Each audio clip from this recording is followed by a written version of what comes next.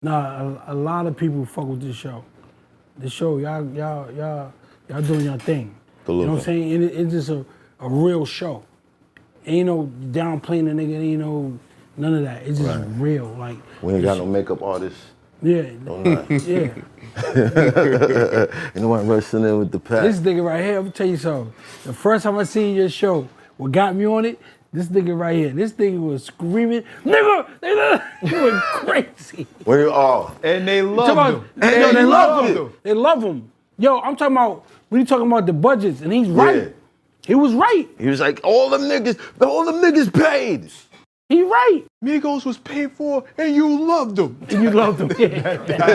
You loved them. That's my shit. That's a t-shirt. Oh, okay. Yo, but he's right. He's right. You know that. He's right. He got a lot of... I don't know that. People got mad at him But you would know that. Of course. Good. Cool. We ready? He gotta go loud though. He gotta say that all over again. You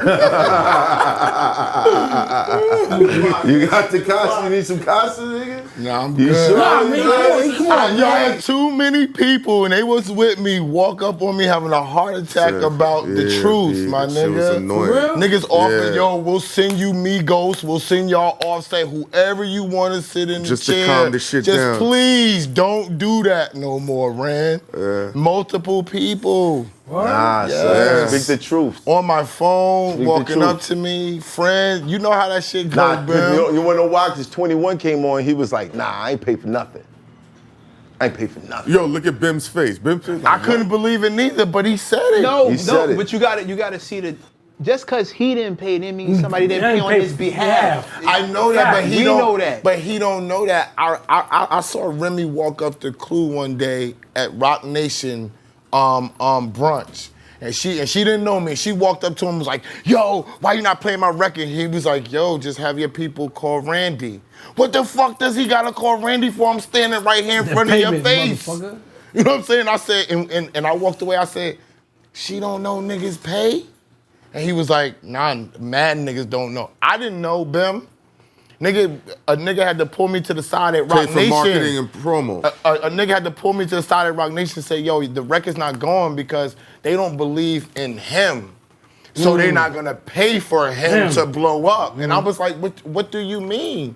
That's why I explained to him, I said, I was heartbroken too. Yeah. I just had to learn. I had to learn to adjust and be like, oh shit, it's not the music. You all want to think it's the talent. Niggas be talent. We all want to, everybody wants to believe that. Yo, let me tell you something. And I realized this a week ago. I'm listening to Flex on the radio. He's spinning Beyonce shit crazy. I'm like, come on, dog. How much they done gave you? Yeah, but he said he never took money. He said he don't take it. Thank you. He said he never took money. You know otherwise. I worked at Def Jam. Thank you. Right. Nigga, all them niggas take money. Thank you, Bam. Them niggas gave them niggas money. But spend all our shit. Then they send them TVs. Remember when they used to send niggas flat screens when flat screens was popping? They was 4,000. That's different. He said, okay, you want to book me at an event. No, I'm gonna send you flat screen. No. But don't just give me a bag and tell me play a record. He said he ain't going for that. So if I send he said he went to war with World over that. World was running down on him. Yeah, but I'm not gonna dispute that. Niggas getting paid, bro. What other way you getting paid as a DJ? If you got labels on your back, someone spin my man shit, spin his shit, and you getting paid. Nobody can tell me you ain't getting paid. Nigga, I worked at Def Jam, bro. I know niggas paying niggas. You know what I mean? Know it. Paying the station or paying the DJ? Paying the DJ. And probably paying the station. Because how the fuck your record getting played 1,000 times, back to back? You got 1 million artists out here. And your shit ain't hot like that. Well, I told you this. Like who, Ben? Who's gonna say a name? Yes, he really wants you to say a name. What's that nigga in Atlanta? Ooh. Shit. It's 1 million of them. No, the dude here on that one record. Oh, Gold Chain nigga? Yeah. I knew you was gonna say that. Yeah. I knew you was gonna say, all over my chains. Oh, and then they came back with Rich Homie Quan Trinidad after James? that. Trinidad James. All gold, everything. All Yo, good, y'all got a everything. fly running around here. This nigga's gangster. Yeah, the shit's supposed to kill this nigga. I don't know. I did the shit there. Yeah, he won't land on it. Yeah, he ain't going smart. over there. He's smart. Smart little nigga. He gonna catch it though. You ready? Yeah, there's some tell this nigga come inside before we interrupt shit. Who's outside? Trinidad. I knew you was gonna say Trinidad. Trinidad James. But yeah, that shit hurt my I heart. like too. that record though, man. Like how the nigga, but then they put the video behind it, and it makes you really think it went viral because then they pay BET too. That's what people don't understand. They don't. It's like every person, the promo marketing budget is for dinners. That's what they ask me to explain. They do dinners with people. They fly people to come see you perform I forgot what that's called. for free. That's called a name. The dinners and The dinner. That's they cut promo that out. marketing budget. They cut that out though. They did. Because you know, the music, you know, it was going down. Going down, okay. Yeah, so they cut that. Damn, I just had it. They paid Martini from- lunches. Okay. Martini lunches. Yeah. They call it martini lunches. Then they paid the promoters to Yeah, let all you that. rock at the concert, and you thinking you're booked because they want you to go on stage and feel like you're the man, but they paid the promoter to have you there. But the Like- promoters in your face telling you how And dope you are, how hot dope you are. and we're gonna take you on a promo because they gave me $100,000 to do 20 spots with you. Yeah. And that's your promo, and then you wondering where's the other $100,000 from my budget? Bimmy got it. But, know what I'm but saying? you can't tell me it's not possible for a nigga to just be hot and the shit No, get I played. think it's very possible No, it's for possible. people to be hot, but Because niggas come to us all the time, be like, yo, how much you spending on marketing? And I'm like, No, you this talking this about? is a matter of how fast you want to get to where you're trying to go. If you're ready to take 8-9 years, sure. no, Go I'm that saying way. niggas But- be shocked. but if you that- wanna niggas jump be to- shocked that we not paying for. Yo, But here's how no long did marketing. But math, this whole thing is built off of a career that you've been at for how long? How long have you been battling? What, 10 years? Okay, so a decade's worth of promo literally leads to this point here. And then you you don't was get up this there. I without was thinking about that. doing what you do 10 years I swear to ago. God, I was thinking about that. niggas don't even do a show for 4 years. I was thinking Niggas about don't even have a 4-year run. Yeah, Vlad like TV you- said that about you. You gotta look at Celebrities the do the whole show a thing. little bit and they're done. Did you do that? Remember that woman remember that woman you told us about who was like, yo, what are you spending on marketing? And you was like, Nah. I can't go for that because all the other niggas that I'm in competition with, or people think me in competition with, are artists who had marketing budgets behind them and was way more who popular than also me. have You want had the battle rap? decade-long As far as careers. the battle rap? As far I'm saying, like Nori, Joe, 20-year career, Oh, you talking about 20-year this career. show here? You talking about Yeah. the show? Now, 20-year let me tell you something. career. Let me tell you something. This show, when you watch it, you know it's real. And it gravitates to you. Because I told you, I watched and it gravitated to me. I was like, damn, I know rap, I know he was battle rapping. You know what I mean? And I started watching it. The other shows was not real to me. Because they, you know, they tell how rich they are. And this and all that. Your shit is just real. And you got real brothers on the panel. Right. You feel me? That's the soundbite right there. Keep that. You know Keep what I'm saying? that right there. Yeah, you got real brothers on the panel that's real. And I pray, I was thinking about this shit like 2 days after me and you talk. And I watch our shows and I was like, yo, I hope this don't break them up. Because when the money comes, it always like I watched Joe Buttons with his all them other guys and they broke up. Rory and Mal. Yeah, more and more. They broke up. Right. So I'm like, and I was saying to myself, I was like, oh man, don't break up with these guys. Because they the demographic, they the ones that make the show.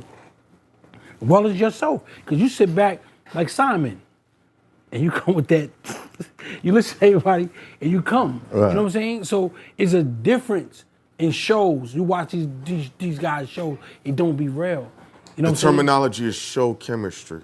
Yes. Yeah. That's the terminology. Yes. Yeah, because like I said, and I told when you talk, and I said I watched the Mike show, and I let him talk.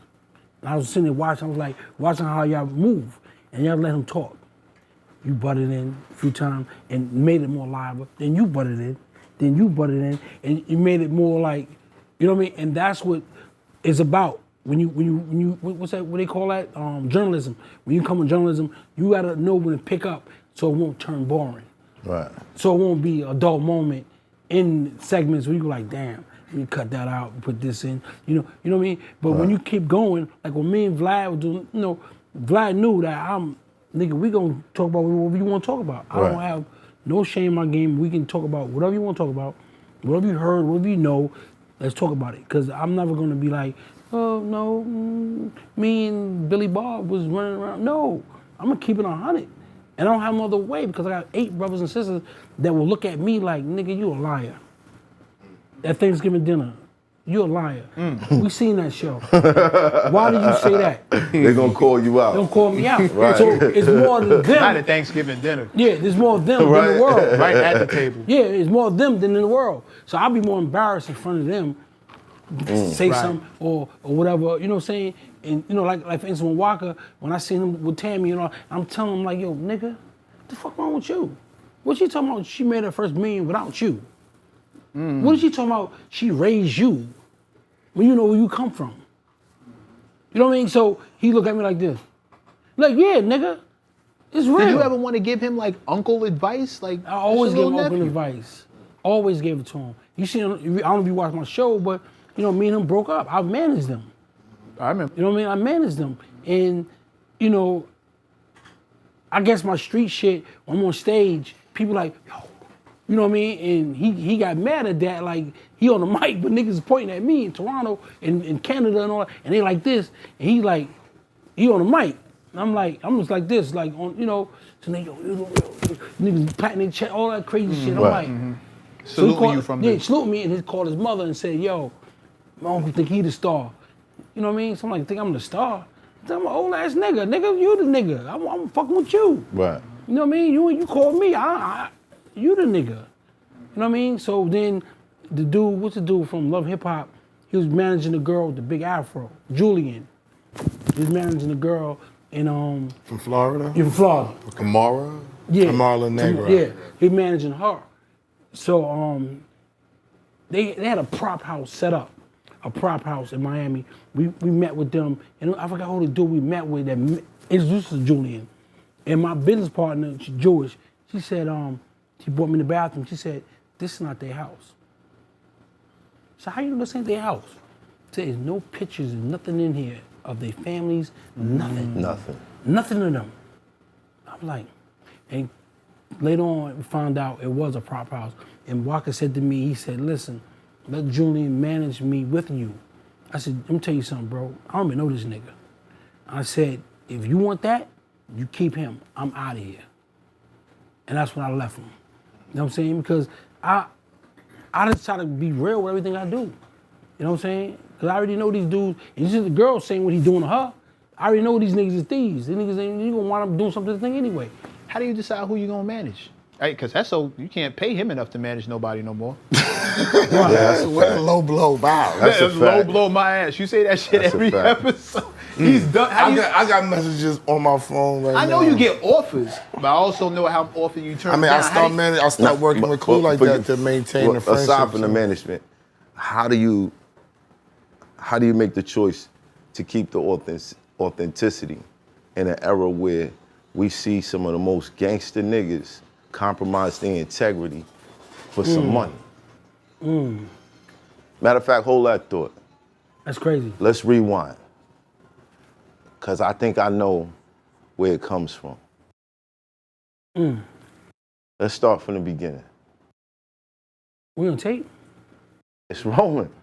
Okay, all right. My expert opinion.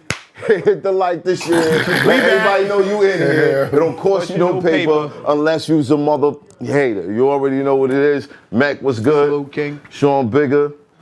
Shout out to the gang. Heineken. ESSO. ESSO. We got a Queens legend, hip hop legend. The OG of OGs is in the building. When we talk about authenticity, when we talk about somebody who's had a role in some of the biggest moments in hip hop, some of the biggest artists, some of the artists that made us want to be artists, we can't leave out the name Bimmy Antney. He's in the building. Yeah. Gotta love it. Gotta love it. Gotta love it. Gotta love it. Ah, man. New York. New York. New York. Queens to be exact. No question. South side, north side. Yeah, you Play both sides. Yeah. Which is rare. Yeah. Which is Which very is rare. impossible. It's almost impossible. It's almost impossible. Yeah. How, Sway? You know what's crazy? When I was younger, in Angela Jackson's the high school, where north side go and south side. Outside, right. They had a war. There's fighting, all type of shit going on. And I was little, I didn't know, but I knew what was going on, kicking people off the bus and all that craziness.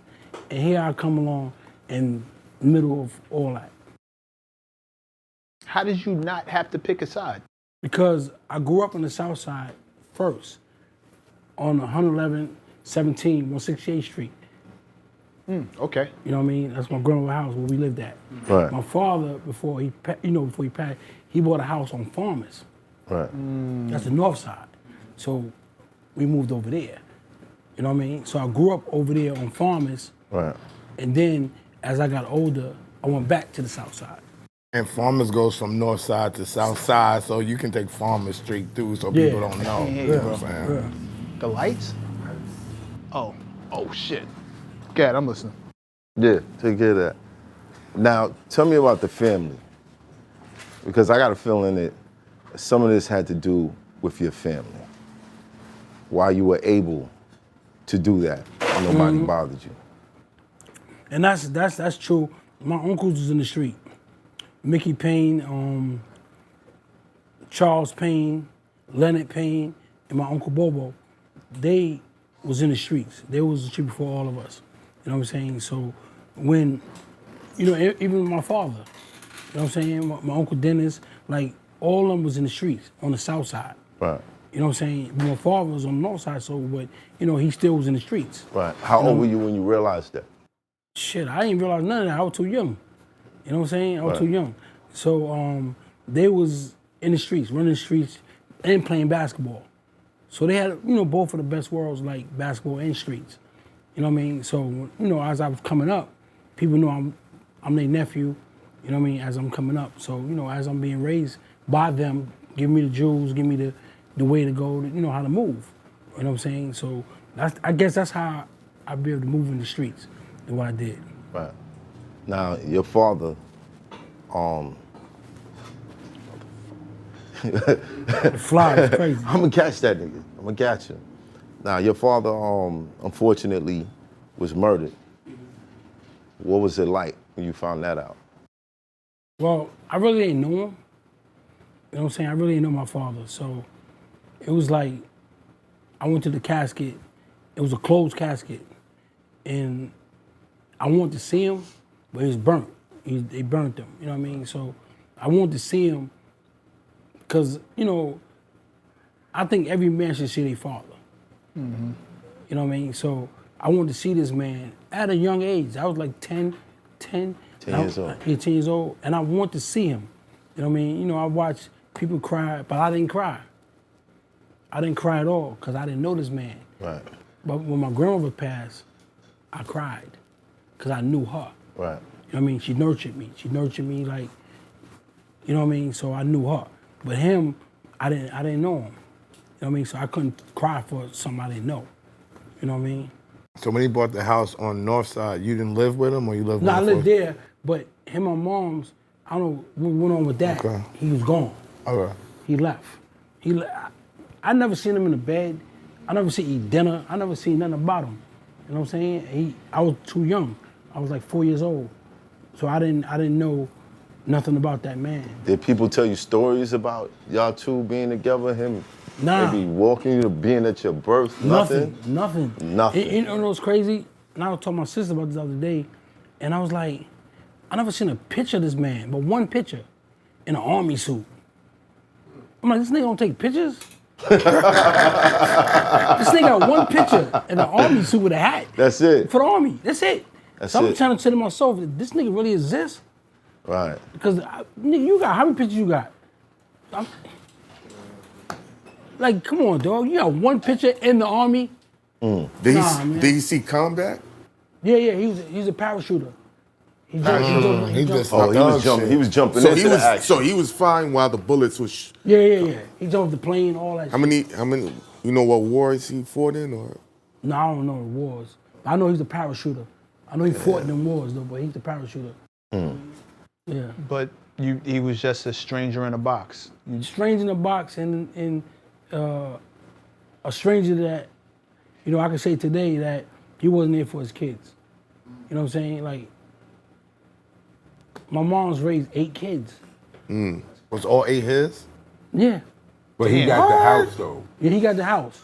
You know what I'm saying? But, you know what's crazy? I'm gonna tell you some crazy shit. I don't know if any of y'all believe in this. I believe in mediums. Right? I talked to a medium and I talked to my father. And I asked him, right? I said, yo, man. I said, yo, man. I said, yo, why you leave my sisters, man? Cause I'm cool. Me and my brothers, we all right. Yeah. You got the girls.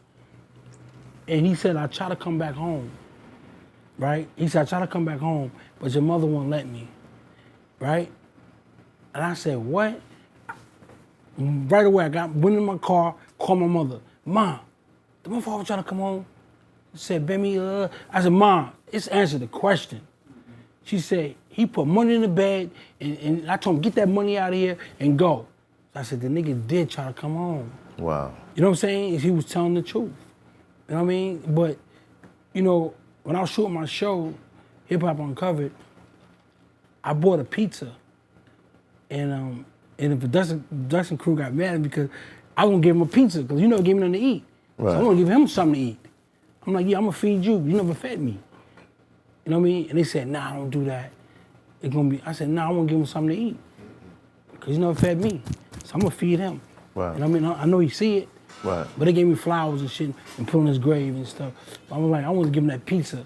Like, that meant something to me. Like, give him that pizza. Pizza, Yeah, right. eat. Because I've been feeding my soul forever. You know what I mean? Was that closure for you? You know what's crazy? That's yeah. Me doing that show and me walking to that graveyard and me putting them flowers on his grave. Because if you look at the tombstone, like, he's a veteran, so he's in the Army joint in Long Island, with all the Army veterans, all of that. And his name on it is my whole name. My first, my middle, and my last. So you a junior? I'm a junior. Wow. Oh, shit. Everything. I'm looking at that. And I took a picture of it and sent to my sisters. And I said, look at this. Every name that's on it is gonna be my name one day. It's gonna be my name. Did your moms ever give any positive stories about your pops? You never talked about him. Not At all. any positive. I don't think this nigga exists. I'm being real. I don't know about him. Yo, the dude, one picture. One picture.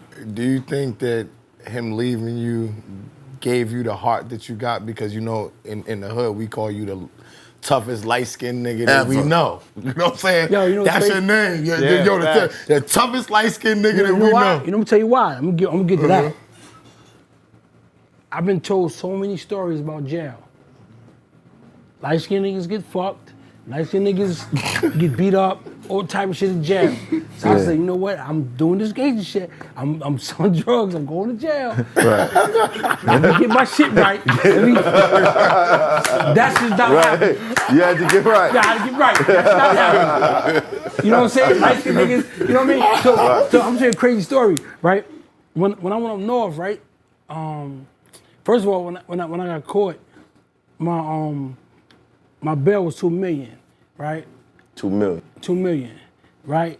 So they would grade sentence me, but they had my family like running around. What was the charge?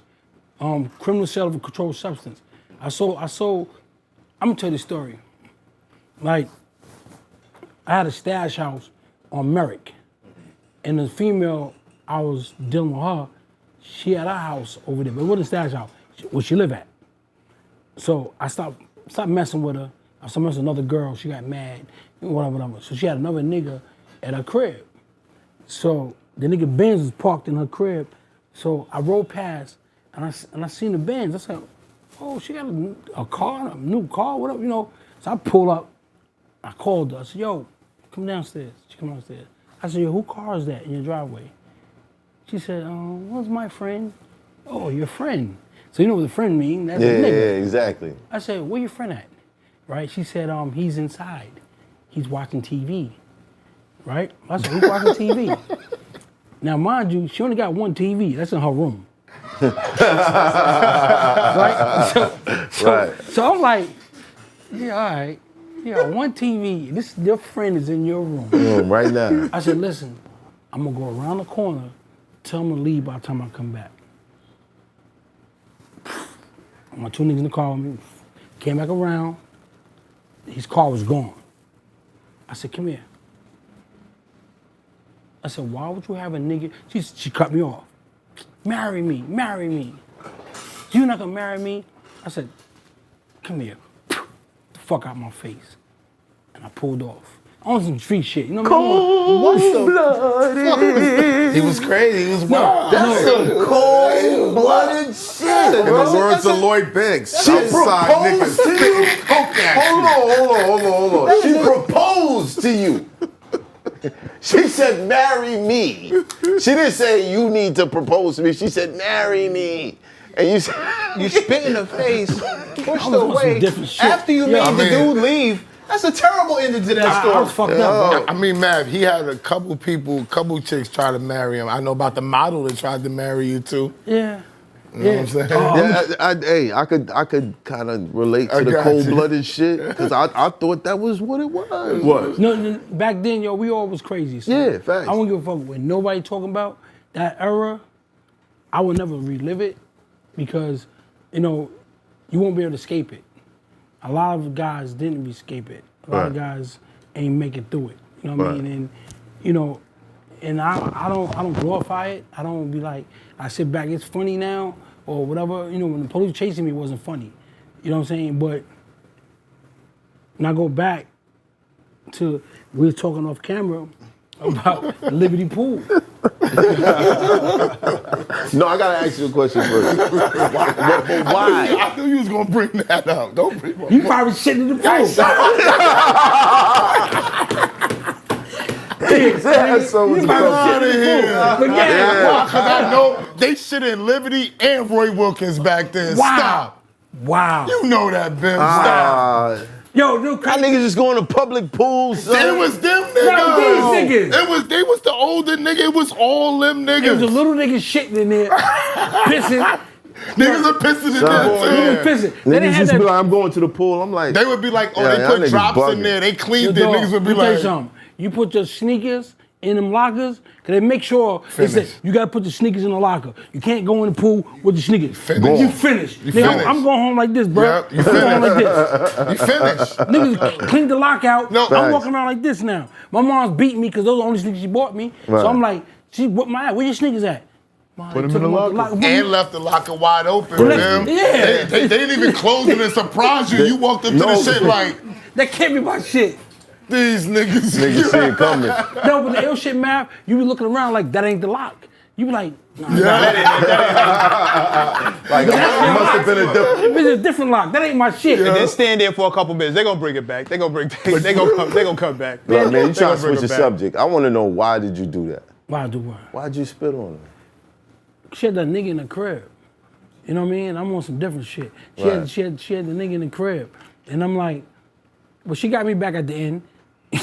She got me back. How? She called the cops. Nah, Yes, she that's gonna it. find- Yeah. So I was at that time, my other sister, Jamie, she bought a crib in Atlanta.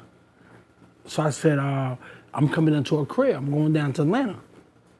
So I left and go to Atlanta. So while I'm down there, I talked to Shane and Salima. That's Bobby's dancers, Right. right? Because I knew him from Dancing with Her.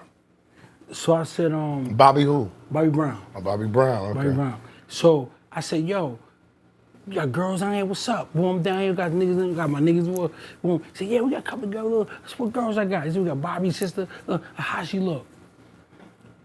I said, describe her. I said, describe her. I said, put her on the phone. But she's on the phone the whole time. So I'm like, yo, what's up? I said, you wanna go out tonight? He said, yeah, I go out. I said, all right, cool, I'm coming get y'all. So I got my little bands, I'm popping. I'm like, all right, New York nigga. So I go down, I picked them up. So I bought all the girl roses. You know what I'm saying? I bought all the girls roses. We go, and at that time, Bobby Mansion was being built. So they were staying in the Residence Inn. You know, they had the whole resident in. So I said, you know what? Was that your thing? Because you was light skinned? The light skin. Giving them roses? No, and no, no. shit? Because I want to be a gentleman. Right. Right. Okay. You gonna say you was a light skin shit. I'm starting to, all you niggas is dark skin, bro. You surrounded tonight. All you niggas is dark skin. You surrounded. You the only light-skinned nigga in the whole room. Yo, that's fucked up, man. I'm gonna make a phone call, bro. Right. I need a light skin nigga. Damn, nigga, I gotta be fucked up. So anyway, so I told Yo, he really stopped, looked around and was like, yo, I'm back in jail. I'm like, shit, what's gonna come? I'm back in jail. What's up? You know what I mean?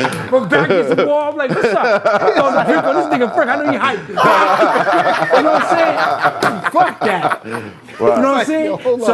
So you got the roses. I got the rose, but we go back to the Residence Inn. So, but she got a boyfriend in Boston. So I'm like, yo, me and I'm kicking it to her. So she wound up liking me. But I you know, I'm wild, I want some, we can curse on this? Oh, Yeah. I want some pussy, Right. right? So she wasn't giving me none. So she said, listen, when you come back down, we can do the thing. Right.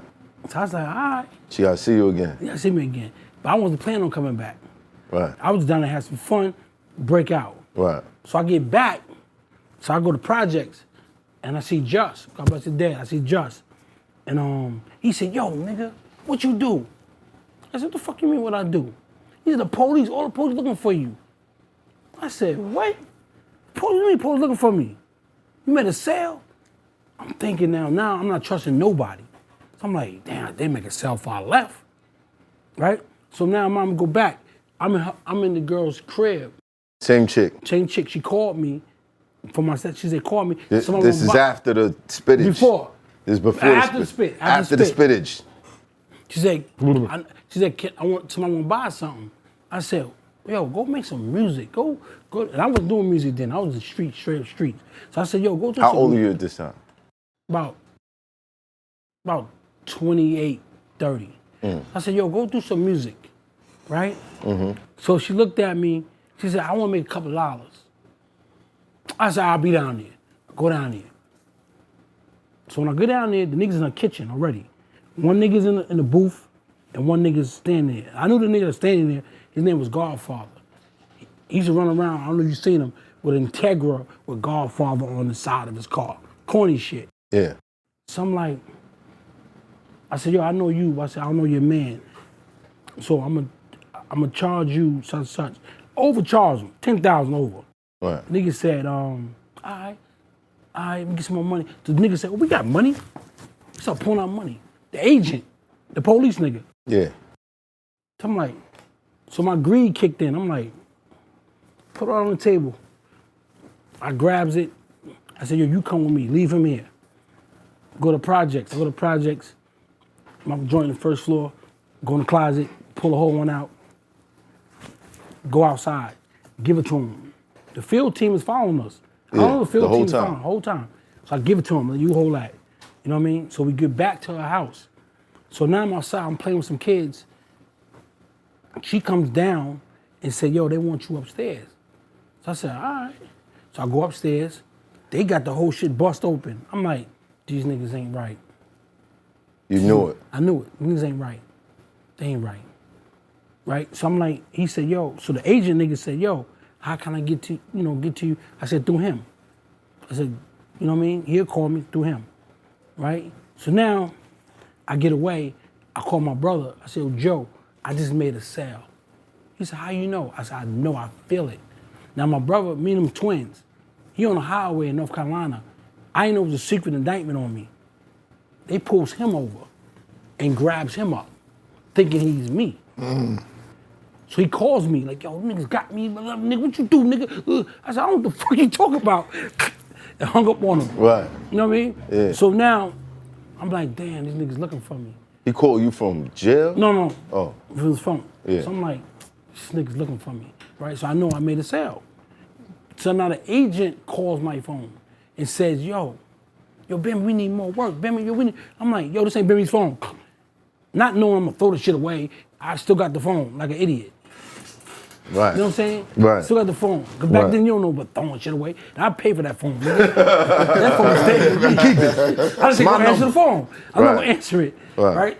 So now I get back and I told Just, can you get my name back? Cause Lou from Brooklyn, Lou Hoffa just came home. Trump just pardoned him. He had double life. He did Right. 26. He home now. Me and Lou was talking about this other night. And Lou knew the dude, cause they grew up together in Brooklyn. But he's an agent, you know what I mean? Not Lou ain't police, but you know what I mean? And Right. Lou said, yo, Bim, they want your name. They want you. I'm like, fuck. You know what I mean? So now I get to Atlanta. I told the girl I'm back.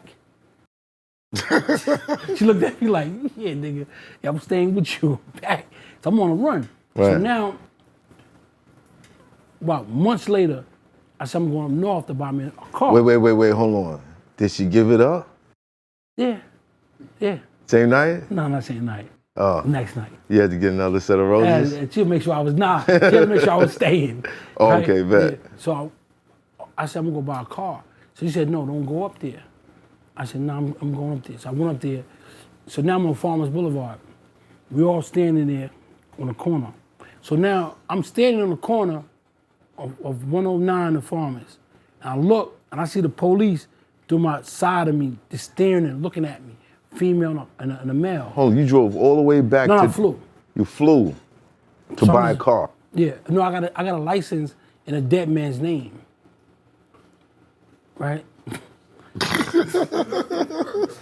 And that's how you was flying. I was about to say, how are you flying? Because they going to find you if you using Nah, your I had name. license, And you under Right. secret indictment. They You gonna flew find with the you. license? Yeah. Okay. That shit works. So I don't talk about it, do it, but it works. You know what I mean? Right. So now I'm standing on the corner, girls, guys, everybody. So I see the police looking at me. I was like, oh shit. I see the police looking at me. I told Mustafa, my man was there, I told Mustafa and my brother, all of them, I said, yo, everybody run. You know what I'm saying? Everybody run. Nobody moved. I'm like, so I start walking. I told Mustafa, walk with me. So he started walking with me. So as I'm walking on the block, the car start going. So now they're on the side going slow, looking Right. at me. So now I told Mustafa, run in front of the police car. He runs in front of the police car. I take off. They say, get out the fucking way. They threw the lights on, whatever. I run in the backyard of some people. So now I'm in the backyard like this, and the police got the gun in the back of my head. Freeze, Bimmy, freeze. So I look back, I just took off. So now I'm running through the yards, I run, and everybody like, run, Bimmy, run. So I'm thinking like, why they saying my name? I'm like, run. Nigga, shut up. So I run to the yard. Niggas is confirming your identity. Yeah, as hold you my run. shit up. Yo, Bimmy Antney. So I got jury on. I'm like, you know what I mean? I got everything on. And I said to myself, I swear to God, I said, I'm not going to Rikers Island tonight. Because I know what it is. I'm going to be fighting and whatever. If I can't tuck it, I got to keep it on. Right. So I'm like, and back then, they was letting you wear your jury. So if I tuck it, I'm like, oh, that nigga is a bitch, that nigga pussy. All right, nah. Right. Nigga like, nah, I gotta keep it. I gotta keep this shit on. Right. So now I'm running, I go into a yard. So two officers running in the yard behind me. So I'm like this, I'm hitting my hand like, yo, get the gun out, get the gun out. They run back out the yard. And everybody started laughing, I heard everybody laughing. So I lay on the side of this gate like this. So they come with the flashlights. And I'm like, these niggas gonna catch me. So I'm looking at the gate like, so now he go on the side of me and don't even see me. At all. At all. As light as you is. Yes, don't even see me. Amazing. Yo. I go parallel, cause they got a radius to the block like this. So I'm going like this to the yard, the other way. Yeah. And I hear my brother calling my name. I was like, Joe. He on a bike. And I get on the back of the bike and he's, Bust through the perimeter. and I go right to Atlanta. I'm like, I'm never coming back up there. It's over. With the dead man's Like, shit again. no, but listen, then what happened was I had an older chick I was fucking with who brought me down there. She got me a crib, all that, whatever. It was her name and all that, whatever. Mm-hmm. So, That's the same chick? no, different chick. You know, I'm a cheater. So, different chick. Up the shit. I'm still waiting for how Shorty got you back, but all right. Oh, cool. you getting there? Oh, I'm getting there. He getting there. This is part No, of it. I already been there. That's why the police looking for when me. she set you up. She set me Yeah, up. she set The me up. police. But Crazy. but you got away, so she ain't really complete the No, assignment. I got that indictment because of her. Yeah. Oh, yeah. So He it was didn't on get my away. back. He's running. I'm running Right. God. until they catch me. So now, I have fucking this older chick. She put everything in her name because you know my situation, right? So I had people from New York come down. So I go to the crib, and the door won't open. So I said, yo, go in the back and I'll go to the window. He go to the back. I see him on the floor laughing. He opened the door, he on the ground just laughing. Like, what the fuck's so funny? I come in the crib, my whole house empty. Ain't shit in there. This bitch to clean me out. She cleaned And all these you people up. in New York is outside the parking lot with their bags ready to come in the party. Wow. So I ain't got shit. Cleaned so the I whole called the phone joint. like, yo, where my furniture at? Yo, where my furniture at? Baby, they know where you at. They know you. I'm like, yo, listen, man. Bring my motherfucking furniture back. You know what I mean? So boom, go to her crib. Me and her get into it. I snatch the chain, boom, fly to New York. You go back to New York? Wow, what the? Fly to New York. Yo, she tells them You're on your way back he's to on New his York. way. I'm in the airport, and me and a certain individual, I ain't gonna say his name, but I'm in New York, and they's waiting for me At the airport. at the airport. Freeze, Bimmy, and I'm like, so TSA bitch come out. You're going away forever, and Yeah. I'm like, bitch, shut up. You're never coming home, bitch, shut up. Wow. I said, Bimmy, don't disrespect. I told her shut the fuck up. So boom, that's when I went in front of the judge, and my brother sent his lawyer. He said, you'll be out tomorrow, tonight. I'm looking at this nigga and say, hold on, bro, no. He said, don't worry. He goes in front of the judge. Now I'm in front of the judge. DA like, yo, he's Supreme Team, he's Fat Cat, and he started naming all these Pappy Masons, all this shit. Yeah. I'm like, what the fuck is he talking about? So the lawyer looked at me like, yo, what he? I said, I try to tell you in the back, nigga. Nigga, $2 million. It's over. I'm like, it's over. So I called Bobby, I got in the back, I called Bobby. I said, my bail $2 million. He said, don't worry about it, be home tomorrow. Yeah, they put the money up. Boom. Bail sufficiency hearing. They had that. I had to wait like 14 days. Him and Whitney just got married. I was in the Queen's house and listened to it on my headphone. My mom, everybody was there. I missed their wedding. And, You missed whose wedding? Whitney and Bobby wedding. So Bobby Brown put up the bail. Yeah, money him for and you. Whitney. They put the money Respect to that. Wow. Whitney Houston. Yeah, no question. Wow. So when they put the money up, I had to wait like 14 Rest days. in peace, Whitney. Yeah, no question. Rest in peace. So, and Bobby Chris and little Bobby and Ma and Pop. You know what I mean? So and Bethy. So I had to wait 14 days for the hearing. So the judge like this on the bench, like, okay, he said, who's Whitney Houston? And the DA said they could count for the money, Your Honor. All right, granted. And I got out for like a month. And they said, yo, you gotta take 3 to life or pick them. My mama guy was telling me like, yo, that agent nigga, he ain't good. You can beat him. We in the bullpen. I'm like, let me take that 3 to life. You know what I mean? My man Barry, he ain't listen. He did 15. Because he ain't listen. I said, Barry, stop following these niggas. They beat that nigga, but our case is different. Because the agent was in Queens getting a bunch of guys. Right. Same guy. And I was like, yo, don't fuck with him. And he wound up getting 15. You know what I mean? I took my 3 to life and went about my business. How much you wound up doing? 3. I told her, That wasn't that the name of your yeah, my The cousin. record label. Yeah, I remember that. Got on my Yeah, own. His life. yeah, it's crazy. That's funny. Yeah. Yo, but what you just asked me? I asked you how much time did you do, so you said that you did the 3. I did the 3. And then you was home. Is that when you got with Russell and then you started Nah, doing music? I got with Corey Rooney. You got with Corey first? Corey Rooney first. All right, we going too fast, because I got to ask. After knowing, because I'm sure after a while, people explain to you the type of life that your father was living. What made you get into the same thing?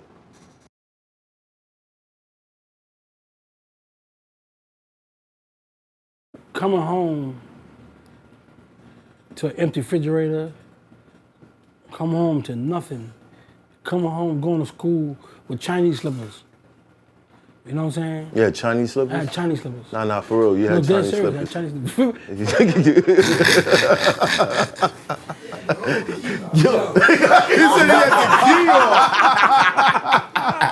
Nah, I'm being real.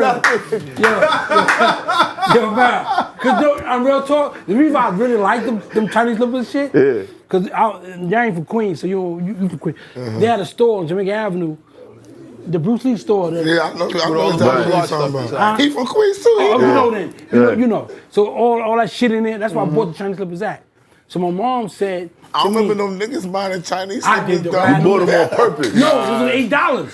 Oh, So my mom said, listen, go get your pair, sneak it for school. So Right. I got to the Avenue. How much she gave you? About $5, some stupid shit. So, yo, I don't know if y'all remember Pro Cavs the line on it. Yeah. Those was foul. So I was like, damn, if I get them Pro Cavs the line on it, You got to fight. you gotta fight every day. Every day. What the fuck you doing with them shits on? I said, I'm not getting no, I'm gonna go in this Chinese store, I'm buying some Chinese slippers, and niggas go do some shit. I like Bruce Lee, so we gonna do our thing. That was the whole logic. I'm gonna get you. That's how it With is. some It clean is. white It socks, is. he's good. Fact. With the clean white socks, The he's orange good. bottom joint, Yes. Cause it's gonna fuck niggas up. They gonna be like, wait, why he got him though? Why he got him? Why does he know some He shit? knows some shit. yeah, He might know I'm some saying shit. crazy shit. You know what I'm saying? The crazy shit. Yo, I don't know if any of y'all know about Bruce Lee? yeah. Yeah, All right. Yes. What color warm-up he had on? What color what? Warm-up. It was black and white, right? No, black and gold. Oh, Yeah, you mean black the and cat gold suit? You mean the joint. suit, the full suit? I All bought a yellow with the and black gold- down the. I bought a black and gold suit. To right? go with the. Yeah, to go. Yo, man, listen. That's some Kill Bill shit right there, Yo, bro. listen. That wasn't a warm up. Yo, dog. Rather that than the Pro Cats. I get the logic. Yo, let me tell you something. I watched some shits. Niggas He wild. was really trying to get niggas. Yo, This nigga's so wild. listen. Yo, I'm like 11 years old, bro. I ain't had nothing. Right, so listen. I'm washing clothes.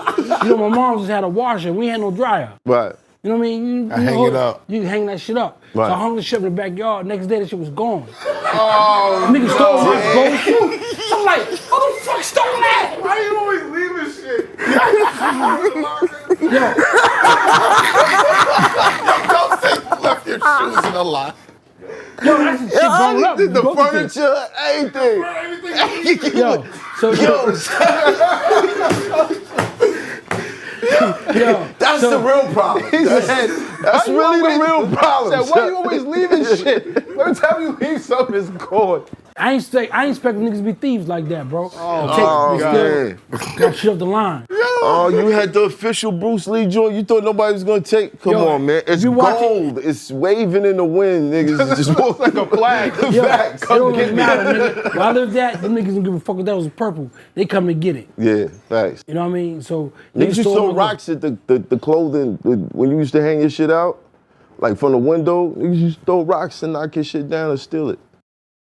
That's crazy. Who did Like, that? You did that before? No, in Brooklyn they used to do that shit. I never did that shit. I ain't do that shit. That's No, some ill because niggas shit. used to steal my shit. When I was a little kid, niggas. But you don't understand what I'm saying? Right, then. yeah. Niggas steal your shit. Yeah, steal your shit. Niggas stole my shit off the line, man. I went out around the block looking for niggas with my suit on, all type of shit. Put my motherfucking Chinese niggas on. I said, I'm gonna find a nigga with my shit on. Yo, I never found a nigga with my suit on, bro. That was crazy. Yo, that's Nigga funny. across town must have stole that shit. Wow. I've never seen it. Stole the suit and moved Damn, to see? Yeah. So when you so that's why you hit the street, right? Nah, I ain't white. I figure you ain't want no more. You ain't want no more Chinese slippers and niggas is that was stealing early your shit. on. That was early on. When'd you hit the street? That was junior high school. Once you hit the street, it had to be early. Nah, Right. hell no. Really? Junior high school, nah. I hit the streets in high school. That's junior high school. When I Right. was in junior high school, like, what's junior high school? 6th grade, 8th grade? Sixth Yeah. grade. Sixth Depending- to eighth grade. No. It's 72. Six with to depending six on and that seven. No, 6 to 8. 8th grade, 8th grade. 6 to 6, 8. 7, 8. Yeah. 6, 7, 7, 8. 8. So I went to IS-238 on Hillside. 230. Hillside. On Hillside. did I. And Because you was there? living on North Side 238. back then. Word? Yeah. You know Mr. Asher? But then I went to Hillcrest. Oh shit, Mr. Asher. Shaw went there too. Shot who? Yeah, Shah. That's yeah. Shaheem went to Shaheem went 238. He went to 238. I used to be at 238 coming to see him. He went to 238 too. But they had the carpet class. If you was in the carpet class, you was crazy. Yeah. You was What in you mean, carpet the carpet class? No, class? there's carpet on Carpet on the the floor floor. instead of hardwood. Instead of There's carpet hardwood. on the floor. Why? So what? You hurt So you yourself. all hurt yourself. Yeah. So you all hurt yourself. Yo, if you go to that class, we used to go down and look at niggas in the carpet class like, oh shit, that nigga crazy. He's crazy. It's basically like a warm up to a rubber room. Yeah. Yeah. So if your class, if you're report card next following year and you're in the carpet class, C1, what it was, C2, something like that, you downstairs in the carpet class. So you're like, fuck. You know what I mean? So I was always worried about being in the carpet class. I said, because I wasn't doing no work, I was fucking up. You know what I'm saying? Like me and my brother was in the same school, you know, at the same time. So it was this chick named Lorleen, right? And Lorleen had some big ass titties, like big titties. You know what I'm saying? So we had the key to the auditorium, right? So niggas had Lorleen one day on the stage, lights out, everything. Niggas sucking her titties. So I started sucking her titties. What grade you in? I'm like 6th grade, Sixth grade. Shit. 6th, Yeah. 7th grade. Yeah. Is he sick? Yeah, Oh yeah. right? So I'm sucking Lorleen titty. So I didn't let the titty go. I'm holding it. So she said, Joe, tell your brother, get off me. So Joe hit my head like, yo, get off her. I said, get off me, Joe. So I got a titty like, nigga, I ain't never seen a titty, nigga. I'm holding this titty. Real talk. I hold Lorleen titty. I don't know if she gonna see this one day. I don't know. She's still alive, but That's crazy. you know what I'm saying? But junior high school's fucked up for me because I stopped going to school in junior high school Why? because I was going to courthouses. I used to go to Queens Boulevard Courthouse and to watch cases. So I was too little. The cases, you know, that the thing, you know, the wood shit. So I used to watch cases. I was fascinated with cases, like gangsters and all that shit. So I used to not go to school. I used to go walk to the courthouse. And watch cases? Just watch cases. So- Nobody was like, yo, what's this kid doing in Nobody, here? right? So I'm sitting in there, and one guy said to me, he said, yo, you want to see them? Go to Sufton Boulevard. So I said, what's Sufton Boulevard? So I walked to Sufton Boulevard, and this one I met K.O. Smitty. K.O. Smitty, I don't know y'all know him, but he got two police bodies. He been in jail. He's still in jail to this day. Me and B.O. supposed to go see him. He keep throwing me off. Yeah, we supposed to go see him, right? So, Yeah, we go see him tomorrow. nigga, we there then. So, matter of fact, we there. I ain't playing. We ain't gotta get drunk. We go there now. I'm dead serious. We can go. So I looked at this guy, right? and I don't know if you've been to Suffolk Boulevard Courthouse. They got benches in the hallway, but I got a door where the whole inmates at, and they knock, and they mean they're coming out. So when they come out, I see this dude looking like 10 toes, like he big. What? Arms, but he got some like Chinese slippers, like not Chinese, but some shit, right? So I'm looking at this nigga feet. I'm watching him head to toe. So I'm watching him. He walked past me. They got him shackled, but they got women police around him. What? He goes in the courtroom. I come right in. And I sit there and I watch. And the judge like this. While he talking, he defend himself. So the judge like this. So he said, you finished? He said, yeah, I'm finished. So he leave. Next day, I go back there. Next day, I go back. So I'm watching. So the lawyer noticed I'm there every day. So the lawyer like, yo, kid, come here. He said, what are you doing here? He said, I'm watching him. He said, you know him? I said, no. He said, you want to meet him? I said, yeah. He said, give me a phone number. What? And take this card, because you're going to need it one day.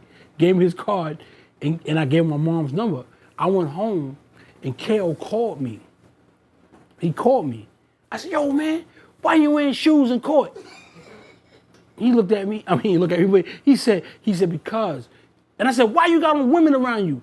He said, because, I fight police. I'm known to fight police, so I don't want to slip and slide in the courtroom. So I wear rubber bottoms.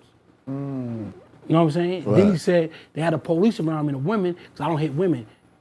So they leave the men away from me and put the women around. How old are you at this time? I'm like 11. So 11, 12. Wait, let me get this straight. So the lawyer just, yo, you want to meet this guy, this Hardened this criminal? criminal? Here, take his number, and then he calls you. What was he calling you for? That's what I don't even know, but I want to speak to him. I want to talk to him. And when we go visit him, me and my dude go visit him. That's true though. It's true though. He gon' yo. It's true, because I asked KO remember that. You know, he was just playing hooky instead of going to a park. Right. He was going to court, and while KO was representing himself, you know what I'm saying? Because prior to KO catching his case, he was a professional boxer. Right. He boxed with Muhammad Ali, all the greats, and then he was a community activist. Right. Comes back to the community one day and his case happened and two police get killed. Right. He's been in jail ever since. That was in '71. So when he came down, he was already down like Yeah, it was down. 10, 12 years. So, and KO's that type of guy. Like, so when he was like, the little light-skinned guy, I was like, yeah. I said, yo, you want to come see you, K? He said, I remember that. And it was just so crazy when he was telling me the story and everything, Right. you know what I'm saying? But that's what actually happened, you know? So was he like giving you guidance? He'll give me guidance. Like, it was just crazy. Like, I just wait for his call. Like, me and him would talk. You know what I'm saying? And I guess it was God preparing me for my time in jail. You know what I mean? For my time in the streets. For me to learn from what he was teaching me. Because he was telling me stuff. Father And you was figure. 11. I was about to say, it sounded like a father figure. Yeah. I was waiting to finish. And what's interesting, And based on what you knew about your father, this was where you would I didn't look. know about my father. I didn't know the nigga existed. He was filling the gap. Yeah, he was yeah, filling the time frame because he said he's 11, his pops died at 10. No, it's probably 9, right? Nah. 9. 10. And he said the courthouse 11. at 11, so it streamlines This in. dude was just filling his. Had your Yeah. father been alive, you probably would have had no desire to speak to this. Nah, not at all. Right. No. You know what I Wow. mean? So, you know, as I'm talking to this man, you know what I mean? I was like, he was just, like, even when I was in jail, I thought of him. Me being him. You know what I mean? Even when I was in the courtrooms fighting my cases, I'm thinking of him. Like, you know what I'm saying? And that's why I'm gonna go off course, but that's what I'm talking about the youth. They don't have that. You know what I mean? I had that. With, you know, older guys like, yo, I better not catch you near a police car. You know what I mean? And even with Supreme always told us, you should better do 10 years out your life. You know what I mean? I was prone to do 10 years because I knew it. So when they gave me the 3, I'm like, oh, let's go. Yeah. I just got 3. Right. I'm ready to do 10. You know what I mean? Right. So when he told me the 10, I'm like, I ain't got 10, I got 3, I'm good. You know what I mean? So I was ready for that. And then all the speeches that I was getting and all, you know, the guys, like for instance, Just Me, God bless his dad, Just Me, you know, he used to live with me and he's my sister's boyfriend. And he used to tell me one day, he told me stories about jail. I used to sit there in the bed and just listen to him. And he told me one day, cause Just Me boxed, and he was boxing in the ring with this dude one day upstate in jail. And the dude let Just Me hit him. Just Me said, I was hitting this nigga, boom, boom. He was just staring at me. And Just Me said, I just stopped. He said, yo, what's up? Nigga said, yo, I love you. Nigga, Just Me said, what? He said, what? I said, man, get the fuck out of here. I'm telling you, that's just like Graveyard was B.O.'s Bunky.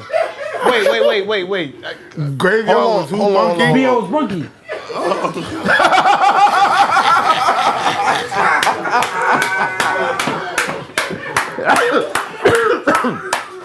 But this was a graveyard thing. This wasn't graveyard. It was just. No.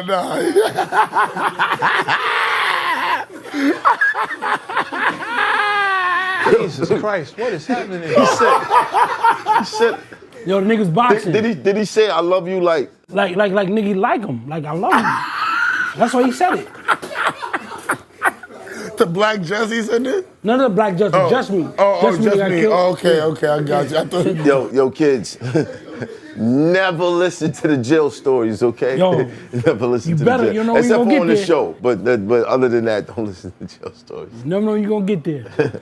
So did dude lead you in to the Supreme Team lane by calling you and feeding you from 11 to... Nah, he just prepared me to take care of myself.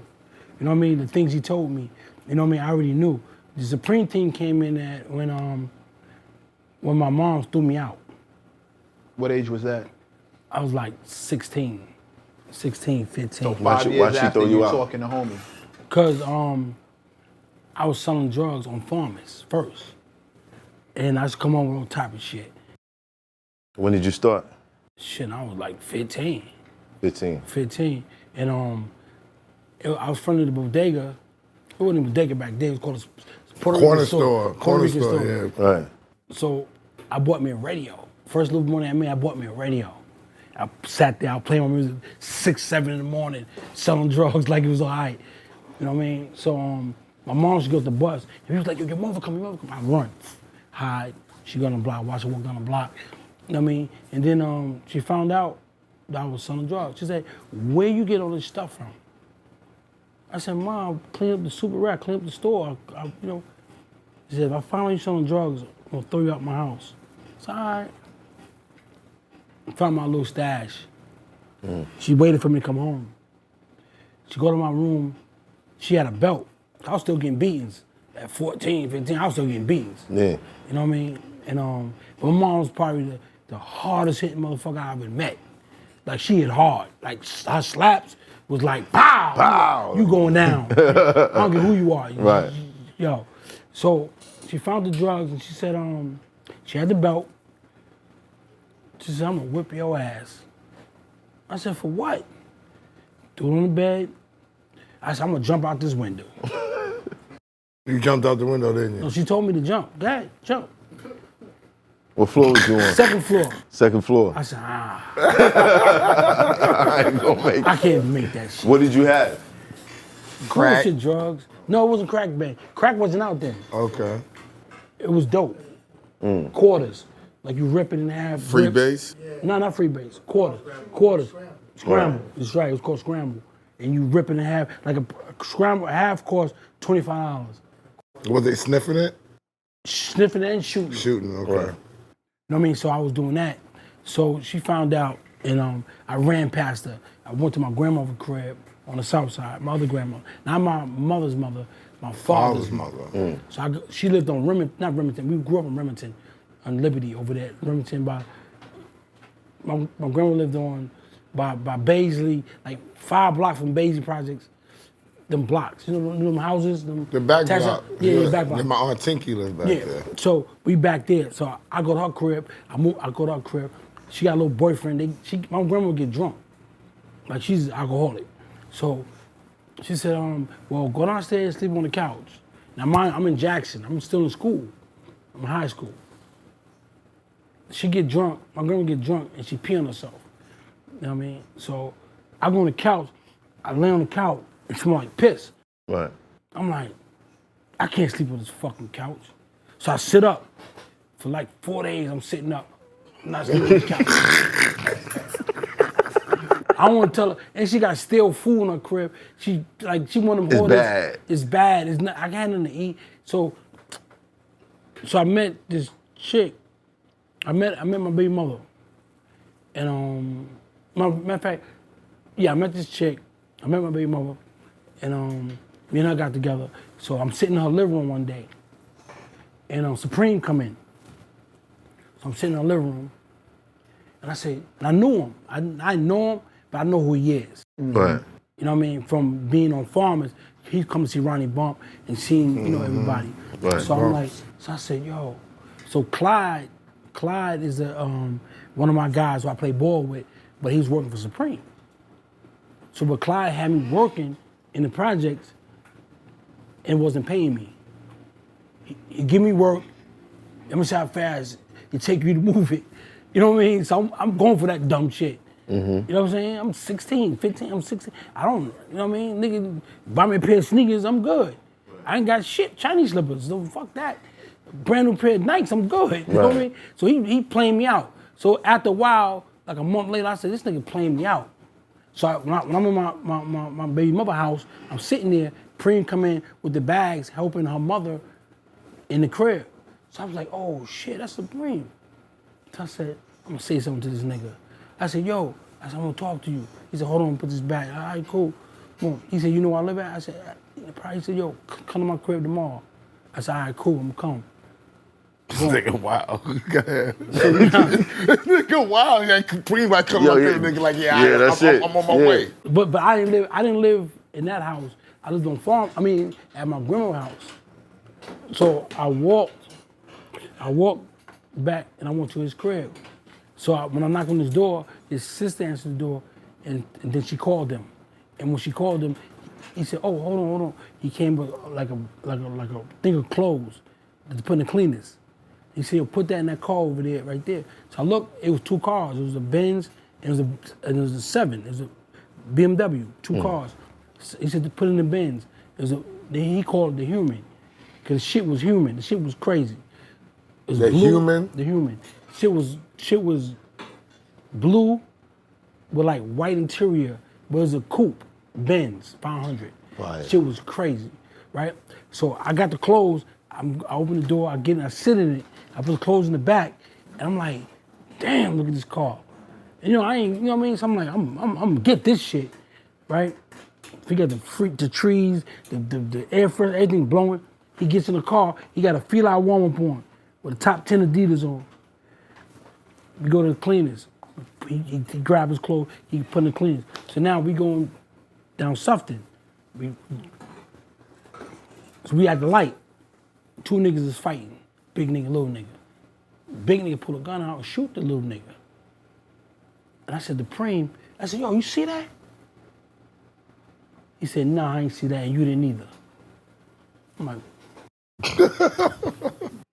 so he drove off. So now I get to the block, 150th Street. 150th Street. So you park 2 blocks from 150th Street. 150th Street is like a drug headquarters. You park on this block, Ferraris, Benzes, BMs, all type of shit on that block. All type of shit. You get out your car, and you walk to the block. You walk to the block, there's thousands of people outside, selling all type of shit. It's crazy. It's my first introduction to Pappy Mason.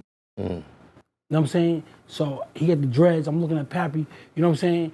And I'm like, like these niggas is ill. Right. They move the way they move all. So Fat Cat game room was downstairs. Our apartment was upstairs. You know what I mean? So we go upstairs and Preem checking all the, the work, all the people, whatever. So he brought me in there. I'm sitting down, waiting for him to finish what he's doing. He said, "Oh, come on, let's go." We leave. Boom. So now for like a month, I'm with him every day.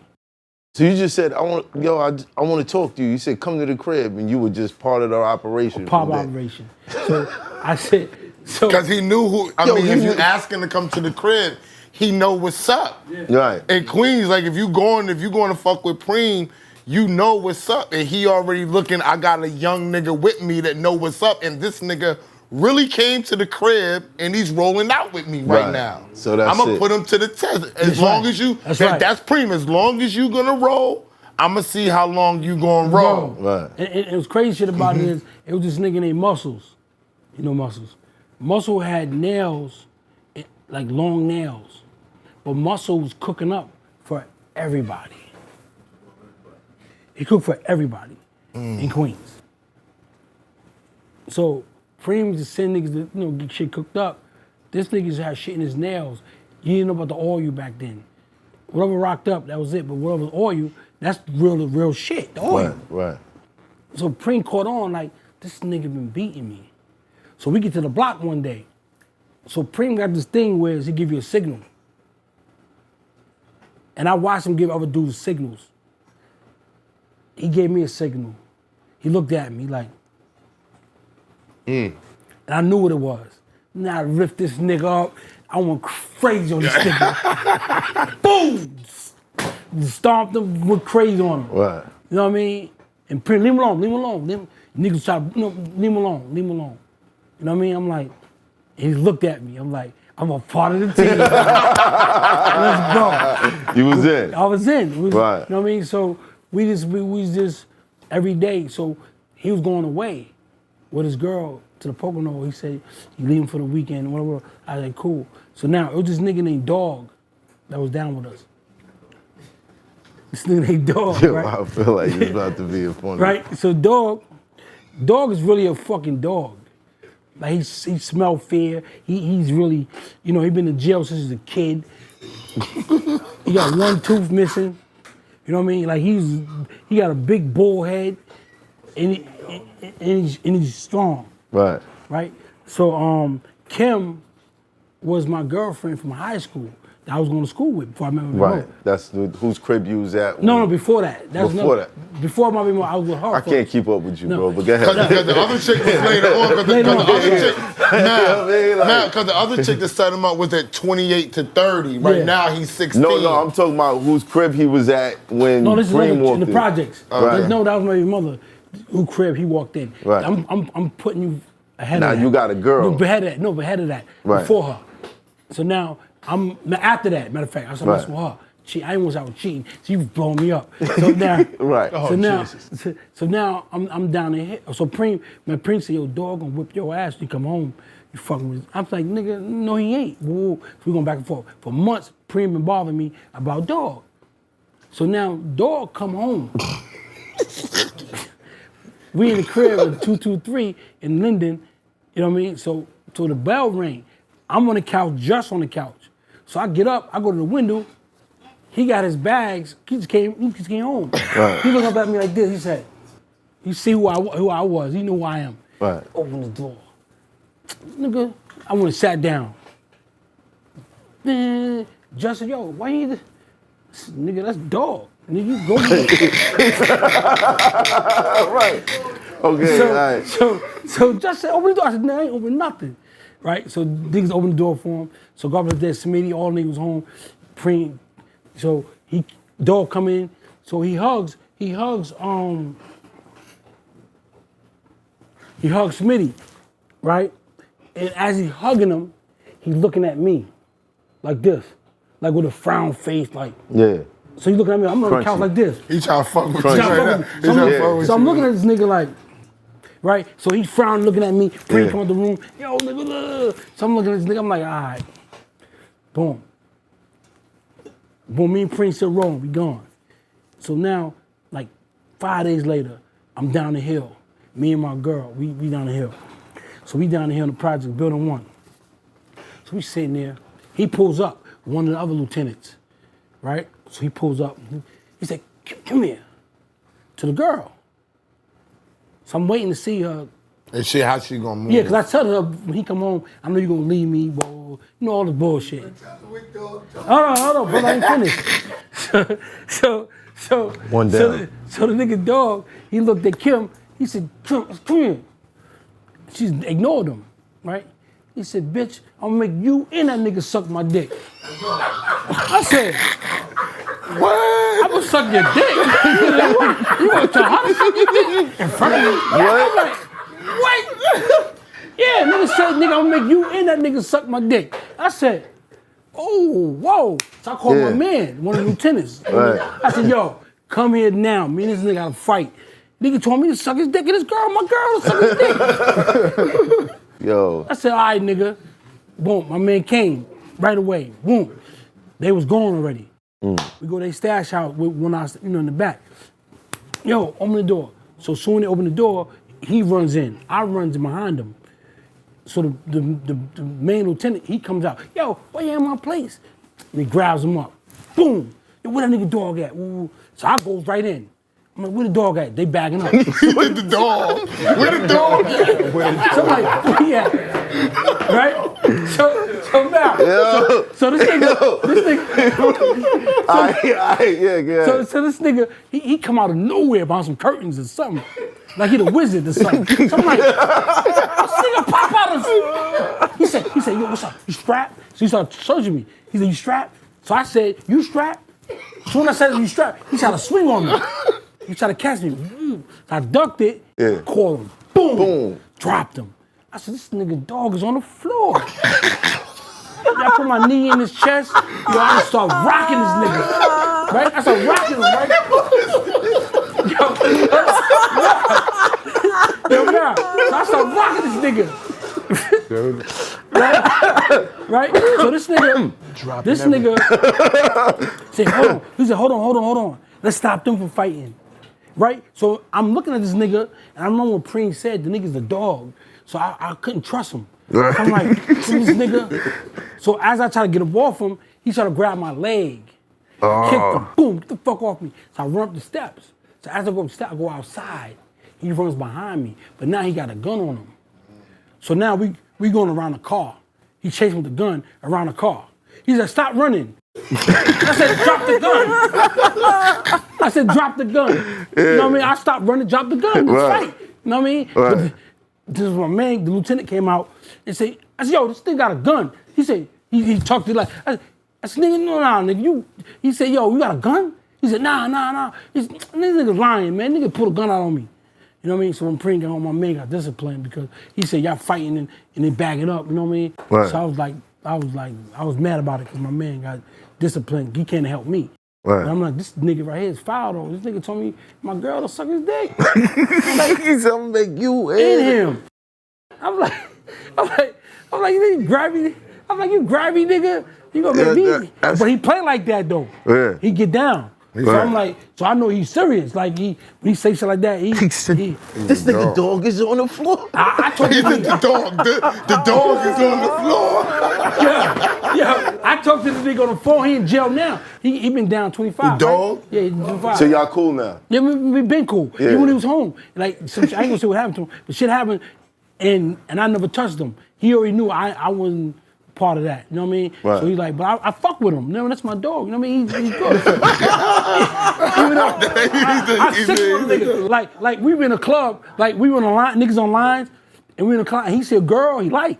He be like, he look at the girl like, what's up, baby? That's how he talk. Yeah. And he's like, that's my girl, my nigga. He said, that's my girl. And dog look at him like, nigga, I might want me a little boy tonight.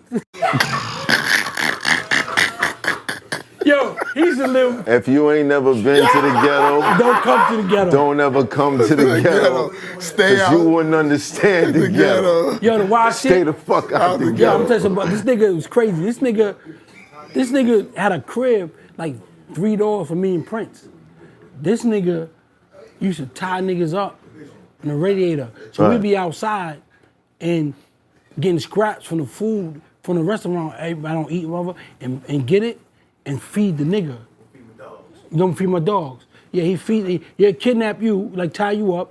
And feed you like a dog. And feed you like a dog. To the radiator. Yeah, Tie he, to the like- radiator. yeah, like now today, I'll talk to him on the phone. He be like, hey, I'm on the phone. He said, tell nigga, be quiet, I'll lick your back. You gonna sit on my lap. You gonna sit on my lap, I'll lick your back. It's getting a little uncomfortable, man. No, I'm just being real. That's the type of niggas we grew up with. That type of shit. Yo, them niggas is wild. Yeah. Did you feel safe with these wild niggas? That's what I want to know because Preem coming home disciplining niggas. Preem know if we talking serious. Preem know to do has been known to do wild shit with money with niggas who come up short with money. Yeah. The fucking legend is if you come up $1 short, it's a problem. Yeah. Did you feel safe Nah, you know with what's these so niggas? crazy? Yeah, wow. I always knew that I ain't fucking no money up because I didn't want that to happen to me. Like my brothers used to say, yo, I'm coming, no, you're not coming over here. Cause they bring you in, bro. It's called bring in. I'm gonna bring this thing in. Oh, girl, nigga, whatever, bring them in. Right. So they bring you in. I gotta sit there and watch, nigga. Watch them tear you apart. I can't do that. He thought I didn't want him to get no money. I said, nah, I want you to get some money, but not over here with these niggas. These niggas gonna rip you apart. Right. They're gonna really tear you apart, burn you, all type of dumb shit. I know, son. And you know what I mean? I know. So I can't be a part of that, bro. So don't come over here. Right. You know what I'm saying? And I'm not fucking no money up. You You know what I mean? Nigga, I ain't fucking no money up. How many years did that go on? What's that? Like you being down and busting those moves before you went to jail? Shit, years. 8 years. 8 years.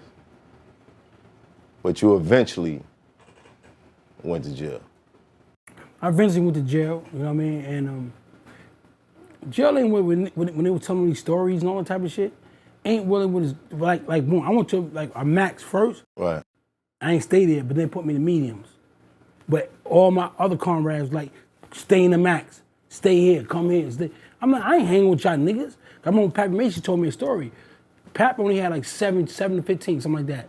He wound up doing the whole 15. Because? Hang with lifers. He said he was hanging with lifers. I'm not hanging with y'all niggas. I got 3 They're years. gonna get into different types of activities. I'm not doing that. I'm not hanging with y'all lifers. Yeah, what the fuck hanging with y'all niggas for? But they said, yo, you'll learn here. They told me I'm gonna learn there. I'm gonna learn in there. I didn't come home and learn. Right. Fuck that. You niggas want to learn in there. What was the stigma on light-skinned dudes? Yo, I swear to God, right? I'm gonna keep it 100 with you, right? Where I was at? I think Auburn. I went to the library. Right. And it was a skinny nigga. I'll never forget this nigga. I ran the guard, skinny nigga. I'm doing my law work. And he came on to me, he said, you need some help? Like, you know, I said, yeah, I might need some help. You know what I mean? I don't understand this, right? So the next day, this dude pulled me up. He said, yo, I'm gonna explain something to you, brother. That's how you speak, you know, brother. He's the bandit. I don't know if they know what the bandit is. It's a booty bandit. And he's gonna help you, but he's gonna try it. He's gonna try you. And I said to this nigga, I said, the time he got, he's never gonna do another day of it if he try me. I'm light skinned, like, you know, but you might think I'm African when I'm finished with this nigga. Right. You know what I'm saying? Right. I grew up totally different. Right. You know what I mean? That nigga, you know what I mean? But I stopped fucking with him. I ain't, you know what I mean? I want to get transferred. Right. But it's just that simple how they can come, you know, and get you. You know what I mean? If you ain't. Was there a lot of that type of activity back then? Really, it was never around me. Right. You know what I'm saying? It was never, you know, like, dudes pick their poison. Right. They know who to, you know what I mean? I ain't never, you know what I mean? I ain't never been around that shit. You know what I'm saying? I seen it, and I was in Livingston, and it was movie night Friday night, and I should get some tea or something for my cube, and I go and niggas got a nigga leg all up like a woman. I'm like, what the fuck? I never seen no shit like that in my life. I'm like, what the fuck? But you gotta keep walking and don't see it. You know what I'm saying? That's that shit Preem said, no, I didn't see it. I ain't see it. I ain't see nothing. So, That goes back to then. So it went back to me then. Right. You know what I mean? So, then I'm gonna tell you a story. When you was in the yard? No, not the yard. You sure you was gonna tell a story about being in the yard? Oh, yard. Oh, yeah. No, the 73. Yeah, we talking about that. 73. I was in 73, and it was this dude named Graveyard. Graveyard was bigger than 10 toes. That nigga arms was like this. Chest out here. Bigger than 10 toes. You know what I'm saying? Just in case you need a visual. Stand up. Stand up. One time. Stand up.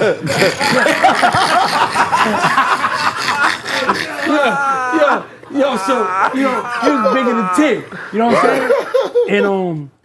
And this was my first time on the island and shit. And he was in the outhouse, by the outhouse, getting his dick sucked. Right? So, my man Sean, he's a police on the job. I grew up with playing basketball. Right. The correction officers come from our hood, or, you know, so I play ball with him. So he stopped the dude and said, yo, don't do that on my tour. And Graveyard jumped up and said, I'm gonna get mine wherever I go. So we in the yard, so I'm looking, so he walked past us with the chunk, dark-skinned nigga with black titties, lift his shirt up and rocked his titties like that in front of us. Right in front of y'all. Right in front of us. And my man Dalu looked at me like, he knew I ain't never seen no shit like that. My first time there. Right. He looked at me like, I'm like, yo, what the fuck? This shit crazy. This nigga, that's a girl. Right. Like, no, I didn't know, you know what I'm saying? know what I mean? So seeing shit like that, I don't want to live like that. You know what I mean? That's why, my first bid was my last bid. Because I don't want to be, my toilet bowl was my refrigerator. That's how I kept my milk fresh and all that shit. My same toilet got shit in and piss, all that. You know what I mean? I didn't want that for my life. You know what I'm saying? Right. I didn't want that. So when you came home, what was the changes you made? Well, I didn't really make no changes. This nigga crazy. I really didn't make no changes. but what happened was, when I came home, Anthony Mason was playing for the Knicks. Right. And Anthony Mason gave me $50,000 For? to help welcome home. Because before I left, Mason would be around me. Yeah, he went to Springfield. It was Springfield. Right. And he had a problem. At that time, I didn't know who he had a problem with. The problem was with Biggie. Because Biggie was fucking Baby Mother. Yeah.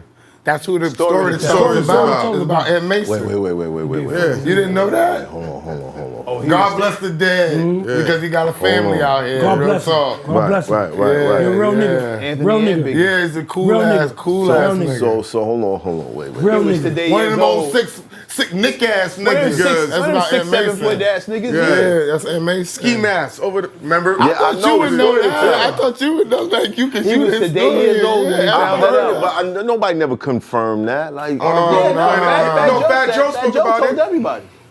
Fat Joe spoke did? about it. yo, shout out to Joe. Yeah, a while ago. Shout out to Joe. Yo, Wow. I'm while gonna ago. drop a bomb on you. She went to Morgan State too. Yeah, after she a did. while, she went Yeah, to she college did. with me. I know her, and she was involved in other people too. Like she knew Tupac. Yikes. You know what I'm saying? She knew Pac.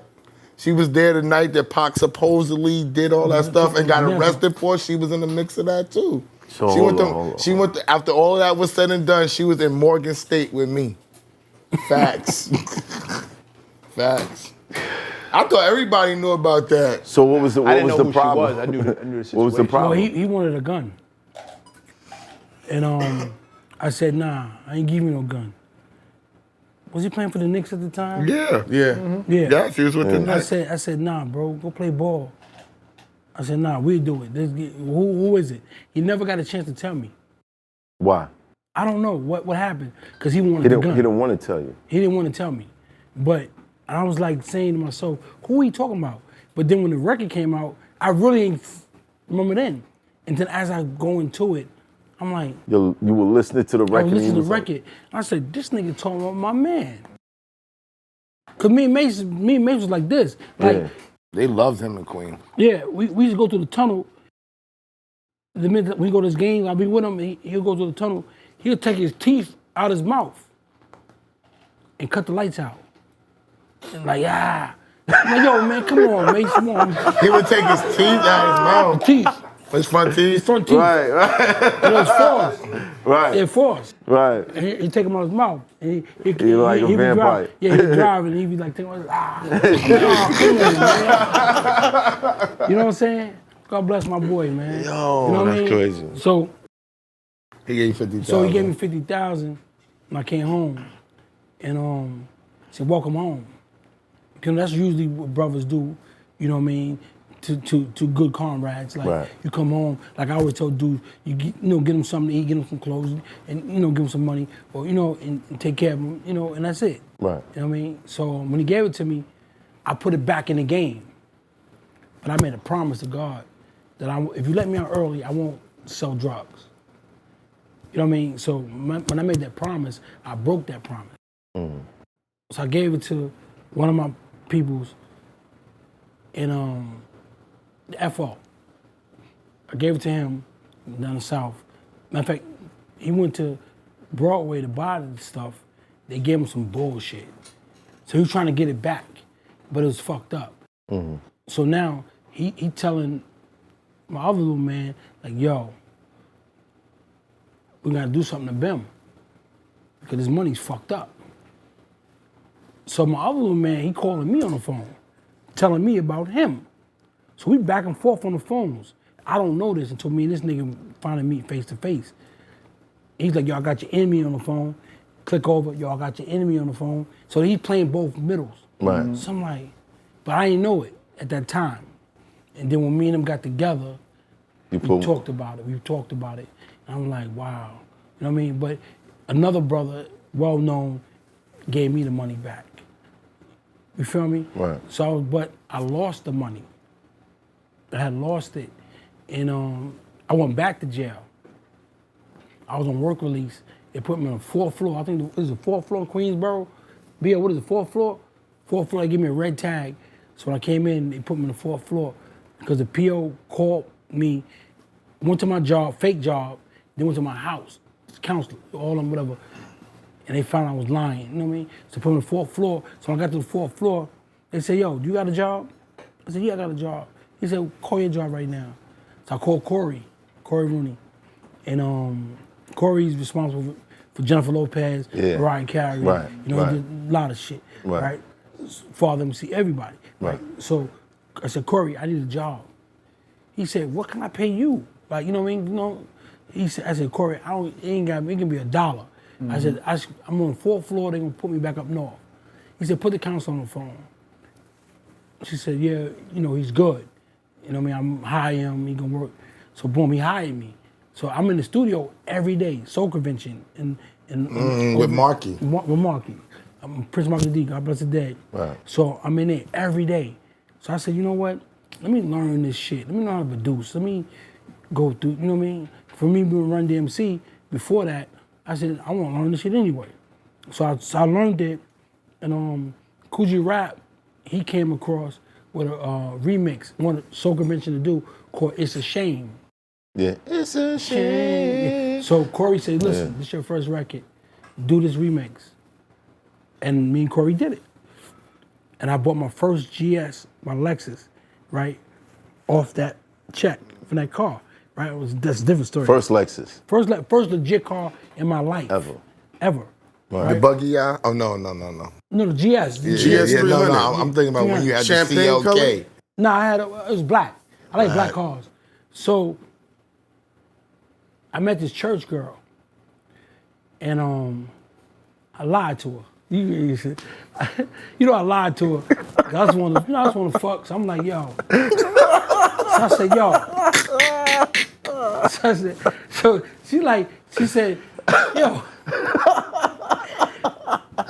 Yo, you the lightest dark-skinned nigga ever. So Mav, listen.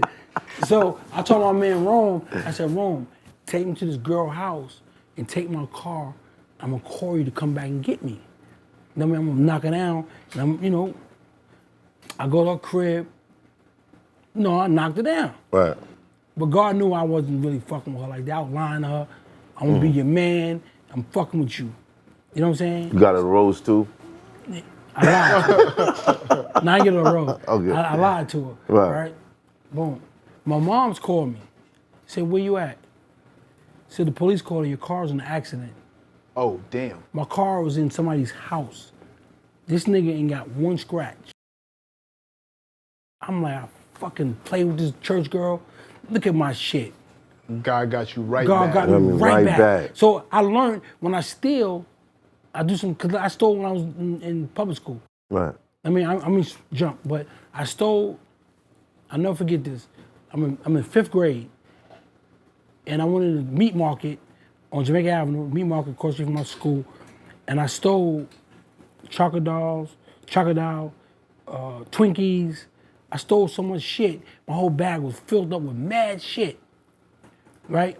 And I'm standing outside talking to the kids on the, so the girl named Leslie, I'll never forget her.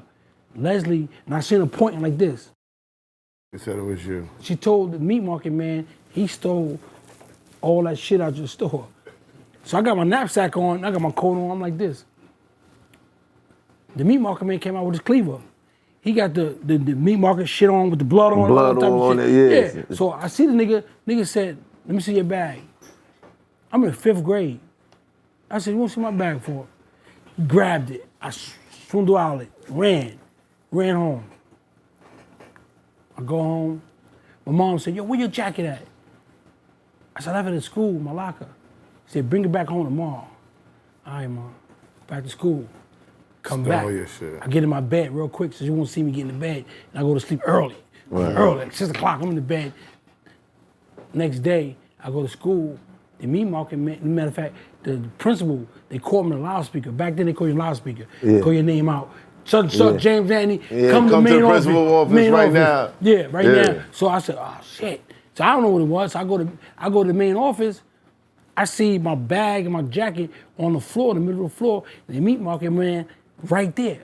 And the principal behind his desk. So I'm like, oh, this nigga got me, right? So the meat market man was talking grimy to me, like going crazy on me. And the principal wasn't saying nothing. He said, we're gonna call your mother. I said, nah, don't call my mother. I know my mom, she gonna be crazy on me in the classroom, beat me from the class. She already said I'm gonna beat you in front of the classroom. Right. You know what I mean? So I'm like, nah, right? They called my mother anyway. My mom's came. See my book bag, everything in there. My mom looked at me. I was like, oh, I'm gonna get towed up. Boom, we go outside in front of the school. My mom just slapped the shit out of me. Boom. My eye, I still got a mark on my eye. My eye hit the side of the school. I started bleeding. She said, baby, I'm sorry. I ran. You know what I mean? I ran the side of my house and I just stayed there.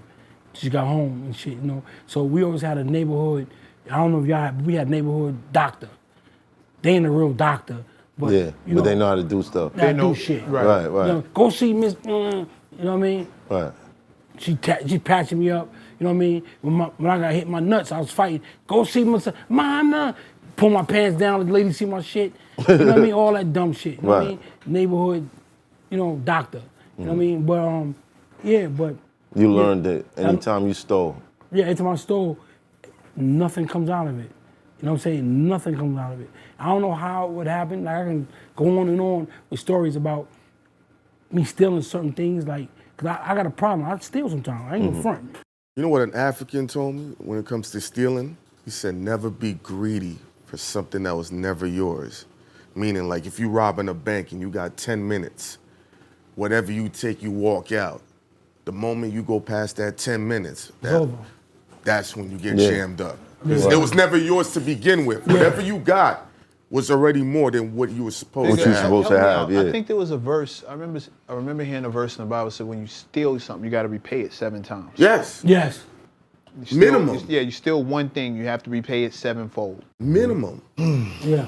That's I took a lot of shit. you look at it and be like, I worked at used the to Port steal- Authority. yeah. He's Bro, I took everything. Diamond earrings, Oh, man. all of that shit. He said he's still paying for the karma for something. I still pay for that karma. Yeah. Yeah, I ain't have no balance.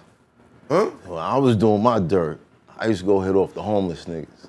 And they used to be like, God bless you. And I used to be like, I hope so. You know what's crazy? The homeless nigga. I was on Farmers, and my mom was telling me to go get some soup. I go to the Jamaican store, I go get the soup. I bought myself some chicken, some brown stew chicken, rice, all that, whatever. And I come back, I see the homeless nigga at the bus stop with a shopping cart full of mad shit. I go to my mom's crib, I drop the soup off the, I said, you know what? I don't want this food. Let me go get this nigga, right? So I'm on the other side of the street. He at the bus stop. I said, yo. He looked at me. I said, yo, I got some food for you. He said, yo, I'm on the phone. Nigga told me he's on the phone. Yo, I can't make this up. The Actually, nigga, no, because when I told you about the homeless dude that watches the show, he had the iPhone, the brand new one. yeah, I swear to God, the nigga was on the phone. He said, yo, I'm on the phone. I said, dog, I got some food for you. What the fuck you mean you on the phone? Man, let me get out of here. Yo, dog, how you on the phone? Who you talking to? You all this shit out here, your whole life in this shopping cart. Yeah. probably had Uber Eats coming. You went to the Yo, order. oh You my trying to God. make an order. Crazy. All right, so you did that first remix. Yeah, I did the remix, and Tom Mottola, Mariah Carey ex-husband, he came to me. He said, "I'm gonna give you a job." And looked at him like, "Fuck, I'm gonna do." Then I called Russell. I said, "Yo, Tom Mottola wanna give me a job." Russell Simmons. He said, "Nah, come to Def Jam." Something I always wanted. So he called Leo Cohen and said, give Bimmy, the A&R position up there, whatever. And they called me and said, yo, start tomorrow. So, matter of fact, I just came home. I was on work release at that time. I lost or whatever with Mace or whatever. So I was taking the train. What year was this? Like 97. 97. 97. And you was working on L's project. No, I wasn't. Not I was yet. working on DVS Alias Christ. Alias Christ. Wow. Yeah, I was working on Christ. Can't go Trigger. for that. And Trigger. Yeah, Trigger. That's Smoother that's Hustler. when I knew Trigger. Smoother yeah. Hustler, That's what Trigger the Gambler, Trigger DV Gambler. Alias Oh, Christ. yeah. Shout out to Christ. Shout out to Christ. Cause they were giving you Word. the projects that they were just coming in trying to launch at that time. Yes. So when they gave me them projects, I started working on them projects, right? And the crazy shit, I'm gonna tell you some real shit. Ill shit, that light skin shit. I was taking the train, I didn't have a car. And I was taking the train, I don't know if it was a 4 train, one of them trains to get up to go to Def Jam to Varick. So I'm on the platform, so I got my headphones on, and I'm listening to beats that producers giving me for the artists. I got beats, I'm listening to beats, I'm like that. So this nigga ran up on me. He said, yo, what you listening to? Now, mind you, I just came home, I'm like, what? He said, what you listening to? I said, beats, man. He said, how you getting around? You getting on the train? I said, yeah. He said, you want to get a ride? I'm gonna take you, we gotta go? So I'm looking at this nigga like, what? What? Man, get the fuck out of my face. Right. But I had my razor on me. Right. I got to the office and I told them in the office what just happened. And I'm mad that I didn't cut him. Cause this nigga tried to pick me up. Right. I'm like, yo, what the fuck you mean I don't need a ride? You don't even know me, nigga. That's the end of the story, right? That's like, Yeah. I left. Yo, listen, real talk. Yo, Jazz Young, everybody's around, they tell you. Shout out to Jazz. Jazz and Jazz. Right. Jazz will tell you. I went to the office, I said, Jazz, I gotta leave. I said, this nigga just trying to pick me up at the train station. crazy. I said, I want to cut this nigga, Crazy. right? So I let out on this artist. He from Jersey. His name is Raggedy Man. No, I remember that. You remember him? Raggedy Man. Really? I, don't remember, I never can't tell heard you a of song, I just remember his name. him. Wow. So Def Jam hired him before I got there. So they wanted to drop him. They wasn't fucking with him, none of that. So Raggedy Man come up there with his bat. With his bat. So Kevin Lyles, everybody, yo, close your door, Raggedy Man's here. Raggedy Man's here. Right? Crazy. They said Raggedy Man's here. Raggedy Man got the bat though. Yeah, he got the bat. So he walked through the hallway. Close the door. They close signed the a nigga What's named that gonna Raggedy do? Man. They should lost their job for that. They signed a Raggedy Damn, that's Man. crazy. So he facts. intimidating them. So my cousin Jerry, he's in there in my office. You know, I have my niggas all in there. So Jerry's in there with me. So we sitting there. I said, yo, leave my door open, please. I said, don't close that door. Soon Raggedy Man come in here, we going to... So the Raggedy Man ain't coming in. So me and my cousin go out and look for Raggedy Man. Right. We find Raggedy Man. I said, Right. listen, get the fuck out of here right now. So we get him, bring him downstairs. He takes off running. Right. We takes off running behind him. We catch him, we stomp him out, all type of shit, with his bat. You know what I mean? Right. You gotta understand, it's the A&R beating up an artist that signed to the label. His name is Raggedy Man. Chasing them down the block there. He came in to Ice Cube the place. And He got done off. So he got done off. So we like, Right. nigga, shout out to Jerry, man, my cousin, he got life. Right. But it's just, matter of fact, Jerry, shout my cousin Jerry out. I seen DMX in, last time I seen DMX was in Foxwoods. Right. And I told my nephew, because I was up in the bar area, all my whole family, what we was doing at the beer? We was doing something, I forgot what I was No, doing. we was just at the bar. At the bar. Remember? And then But we was there for a reason. My birthday. No, Sandy's birthday. Sandy's birthday. Right. So we was up there, and I told my nephew, go call him. And it was DMX. And he said, nah, man, you gonna embarrass me, man. Nah. I said, man, call him. He didn't do it. So I said, yo, He seen me. He said, yo. We just hugged. You know what I'm saying? We just hugged. I was like, yo, what's up, nigga? He said, yo, your cousin Jerry? It's a real nigga. We was in Arizona in jail together. Cause my cousin in jail doing life in Arizona. Wow. They were together. And he was telling him, you know, I was like, wow, you with Jerry, man? He said, yo, what's with him? You know what I mean? That's the last time I seen X, man. Wow. God bless the story with the chick. Grab the buns, put it in the buns. What? Yo, y'all got the wildest story. All right. DMX, I swear to God. DMX. I swear. We had the video. We got the video. Got the video. We Yeah. put it up when he passed. Yeah, we got the video. This before or after? No, before he passed. No, I mean before, after. When he came out of started jail work. from Arizona. No, what happened with Elias Christ? And, DVL's Christ? Yeah. No, I was working with them. They, you know, it was good. You know, it was like a teaching for me to make music, to make out, to make an artist. Smooth was DV never Trigger. came out, I don't think, No, did Trigger. he? Nah, he didn't. No, DV Smooth. didn't come out. No, Smooth was that Smooth nigga. was the nigga in that. Yeah, crew. Smooth But was Smooth the wasn't beast. signed to Def Trigger Jam, too. No, right? it wasn't. No, Trigger was Trigger nice. had rhymes. No, Trigger was nice. Nice. Nah, But Trigger. Smooth was the Yeah, Trigger. was the Yeah, animal. Smooth, yeah. out that crew. Shout out to Trigger. There's a track coming out called Dan Gad's gonna kill me. But it's mad Brooklyn dudes on it. It's like 30, 40 different Brooklyn dudes, including myself on it. And I heard Trigger went off for like 32 bars on the joint. No, Trigger's nice. Yeah. I was working with Trigger. I Shout out worked to with Trigger. I I worked had the with best Dub verse, C though. too. Dub C from LA. Yeah. Dub C the nice. Mad Yeah. Circle. See? Yeah, I worked with Dub C. So how did you get to L? I get the L? Yeah. I just finished, I think, what album I just finished? I finished somebody's album on Def Jam, and L called my office. He said, yo, what's up? I said, what's up? He said, I want you to do my album. Just like that. I said, who it is? This was the GO album. Yeah. He said, this is Todd. I said, Todd who? He said, LL. I said, oh, what's up, nigga? What? He said, yo, I want you to do my album. I said, what's up? When you want to start? He said, meet me at my grandma's house. You know what I mean? I said, all right, cool. I'm coming to Queens now. I left the office and I went in his basement, you know, his crib. And me and him started just going with ideas and just talking, you know, doing different things, stories. And then one thing about him is I can say L's a hell of a teacher when it comes to that music. He know what he's doing. Right. Like he'll say a word like I blaze you. Like he'll say I blaze you like 20 times.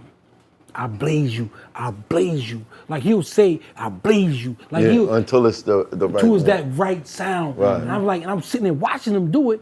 And I'm like, you know what I'm saying? Like, damn. You know what I mean? So it made me realize how to do vocals. Mm-hmm. You know what I'm saying? Through him, I learned how to do vocals. And, you know, and I gotta give up to him how I learned how to do a lot of music, my trades, from him, as well as Slick Rick. You didn't learn from Corey? I learned a lot of it from Corey. Some as far as production. Okay. You know what I'm saying? As far as production. But I got the L on them. I was putting albums together. You know what I mean? It was different. You know what I mean? Even with Slick, I watched Slick Rick, like, he'll say a word in one tone, then he'll turn to another voice. And I'm like, how that gonna go together?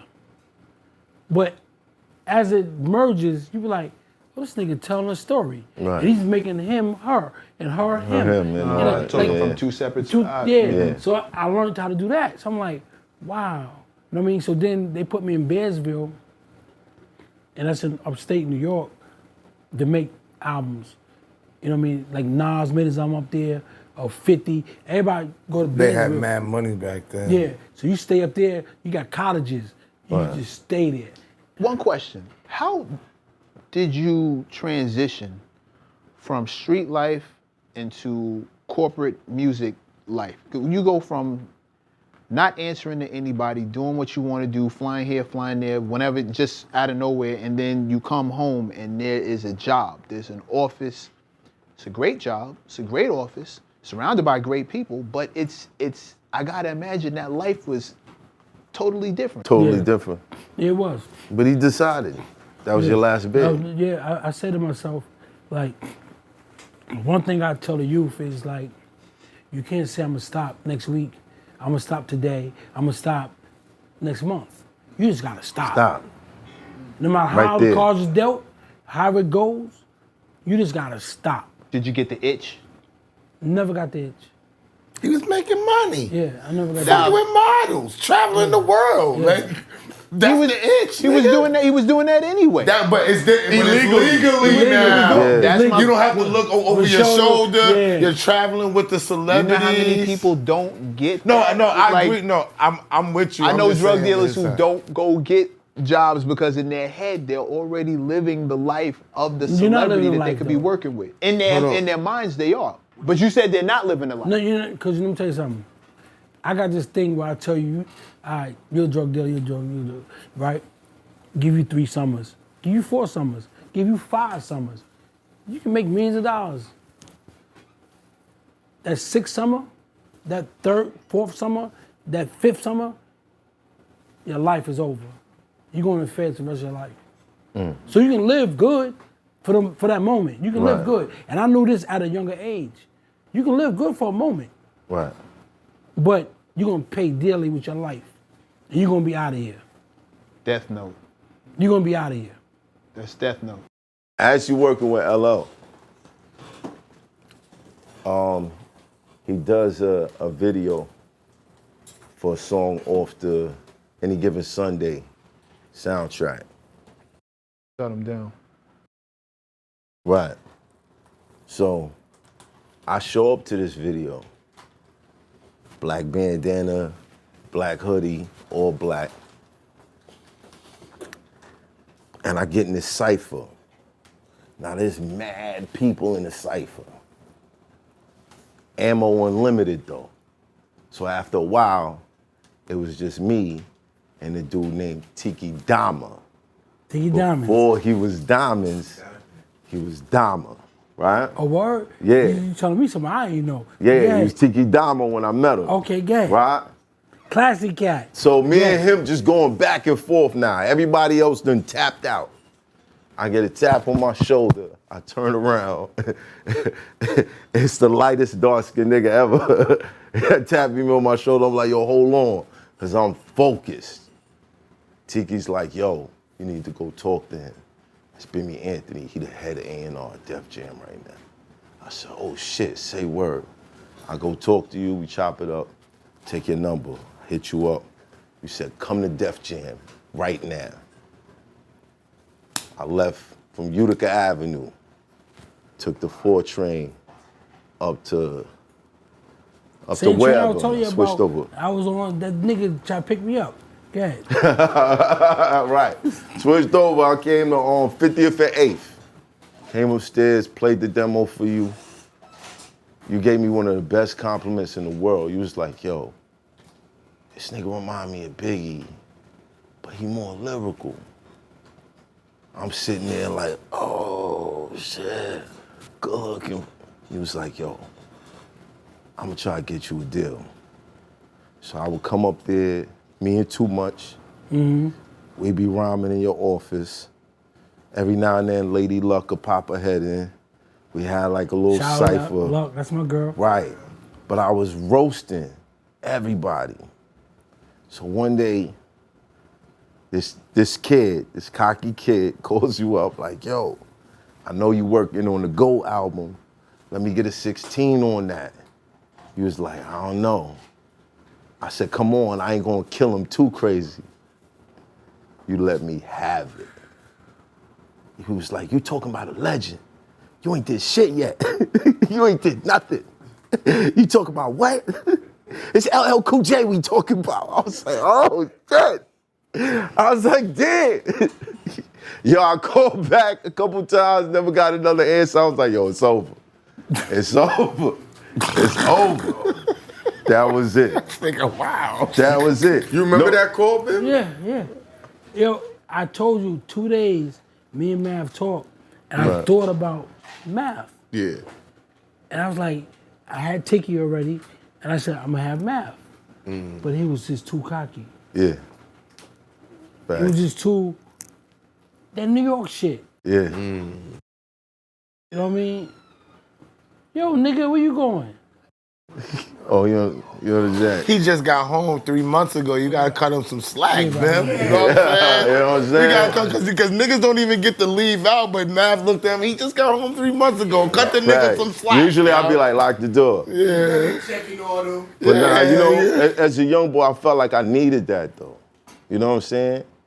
Like I ain't have that much respect for the people that came before For me. you.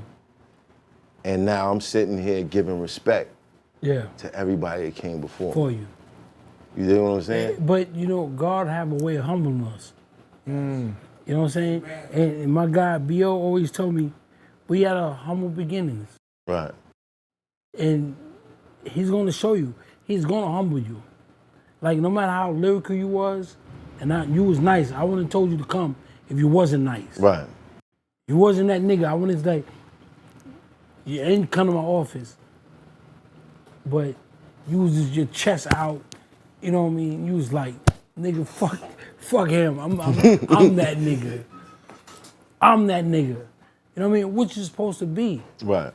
So how does it go left? Yeah. How does being cocky All a right, bad thing? Because me- there was respect. No, Respect I want to hear was from missing. A&R's perspective. Why that's the thing that now he says I'm not taking it. Because I Come on, thought man. Cocky was good. Nah. Especially Cocky- back then. No. Listen, I gotta touch your sneaker. Cocky is good, but when you talking about a legend who put all that work in, you didn't prove nothing yet. Wow. You can't talk like that. And I'm from an old school. I'm cut from a different cloth. I pay homage to my older, cloth. Who taught me. So I'm like, with math, it's like, bro, just learn from him. Do you see him being disrespectful as a sign that would make him difficult to work with? Who? Anybody At that's that that time. cocky? Yeah, somebody that that's time. No. I never look at it as disrespect. I look at it as cocky. I like that shit. You know what I'm saying? It's like these niggas. Yeah. Why didn't you return the call? That's He thought he was too. I'm no, sorry. but why'd you give up?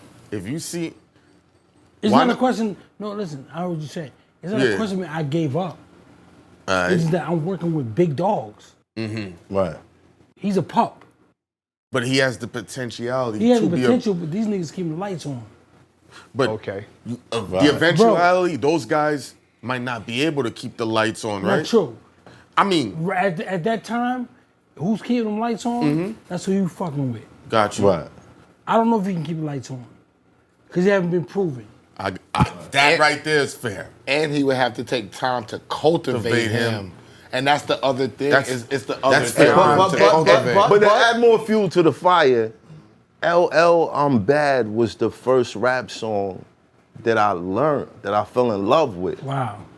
So I was way out of pocket. You Yeah. were willing You know what to I'm take saying? that time to cultivate, though, when you told him to come to the office. No, I was. So I what seen the- changed? No, I seen the potential. Right, okay. I seen the potential in him.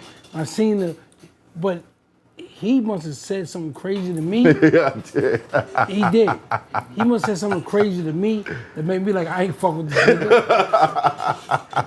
What was it because it was a Brooklyn nigga talking fly about a Queens nigga? Nah. Just making sure. He always wanted to be talking that. Did we just say that? Did we just say that? That ain't take long at all. Let me tell you something. Stay reaching. I'm telling you. You act like Queens and Brooklyn ain't close. I consider Queens and What Brooklyn you about close. to say, Bim? I'm telling you, I'm an international nigga. Oh! I don't give a fuck about boroughs. I'm all over the world. He just was so like, when I see a guy like LL who I was around, watch his career from high school, when I told him to Gilchrist, let him perform I Need a Beat. I watched that shit.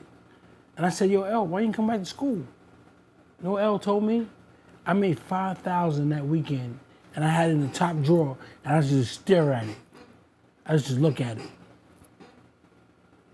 Watch the hunger, watch the work. And then this young wolf came in. Nigga, nah, nigga, hold on, bro. Hold on, facts. Hold on. Facts. This nigga is a general. This nigga made Def Jam. LL Cool J made Def Jam, facts. He made it. How anybody documented. dispute that? He made that. I would never denounce him from that, bro. Or I never, a person come at him with any type of way. That nigga made Def Jam. And somebody coming at him that kind of way was enough for you to not take that Yeah, person's call. and I'm anymore. personal with him. Right. Like, I'm personal with him. So when I get a young lion, you gotta go in the habitat, nigga. Go find your way. Go find your way. Cause this nigga here, he the king and he's the lion.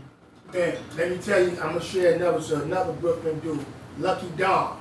I don't know if you Lucky know. Dawn, yeah. Lucky is nice. Right. So through my daughter, I said, you know something, we was working with Al, supposed to be to go to at the time. Right. So I said, yo, Bim, I'm gonna bring this young kid up from Brooklyn. He tried to bring the whole Saratoga with him. No. Bro, Fall back. I just said you.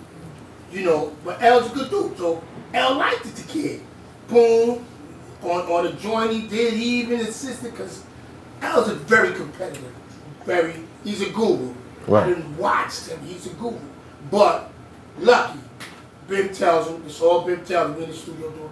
Bim said, yo, let me get your recording of the so that I can, when we come in tomorrow, because Francois was working, the engineer, so we gonna have to go through no, what I'm doing, giving up mine.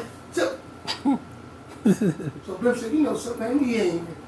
So I said, so now Lucky goes outside, me and what's the kid name from the homie, I forgot his name, he got killed right here in Midtown.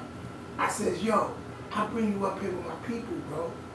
Ain't nobody scavengers up here. Nobody gonna steal your music. Look who you around. Right. That respect of using the street on the strength of my daughter. I brought you here. Right. You've never been this close to where you nice. I'm not gonna take that from you. But you don't have a humbleness about you. Right. And that alone, that a lack of humbleness, people like. Yeah, it turned people off. Before you see yourself, once you become successful, a monster in the making. Right. I hope I'm not y'all gonna are. be responsible. I hope y'all are listening, man. Yeah. Etiquette is serious. There's think a he way could've to been. do Listen. shit. There's a way to not do shit. That wrong move, that little puff in your, and some people, everybody ain't here for that. Some of these dudes will talk. Please understand that all of these dudes you talking to, the people you shit on, the people you call old heads, the people you call wash, these are the same people who are in charge. 40-plus-year-old niggas run the game. You're gonna have to let that whole mentality go. And you need to impress them. And their standards are high as fuck because they watched the building get built. You just showed up. You gotta chill. Talk nice. Or don't talk at all. Facts. Talk nice. Right. Facts. But Take it from me. Yeah. Take it from me. Scared, All right. With that said, OG kid. yeah, I've been relaxing. He said you got to talk on his yeah, of episode. course, Big and I Size. want to talk. Got it. Your Some side. definite things that went by that I Your want to side. discuss and chop it up with you. But I got to start with the first one that you probably know I'm gonna start with. And I'm asking in the way to learn. Can you explain to us the consulting of the mediums? What you mean by the close of the medium? You said When you talk to the mediums, how you spoke to your father. You used the medium and then you spoke to him to understand. Yeah. How I spoke to her? Yeah. Yeah, like speaking to the dead through Alright. mediums. That's very serious. You pay attention. Like, this medium I talk to, she always say to me, she said, Bimmy, I really don't like doing this because my eyes get black. Like, she really goes in. Like, her eyes get black. And I see it. Eyes get black. And she'll look at me, like, even with my grandmother would tell her, hug him. And she'll look at me, but she don't hug me. My grandmother would tell her, hug him. She said, okay, I'm gonna hug him. And she'll hug me. You know what I mean? And then I asked her, my father would say to him, tell him that I love him.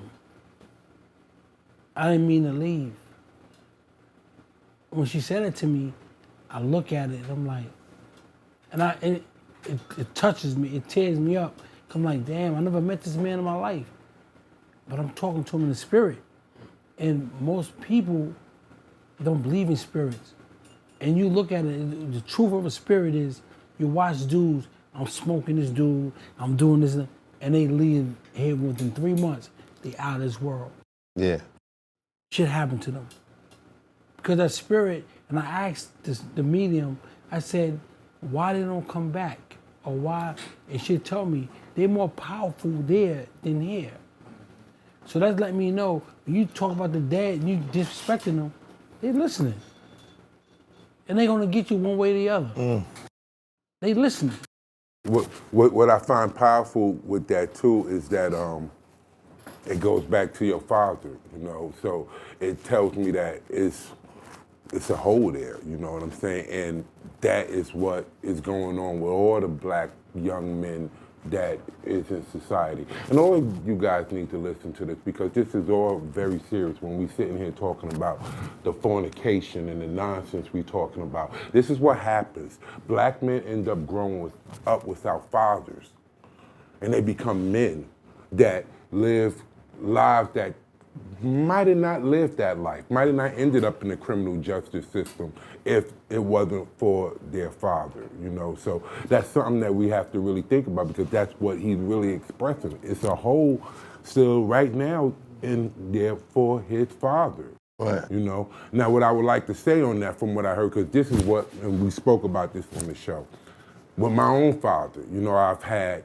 growing up so many things in my head, you know, but when I got older as a man, I realized when I had my son that everything that I did in life, everything that added up, whether right, wrong, whatever I thought was right or wrong, because it all adds up to the good of the Lord. We got to remember that. Yes. So we only see what's right or wrong.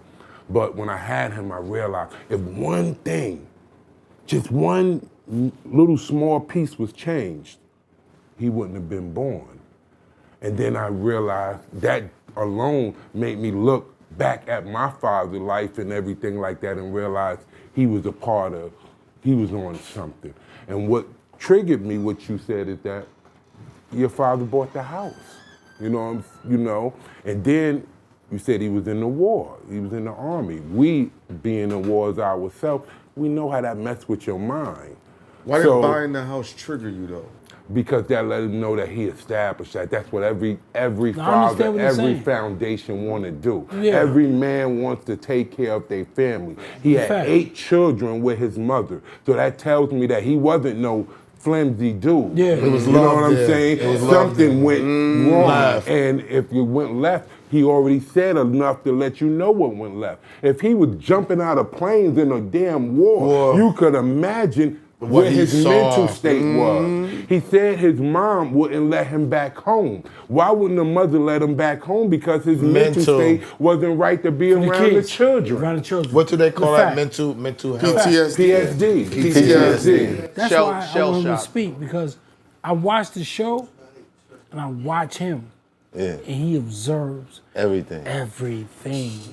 And his observing be so real that, you know, it helps me. Like, I understand what he's saying.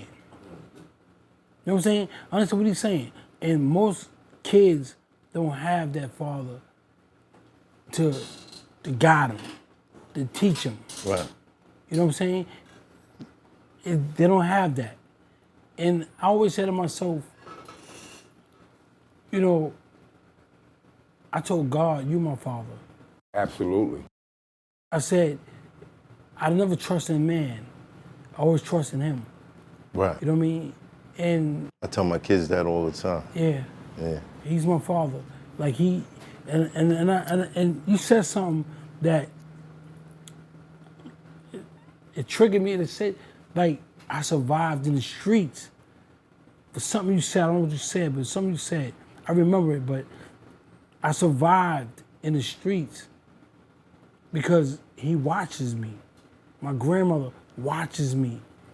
And my aunts, they watches me. And dude, like I remember me and my brother behind a tree, somebody stole his bike, his motorbike, and they was trying to start it. And my brother started shooting at the dude. And the dude started shooting back at us. We behind a tree, me and Joe, and nigga, all you hear is bullets going past us. He's shooting at him. And I'm like, how them bullets ain't hit me or him? Right. You know what I'm saying? Like, I'm in a car with guns, all type of doing dumb shit, and how didn't get caught? I'm crashing at 100 miles an hour. Not a scratch. The car get totaled, but I ain't got a scratch. You know what I'm saying?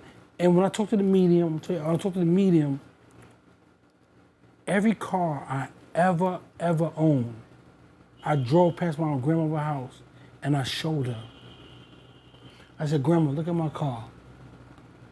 The medium said, your grandma said you got a nice car. Swear to God. She said you got a nice car. And she said sometimes she sit in the front seat with you. Wow. When I crashed, I remember I had a 300 seat CE and I crashed it.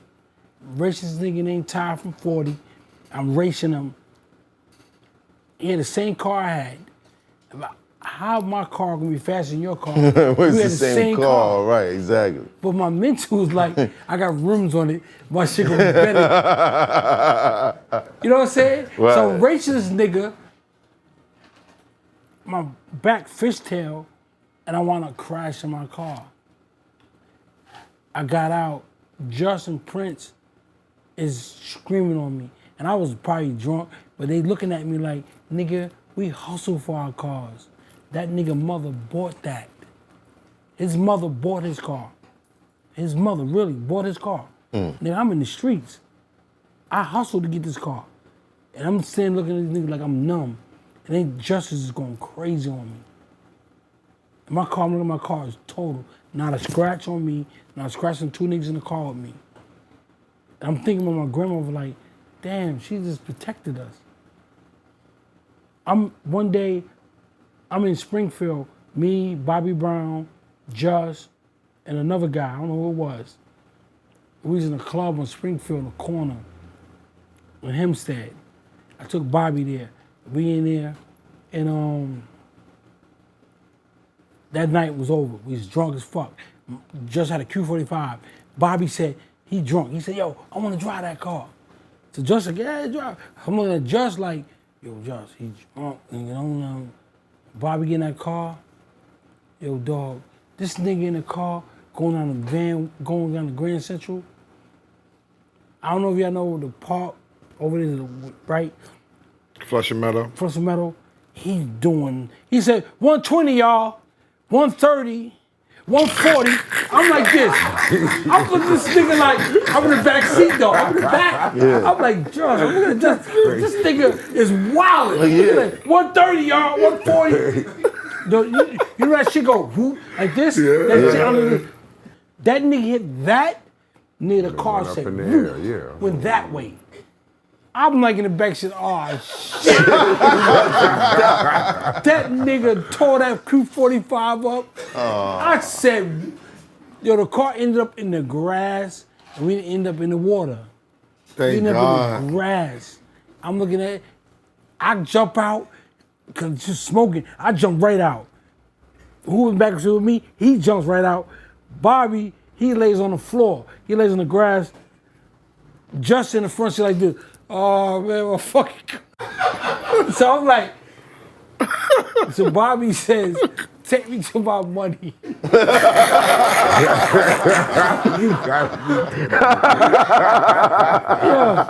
looking at this nigga. I'm like, we hustling. I'm like, this nigga done tore this nigga's shit up. Tore his shit up. Take me to my money. Take me to my money. I'm like, Bobby, wow. I'm like, B man, come How on. many niggas did Bobby, how many thug ass niggas like yourself did Bobby bring you the game? He got you, Suge Knight, Pretty Shy. That's crazy. Yeah, Pretty Shy. And like how many I bought niggas? Shy there. Oh, you bought Pretty Shy. I bought Shy there. But he still had Shy with him. How many of them niggas No, but Bobby, was it of y'all? Let me tell you something. Bobby's the type of nigga, if I brought you there, yo, get in the front seat with me. He love street niggas. Yeah, Bobby. He love street niggas. He's gonna bring you with him. No matter who. If I bring Math, Math, get a call with me. He fuck with niggas. Like, that's who he is. Yeah. He's seen the R&B shit, whatever, cool. But end of the day, when that mic is off, he's running the streets. Like we've been in Atlanta. I'm on 1 year we was in Atlanta, and him and Whitney was on the floor. They was dancing. So usually when him and Whitney dance, I go on the floor too. I always grab somebody and I dance with them and watch them. You know what I mean? So when they dancing, so this nigga kept fucking with Whitney, like fucking with her, like, you know. And Bobby like, so he looks at me, and I see him. I say, I got him. You know what I mean? You know what I mean? I got him. So niggas, so boom. Now I want to run at this time. I want to run. Right. So Bobby grabs Whitney, and they go walk off the dance floor and walk to we had like a section, like a table. Right. So the dude, he follows them. So I go the opposite way. So soon he approached them at their table, I catch him. Boom! Lays him out. Right? In the floor, stomps him. Good night. That's his signature stomp. I ain't tell you the jail shit. Yo, this nigga, and one thing, I was scared in jail. Hold on, I'm telling you about that. So I stomped the nigga. So his girlfriend come, get it. So she tried to hit me. So now Bobby's sister, they snuffs her. So my other sister, she come, snuff her. So now there's a big brawl in there. So the police sees everything. So the police like, yo, listen, stop. Nobody stops. We going. Right. So they call backup. So backup comes, right? So they put me in the paddy wagon, you know. So now my sister, everybody know I'm on the run. They like, yo, this nigga, he can't go to prison. Right. He can't go. So Tommy, who was Bobby's brother, was his man at the time, he said, yo, listen, let him out. He said, no. We told him to stop. He didn't stop. He's going. So Tommy said, take me. That's how real Boston niggas be, for real. Seriously. That's how real Boston, and I'll never forget this, how real Boston, Tommy's like, take me. I'm in the paddy wagon, like, looking like, when he said that, it just crushed me a little bit. Boom. So, they let us out. I was like, fuck. I was ready to go through the system. I was done. Right. You know what I'm saying? So, in the day, we went back home. It was over. It was something else we were talking about. You said you stomp out in Oh jail. yeah, in jail. So now, boom, I get to 73. My man Just is there. Now, mind you, before I got there, Prince, C Just, all my guys, the team, like, they had war with the Brooklyn guys before I came in. So my man Just never told me they had war with them. So when I get to the gym, I go to the gym, you got dudes like Bush, Whitehead, like all these dudes, they gave away handcuff keys to get niggas out of the box, all type of shit. You know what I mean? So they heard I'm in the building. So I don't know what was going on. So these niggas is coming out, so niggas stepped to me right away. Yo, let Prince know we ain't nothing to do with that.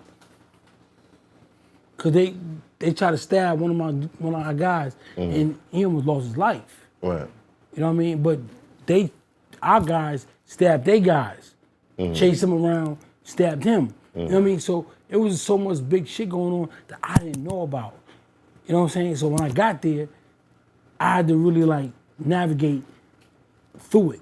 Like, you don't know what your guy might have done at that time. Before you got there. Before I got there. Right. So I'm like, I told this nigga, I said, why you didn't tell me these niggas warned with these niggas? I wouldn't have came to the gym. I'm not dumb. Right. You know what I'm saying? I'd have stayed in my house area and know how to move. I don't know how to jail. I'm not doing that. You know what I'm saying? It's like B.O. He came in, you know what I mean? No, fuck with you.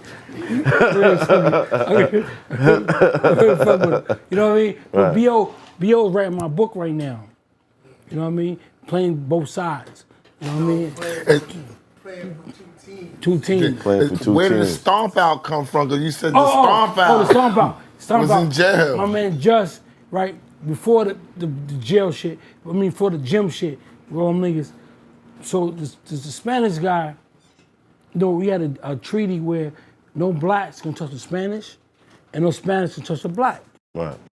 So for some reason, the Spanish dude didn't get up for breakfast. So he told the captain, yo, he ain't waking me up for breakfast. So the police said,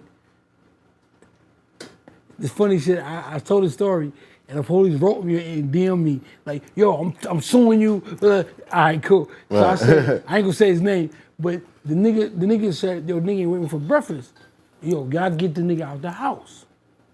So we go to Spanish dudes like, "Yo, listen, get this nigga out the house, cause you know the police hold out bangers and all whatever." Right. So he said, "I'm not he all right, bro." Look. So my man Josh take off on him. So if he take off on him, I gotta take off. So I'm stomping him. I'm fronting. Nigga, I hope this nigga don't die. So I'm stomping him like, but in my mind, I'm fronting for the inmates, but I'm like, I hope this nigga don't get up, nigga. Yeah. He laying there. I'm like, oh shit. I'm fronting, but this most of these niggas do. You know what I mean? So I'm fronting. And the Spanish captain, he used to come on Saturdays to write our tickets and correct our tickets. No, this happened this date, this day. We behind our beds and niggas telling us. So I wound up getting transferred out of there, going to HDM. You know what I mean? Playing in the wintertime with my jumpsuit on, playing for soaps. So that's why I knew it was real. Like, nigga, you ain't in jail playing for soaps. Playing for soaps. So when these little niggas running around here playing around, nigga, you be playing for soaps, my nigga. I can't do that. I like going to the Strip club, Restaurant. being outside. Right. nothing like it. It's a beautiful life out here. Yeah, lovely life. I don't give a fuck what nigga talking about. It ain't right out here. Nigga, you stupid. Jump in the ground then, nigga. Fact. Die. But do they listen to you knowing that you? Right? Nigga, what? Nigga, jump in the ground, nigga. You dumbass nigga. But do they listen to you? Although everybody know you didn't been through all of this shit. No, they do. You know what I'm saying? They do. I get like for instance, I just did a video for this cancer patient. He's 20 years old. They gave him 4 weeks to live. And I just did a video for him. You know what I'm saying? That what means more to me than these kids that run around and just wanna shoot somebody or just wanna do some crazy shit. Like, bro, do you know what it is to lay in that bed? Like, I lay in that bed, right? When my baby mama cheated on me, I cried like a nigga, like a baby. I'm not gonna lie. I cried like a baby. Like, this nigga fuck up my girl. He's a worker. I cried. And this OG told me one day, he said, and he heard me one day, he said, ain't enough room in that one bed for 2 people. I never understood what he meant by that. It's not enough room in that bed for 2 people. Because I went to bed with her on my mind every night. Like, crying for her. You know what I'm saying? And certain things you can't change. Right. You know what I'm saying? No matter what you want to do, you can't change it. I don't give a fuck who she is, what nigga, you there now. That's your world. Adapt and keep. You gotta adapt to the world. Wow. And I learned that I had to adapt to prison life. You had to start jailing. Yeah, you have to. Because if you worry about the outside world, nigga, you gonna go crazy. You know what I'm saying? You gonna go crazy. But then you adapted to industry life. I definitely adapted to industry Quite life. well. Yeah, definitely. Fast, right? Wait. What is very, very important is for you out there not to skim over what this man just said. So he just let you know he laid in a bed that wasn't meant for 2. That was the penitentiary. That's where you headed to. If you live a life of crime, that's where you headed to. If you take this rap serious and you think to live it out, that is where we all are headed to if we do not get our life correct. With that said, it was something that I wanted to hit on. It's all over social media right now.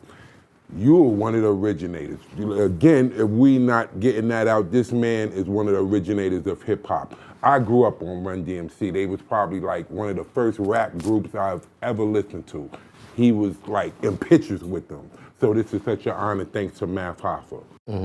Now, with that said, it's something going on social media, and I'm sure you're aware of it with Fat Joe.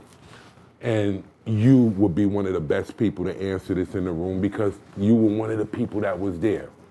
Fat Joe have said Latinos started hip hop 50-50 with Black people. Black people. Black people, Yeah. I agree with it. Okay. I agree with it. Okay. So, I agree with Fat Joe. No. You know why? I'm gonna tell you something. Yeah.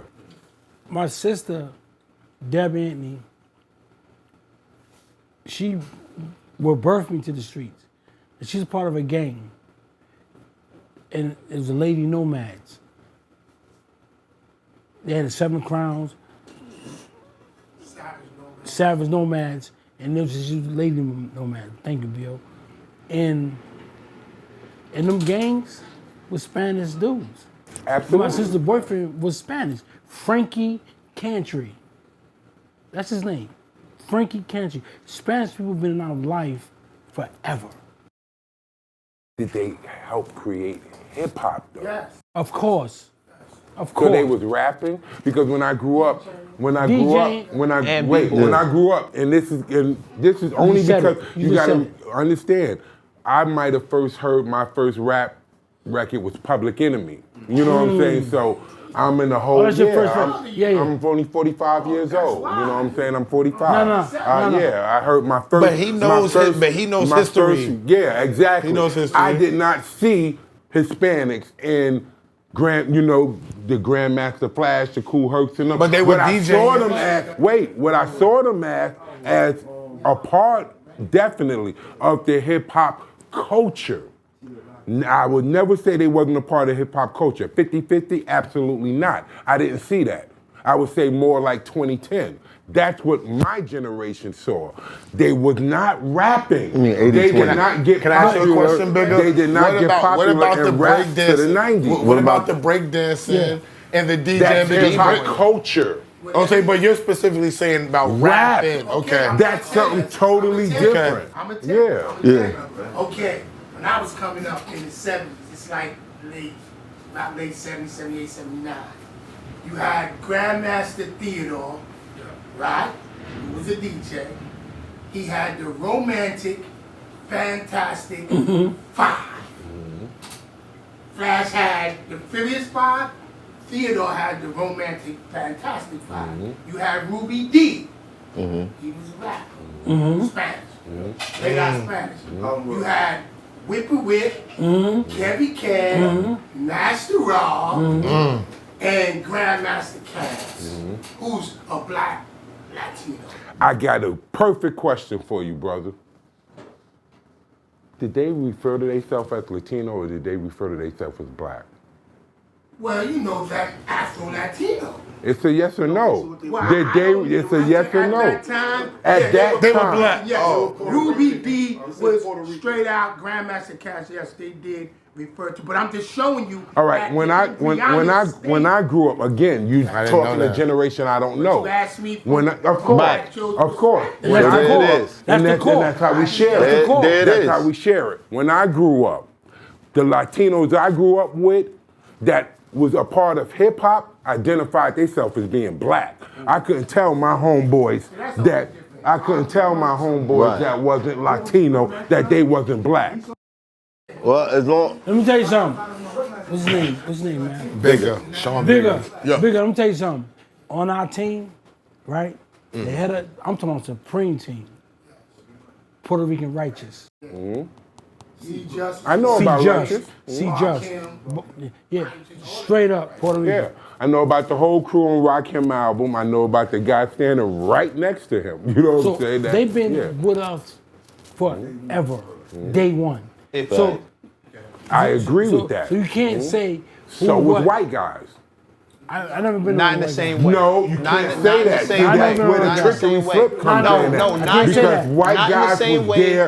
there were Where? white Not- guys there in the beginning too. You telling Where? me that Not white in the guys same wasn't way. Where Not is in the that? same way. Rick Rubin was there early. Come on now. That- Stop it. that- Stop I'm it. just Stop saying, it. Rick Rubin was there Stop early. it. He's Not right. Stop That's it. not early. That's not Stop early. it. Early, White guy. LL Cool J is He'll early tell as you that's 83. later. The He'll Beat tell Street, you the that's Beastie later. Boys. LL Cool J is 83. Even before the Rapper They talking Jack, about the we had 70s, white bro. guys was started up. in 73. That's They talking later. about the 70s. These are So 70s. you said what happened in 73? Rap started in 73, but they got a new thing called the Founding Fathers, the original Founding Fathers of rap. It's on YouTube if you look at it, and they're saying it didn't start in the Bronx no more.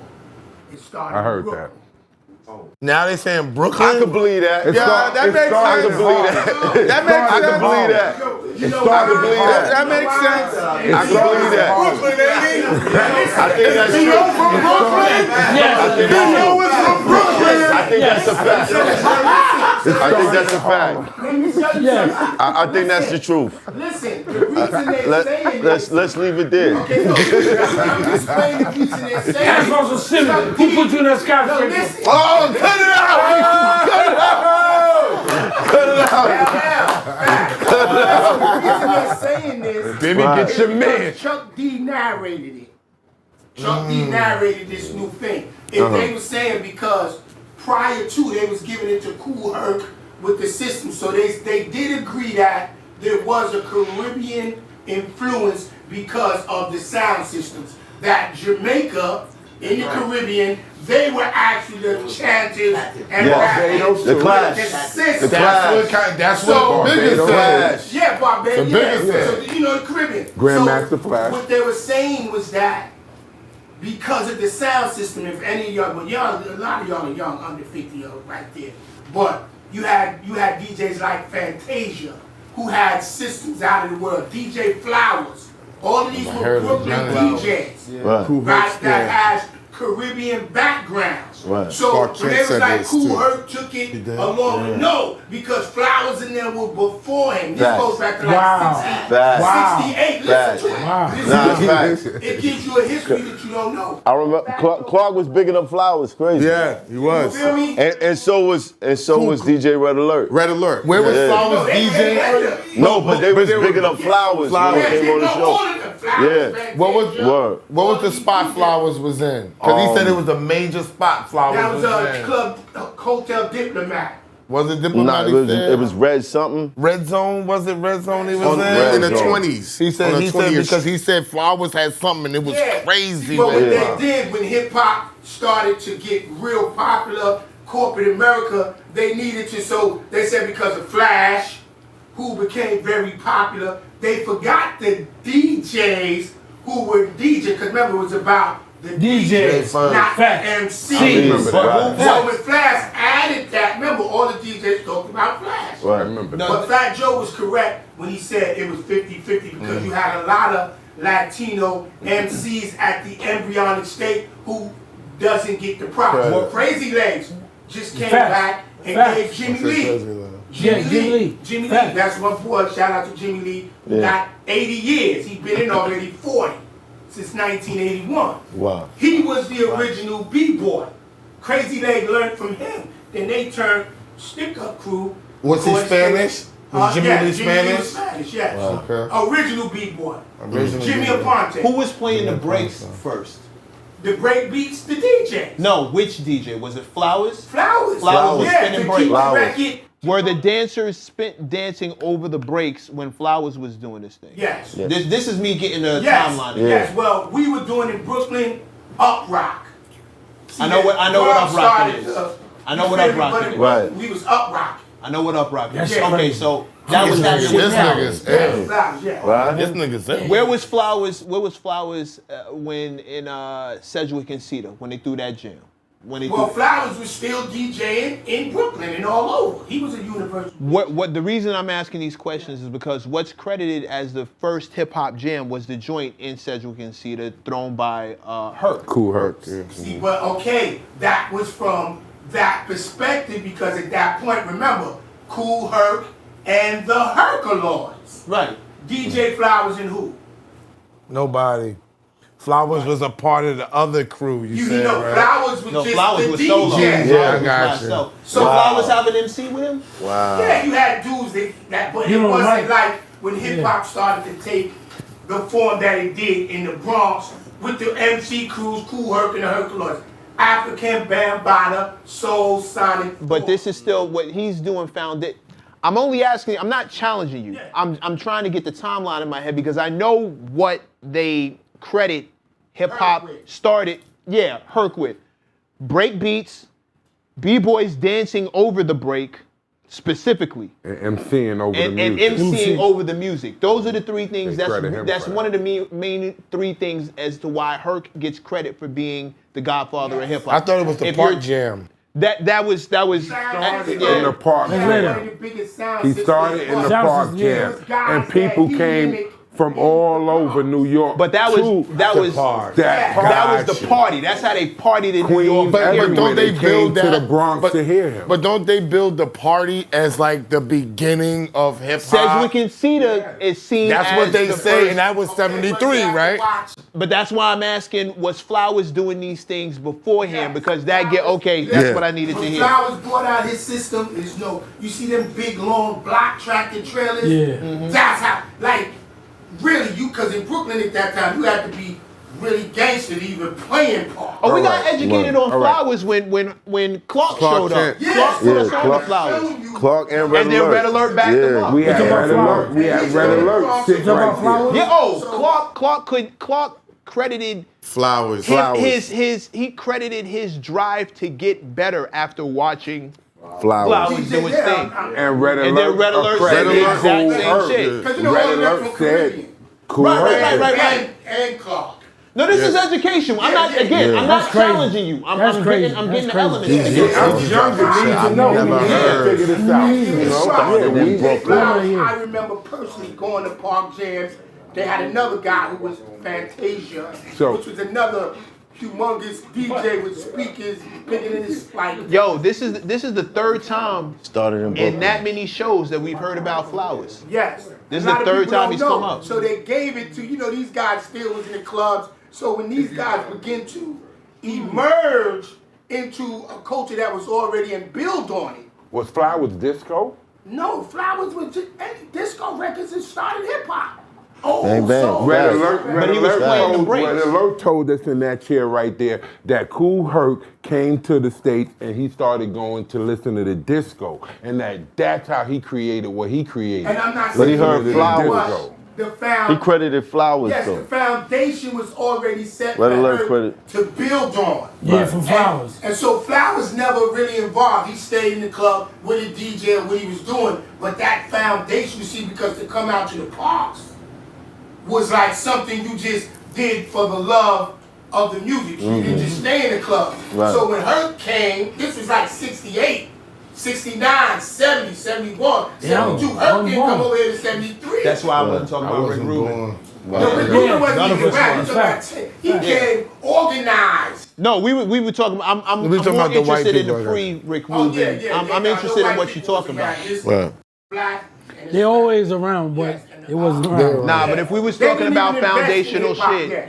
Yes, right. Look. So hip hop now started in Brooklyn. Yep. Facts. With his expert opinion. Look, man. It is what it is, man. It makes the most sense. I'm just glad that we was able to set it straight. Hip hop I'm started just in glad that Harlem. we was able to set One it thing we straight. know, Mecca, it didn't start in Queens.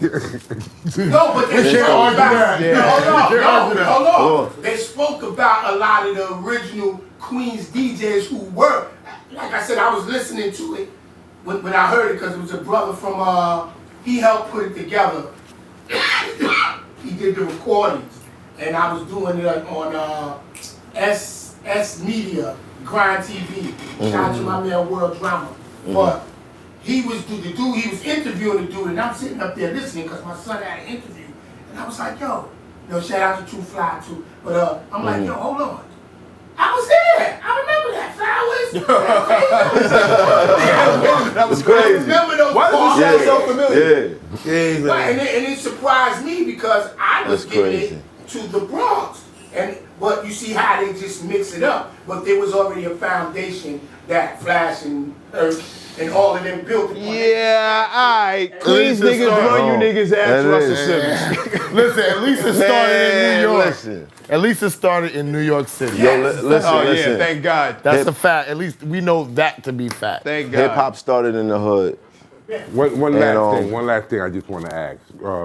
The interview with Nori, I was stuck on that interview. That interview was like, I watched that interview a lot.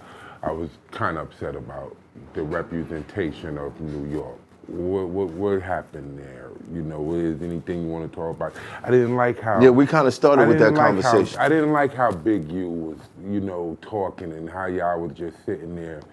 And I felt like those guys was like, I felt the narrative was almost like hitting at us. And it was like you and your what you mean? sister was like, it seemed like they have a lack of respect for New York, No, When I look at that Well, interview, I don't see respectful it's people. definitely respect. But like, if you look at Big U, he had said something in one interview. He said, when I come to New York, I check in. I check in with Bim. I go to Atlanta, I check in with Deb. Like, the respect is there. Gotcha. Right. You know what I'm saying? The respect is there. But I As understand well what as, you're saying, though. but no, He said, yeah, he checked because you and him have a personal relationship. Exactly. Right. But when dudes speak in New York today, Overall. they don't speak in New York Not like. with no, respect. B.O., you know why? You know why? Oh, yeah, Look at the Representation. representations that we have. Okay, but It that's ain't what like I'm saying.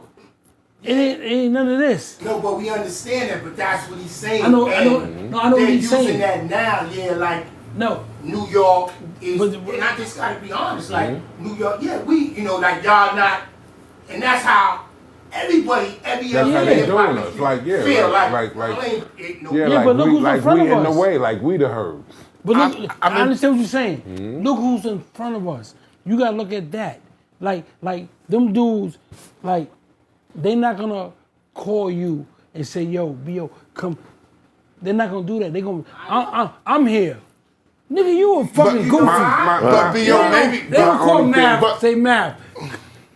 but it's hard I'm to say. here. I'm sorry. Yeah, nah. You know what I'm saying? But maybe we not it no more. Maybe we are. it goes, We I'm are. just saying, We are. let me just give you As long as perspective. we Let me got give you that man sitting perspective. there, we Shit are. goes, We are. no, listen, things go round and round though.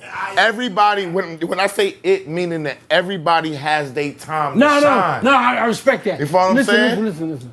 I respect that. When I told you about summers, I give you 4 summers, 5, 6. I watched the time. We always it. Always. New York is always it. Always. I don't give a fuck what nobody says. Right. Anywhere we go, nigga, New York is it. But I'm not denying that, but I'm talking about I'm not denying that. They've said inside the music business, there's no superstar like a superstar from New York City, period. When they go to Europe, when they go leave the country, everybody's astonished by New York City. All I'm saying is that we had a time too when we was at a little lull a long time ago, and then people brought it back. Maybe we're just at the low right now with what's going on. The OG, remember the OG, the young dude. Y'all But gotta we come all- lately. but we Y'all all not grew having up- that humble respect. But we all Right. grew up differently, right? Compared to now. Remember what he told Mav? Uh-huh. That humble, we was the epic center of everything. Y'all took what we gave you, and turned it into all well and good. But if you take it, throw some respect on that. That's interesting Right. when you say You don't that think that they because put no respect but on hold it? on. Go on, I'm sorry. But think about Throw this. respect on that. Your family Yeah. from New York put so much work in Atlanta that people were astonished that your nephew Waka Flocka was from Queens. We couldn't believe that. That's true. So think about that. There's So a when lot we- of influence all over you saying, No. so you got New York influence in Atlanta? So if Atlanta's popping and we have the Antney family putting it down, y'all royalty, I've said that to you in your face. The energy's spreading all over the place. Look, you know what you just said? Yes. Like, I watched the VMAs the other day, right? And I'm sitting there watching, and I watched Nikki get the Vanguard Award, Yes. whatever it is, and I watch her ain't pay homage, not one breath, to my sister. And I called my sister. She had many calls, and I said, "Damn, you didn't call my sister? I mean, you didn't." When she moved Nikki down to Atlanta, people forget that. You had that car, that whatever the car that was in her office that I watched, that was just tore down.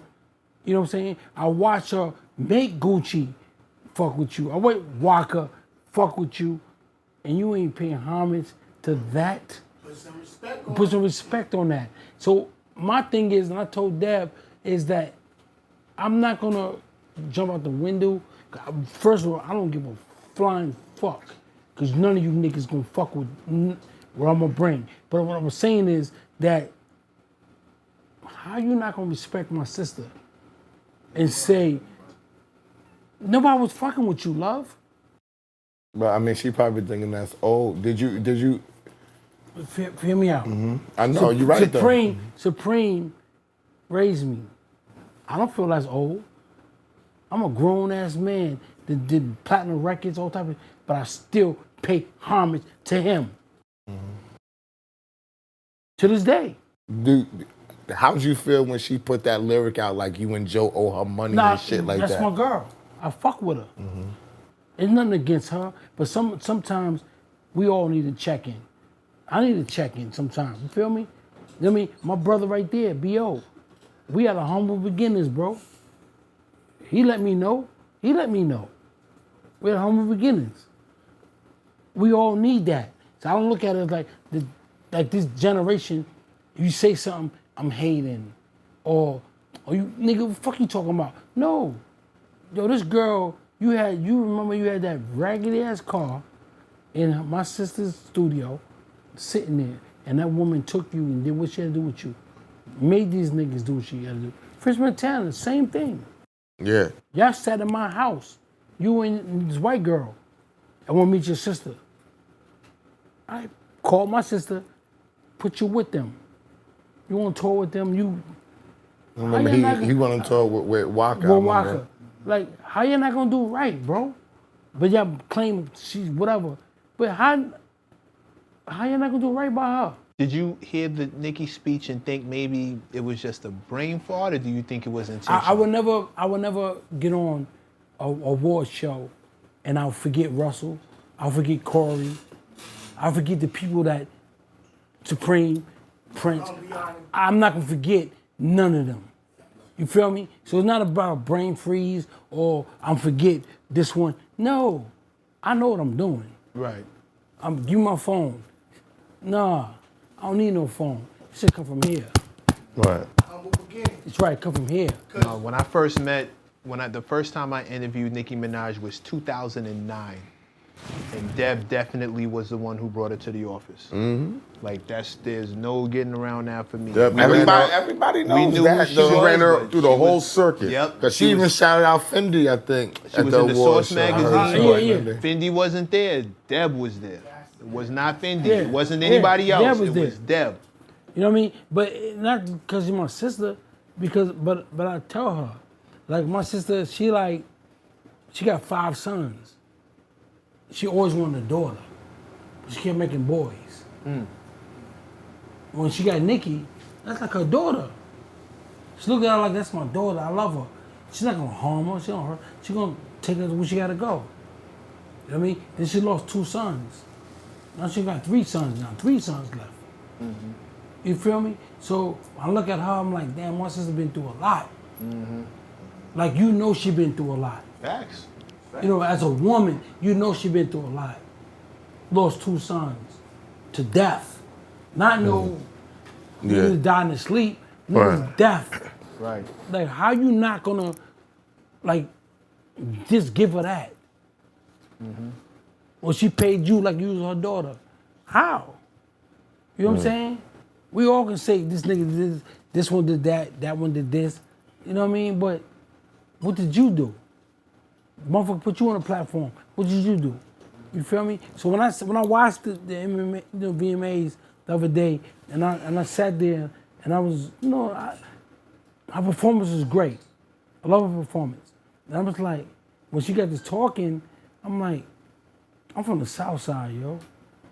I'm gonna pay homage to every, like from the littlest guy to the biggest guy, because I don't sit that high. Only God sit that high. I don't sit that high. So I'm gonna pay homage to everybody.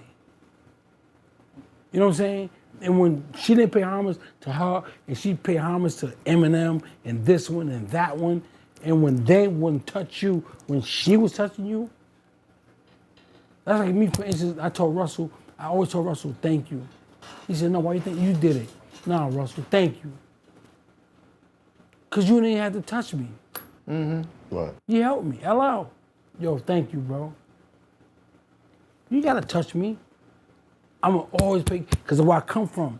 I know you ain't gotta fuck with me. You could fuck with anybody else but me. But you fucked with me. So I'm gonna pay homage. No matter how you feel, yo, Deb, thank you. It wouldn't hurt you to say that. Wow. Right. You know what I'm saying? Yo, Mav, you know what I'm saying?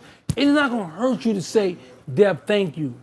What was the breakup like? Is it a reason? Was there a bad breakup? Is it something that because women is she trying to hold on to something? No, what it was is, like, she was trying to go to Young Money.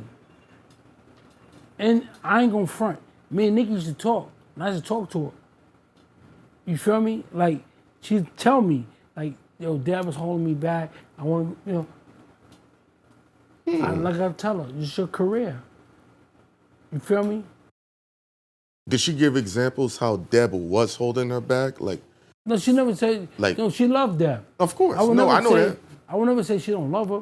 She It's just no loves her. different like how Walker was like, yo, why my uncle think he the star? Yeah. Sometimes artists see certain things and Differently. the perception of what it is. So But you know what Leo Cohen told me? Mm-hmm. Leo Cohen told me that ours, a star, are crazy. you have to be. They are. I mean, but you have They to crazy. get But to they that money level of maker. success, to be that creative. Yeah, but they don't believe us when we tell them that. I mean, They're not gonna be- because I'm gonna take it for the artist. It's a fine line. You need them to be crazy Listen, man, and you- imagine the unbelievable if they're gonna attain it. Listen, everybody's crazy until it's proven. What that mean? I don't get it. You dig me? Until it's I proven. mean, it's What you mean? impossible until I do Jay-Z it. telling his uncle, I'm gonna sell 1 million records. He was crazy till it was proven. But you know why they But it's call him that crazy? passion that gotta push him. But Matt- and that passion ain't natural. As if it was Exactly. natural, everybody would be That's doing why shit they like call that. you crazy. You know what I'm though. saying? Because it's not natural. Because it's not natural. The natural order of most people. Who wins 100%? Most people fall in line. Math. Who wins 100% of the time? Who wins 30% of the time? Think about all the L's you took to be Bimmy. But let me tell you something too, right? I'm black. Mm-hmm. Black. We all black, right? You sure? We don't believe in shit until you become a Jay-Z. Until Right. you become My man. a Yeah. Math Hoffa. Right. The resume. Right. You don't, so Waka Flocka, you don't believe shit. Us is fucked up as a culture. We don't believe you. Is Fuck you, that nigga. what Nikki? Is that what you felt? Nikki felt like with your sister that she didn't believe in her guidance because it wasn't seen yet. Nah. No, she saw an open door somewhere else. Yes. You And said that's it. She don't, you just said it. Sim- open simple door, and plain. and she didn't know how to, because Deb can be hard and Gracefully stern. make that move. Yeah, she didn't know how to do Gracefully that, make and that she move. became, I believe, she wanted to do it and somehow to justify, because even if so, you made the move, still pay homage, because if it wasn't for Deb, They would look you at would you. have never been, and you know, you Right. would Been in have a never, position it to would land have on never their happened radar. if- They wouldn't, Right. you wouldn't have even if landed you on was their with her radar. for 2 days, if that one thing would have changed in your life, B.O. we would have never heard of it. B.O., Right. that's what comes with, like, for instance, right? I think about, right, what hurts me, right? I think about King Von. Right? I think about King Von. If I was managing King Von, if I was in that car, I wouldn't have woke him up and told him that this nigga's over here. I would never did that. I got other niggas to do that. Yo, he's a And I know that for a fact. fact. Get him. Tell the story. Right. Get it. Okay, I just came He's home. not mic'd up. Can we get closer to him? So Yeah, we can hear him? somebody bigger, move it. Cause you're not Mic mic'd towards up. him. When you talk in the background. You gotta talk loud. I'm so all they can pick right, it up. well, I just came home, right? And we was in Queens, it was summertime, like 12 summer, we partying, like, it's a new atmosphere, we're living in Edgewater, so we moving around. She said, yo, let's find somewhere to hang out. So we driving in Queens. And she was like, yo, I forgot who was with me. He was like, yo, Bim, let's go over there. So Bim drove, he said, yo, hold up. That's money bag people. And this, not to this day. Of course, it's already better than the cure. He said, nah, we ain't gonna go over there. We drunk or whatever they see, and because of the affiliation with Cream issue. War. He Bim said, nah, we going out to Jersey to Hoboken. Avoided a situation before it even developed. Right. Precautions already better than code. Because if we was there, we was drinking You know what I was about to say. I know you're lying. and we had this man's people out, and we don't know what they. Right. Nah, we going to Jersey. Right. We shout out to Hoboken. You know, But your frontal lobe is developed, them. We're talking about King Von, they kids. Compared to this grown man. Nah, that was a grown man. No, but we're saying what he was saying though is that when you move in a certain light, and this is something I can't understand about this generation. I'm not a rapper. You feel what I'm saying? You guys have talent. Y'all become multi-millionaires, but you're throwing bricks at the penitentiary. Stupid. When dudes are trying to get out from those same stupid decisions that you made. took your- Dudes that been in 14, Yeah, like, 60 yeah, years right, old. yeah. They 46 now. 50, been in since 16, 56. Still trying to get out. 40 years, still trying to just get the chance to say, yo, I want to be on soil, just be free, use my own toilet, open the door. And you guys as millionaires, multi-millionaires, throwing bricks at them. I can't get it. I do get it. I do get it. What, all right. I completely- What I get happened? it. What happened for me? You know, I can't speak for anyone else. Couldn't talk about You it know, if I ain't live it. The guys that come from that made it look like a badge of honor to the kids. What you doing still to this day with the rap music and the movies. It's making it look like a badge of honor. If you make it look like a badge of honor, I the agree kids with him. is going to look up to that, and the kids is going to start trying to agree. emulate it. It's not about who agrees or disagrees. That's a fact.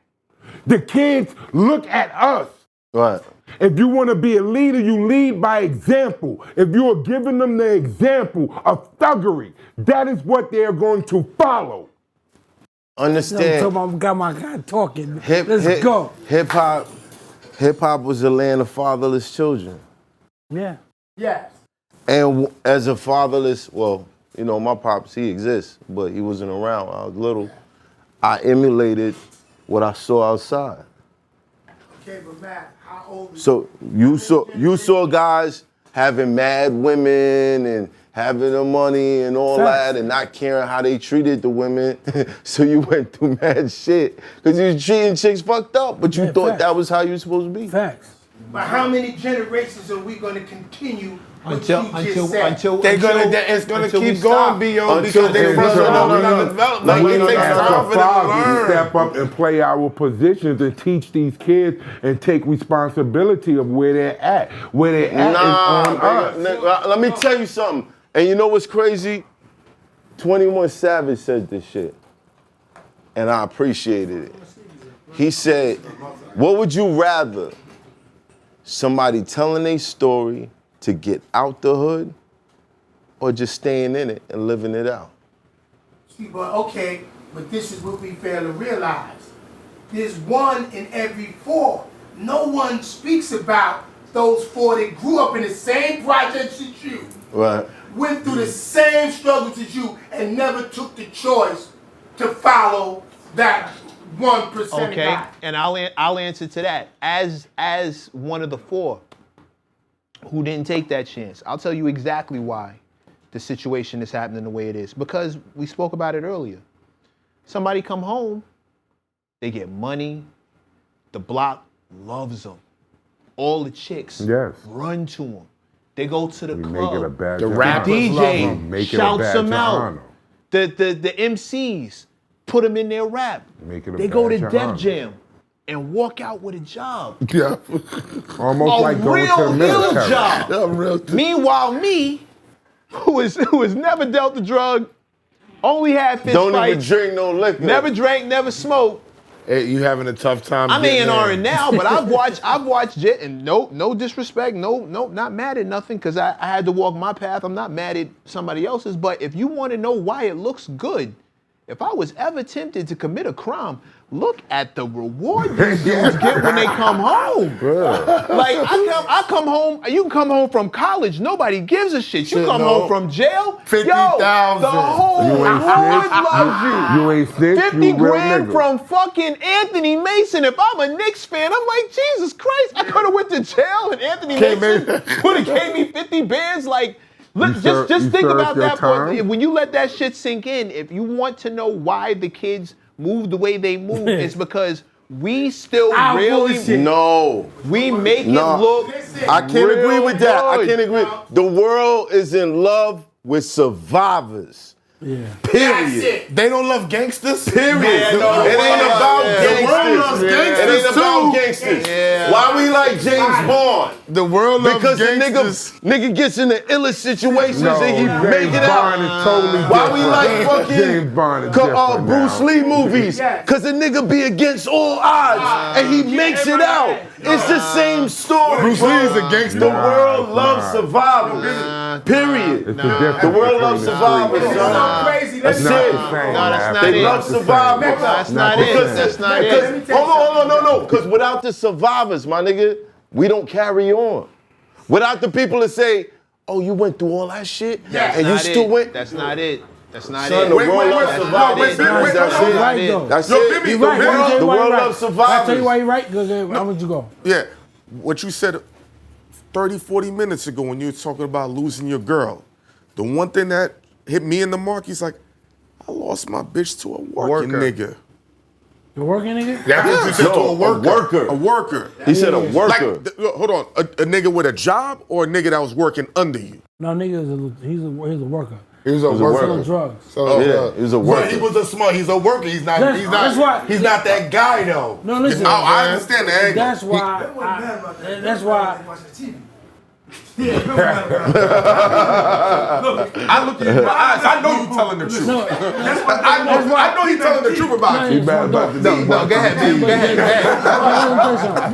That's why. Guys that did, I did 30 years. I did 32. So we want to be you. Yeah. I wish I was a nerd. You know why? I'm not a nerd.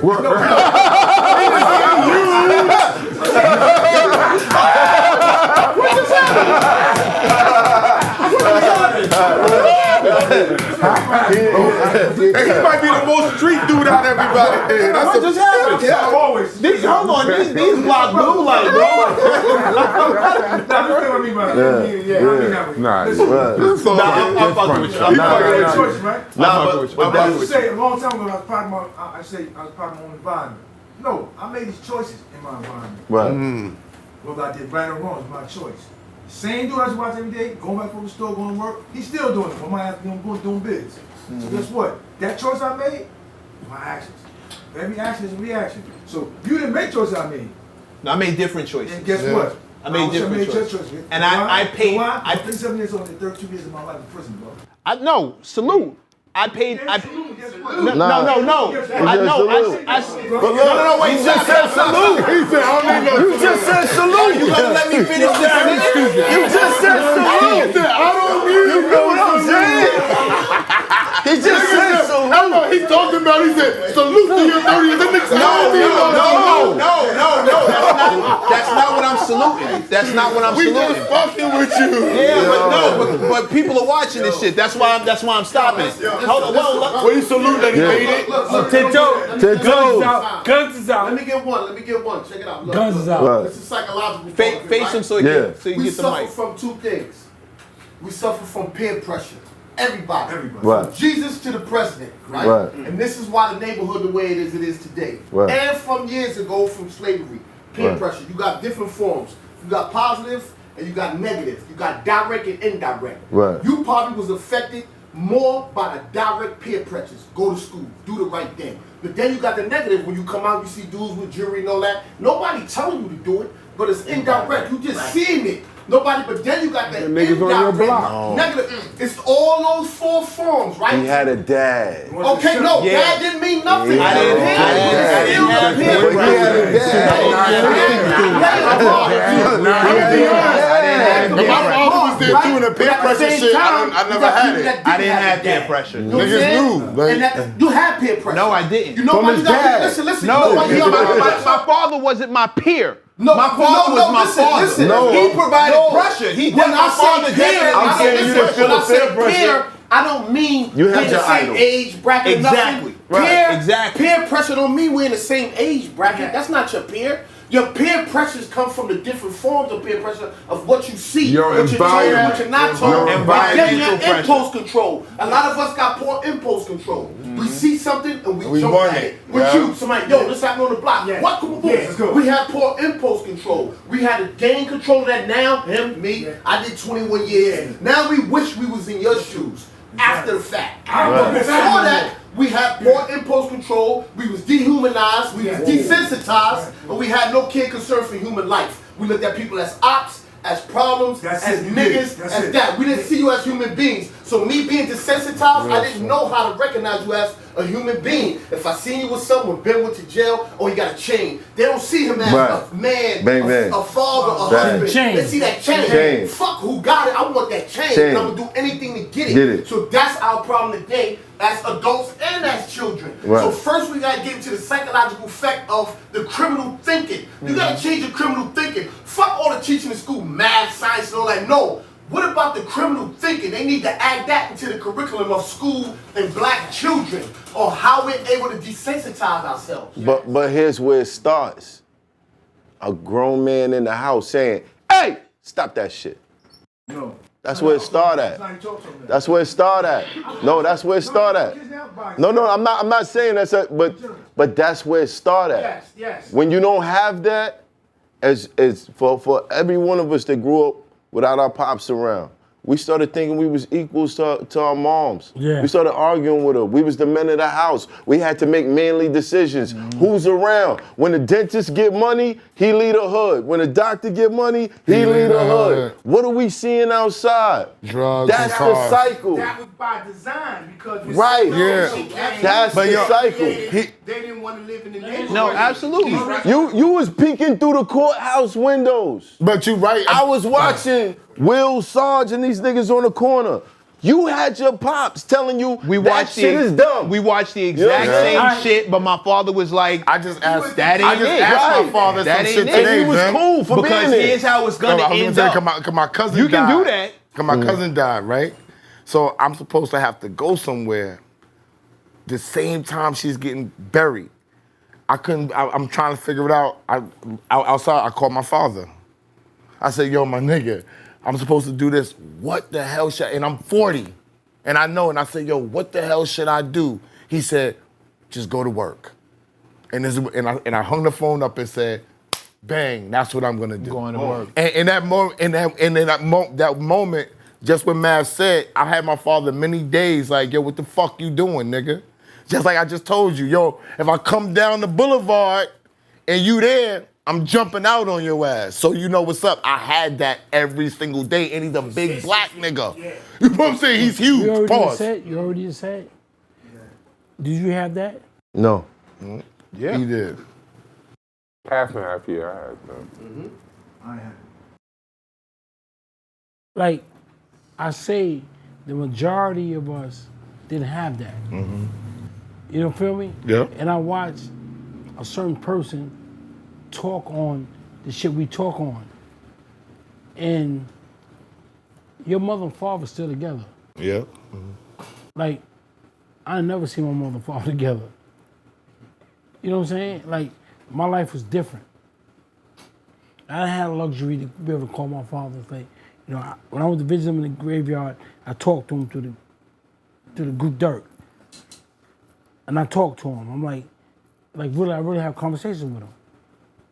And for a person to have a luxury to talk to their father, and I watch him still out here doing dumb shit, I'm like, how can you do that? You got a man ahead of you. Like, the father's the head of the household. As I was taught. Like, how the fuck you out here going crazy when you got a father can teach you? Bim, when I was a kid, I come right here from Harlem. So on my block, 139th Street, you know, shout out to 139, Big L, Herb McGruff, all those. Lennox, Drivers 139 and Lennox, Grew Bigga? up with them from babies. Is it Lennox? 139 and Lennox? 139 and Lennox, born and raised. That block is a very unique block because on one side of the block we have what you call Delano Village. They now call it the Savoy. That's middle class. Everybody that lived there, their parents was kind of well-working people. My mom was a therapist, you know, we come from families. But right across the street, where Big L and Herb McGruff and all of them are from, that was something like a total different experience. So growing up, again, this is what we all talking about. We were the good school kids in private school. Everybody we all went to private school. But the kids up the block, we couldn't go to the store, we couldn't go to the Chinese store, we couldn't walk to the corner. They was on us. You know what I'm saying? We go to the bus stop, they was trying to jump us, beat us up for our bus pass, take our lunch money, you know, whatever. You know what I'm saying? Because, you know, at that time, as a child, we might have just thought they were demons, evil. We don't know what reasons for what. Now that I'm older, I understand their demographic was so different than mine. You know, they moms.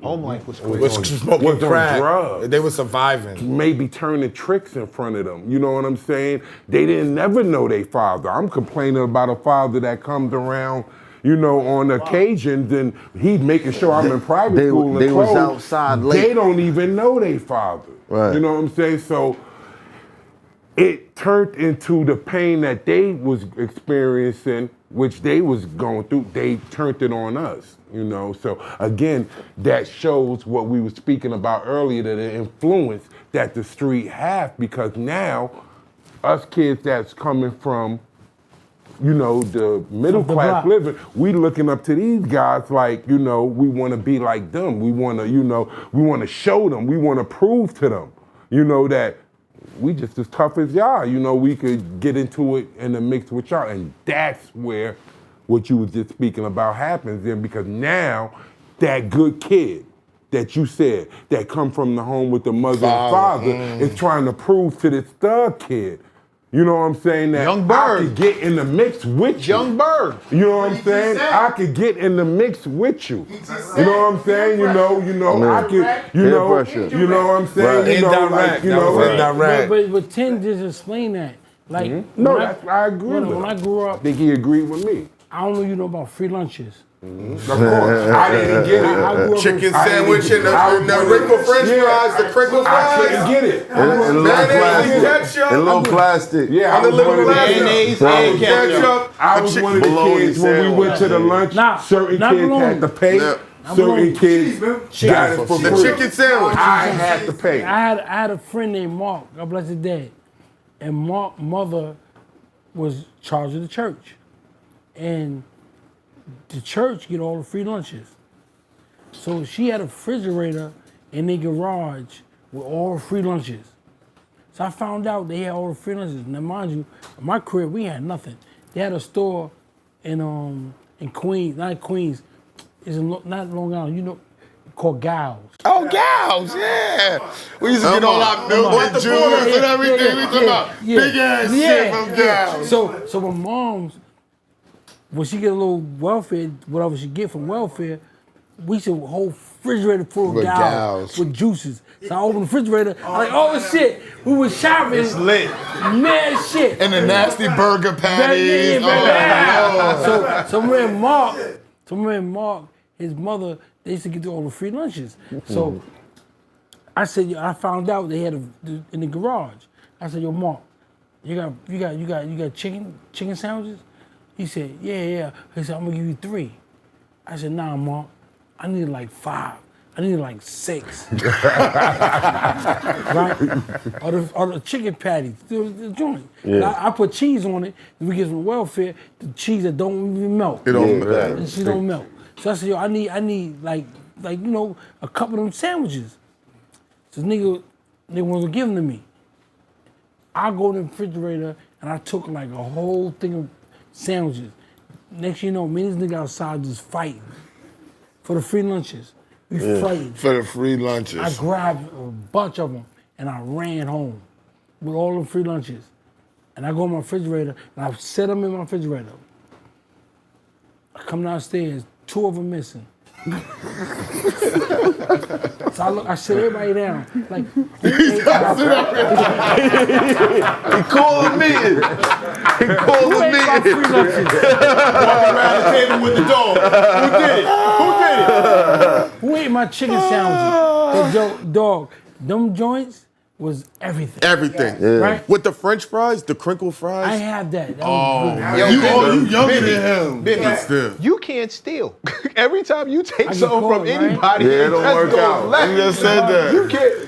They even take the free lunches that Yeah, he stole. Every time you steal from somebody, it ill just goes shit. wrong. Yo, ill shit, right? Like, I really wasn't built for crime. Fuck is this nigga talking about? This nigga crazy. Yo, let me tell you.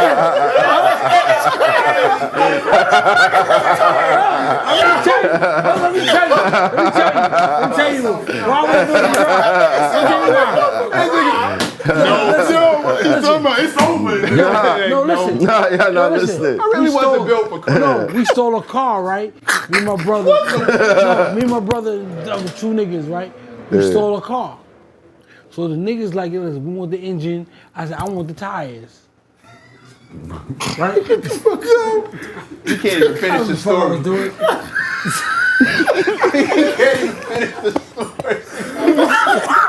He was out of all the things in the car. All the He said, I want the tires. I didn't know what the fuck I was doing. I was young. So I said, yo, I want the tires. The nigga said, whoa, give him the tires. we got the engine, we got all that other shit. The radio, all that shit. I want the tires. So listen, in order to get the tires, you gotta be the lookout. So all right, cool. They stripping the car on Henderson in the back. So I'm in the front like this looking out. I'm like, any car I seen with lights, I hold on. Nigga like, yo, Joe, see your brother, he gotta stop, man. I'm like, yo, I see lights, nigga. I'm telling y'all, I see lights. He said, no, nigga, police lights, nigga. So I'm looking around, I'm like, in front of the joint, looking around. I see some more lights. Yo, nigga, lights. Yo, them niggas stripped that whole car and sold my tires. I told my brother, I said, yo, nigga, where my money for the tires? Man, the niggas, I'm like, yo, Joe, where my money for the tires? Niggas ain't paying me for the tires. So I already knew I couldn't fuck with stolen cars. You know what I'm saying? It was a wrap. I can't fuck with stolen cars. So I'm not gonna do crime. I'm just sell drugs. That's the best. Is Matter of fact, that better? Is that better than stealing You know what's cars? crazy? That was before I sold drugs. Because on the street, niggas say you never technically sold drugs. For me? Yeah, niggas say that you technically Alright. was always holding niggas down and niggas was scared to death of you. All right, hold on. I sold drugs on 150th Street. Preem told me. Matter of fact, I told y'all the story, Clyde. I know. I'm just telling you what niggas said because there's a whole Niggas lot always of. gonna talk. But That's what I'm saying. I sold drugs and Preem said, middle of the night, he said, yo, come on, nigga. You gonna fuck around and go to jail. You know what I'm saying? So I stopped selling drugs. See, right there. Niggas told me that we wasn't selling drugs. Yo, side question. How did you 50 Cent, but Supreme is in your bio. How does that? All right, let me explain that.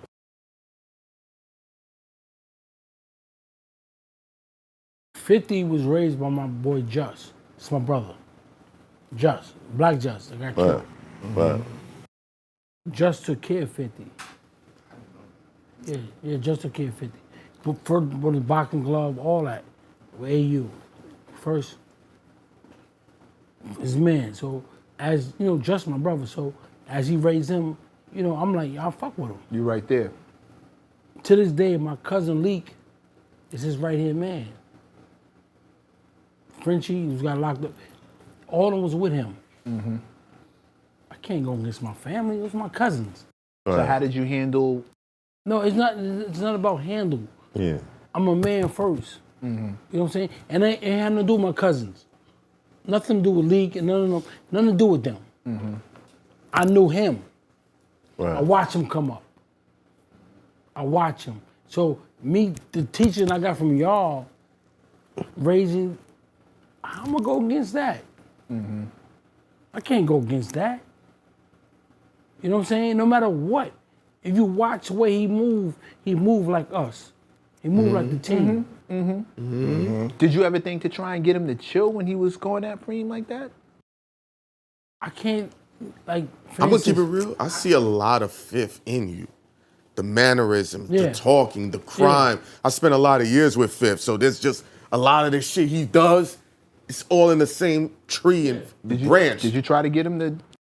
I don't think you could. Yo, me personally, I'm gonna keep it 100 on Matt Hoffa. If I feel a nigga hit me 9 times, you can't tell me nothing. Ain't nothing you can do Yeah. about that. Yeah. You can't tell me nothing. So I'm just being real. Like, you got dudes that fake and all that. I don't play no middle. I don't play this side, that side. Niggas know, like I said, I fuck with Homeboy. Mm-hmm. I fuck with Fifth. Preem raised me. If you had a differences, that's y'all two. But me, I can get in the middle like, yo, homie, stop. You know what I mean? What happened with Fifth, I saw him in a Sony studio. Right? Sony studio. Preem was down the block. It just happened to him. I could have easily got on my phone and said, yo, get down here at Sony studio. I don't play them games. Feel me? I watched Fifth when I went seen him in the Sony studio that night. He was right. And that clip, he was ready to go. Vest, he was ready. And I said to him my exact words, yo, do your music. I don't know the extent of what was going on, because I don't be, you feel me? But I told him, he'll say it. I told him, do your music. Came out and blast these niggas.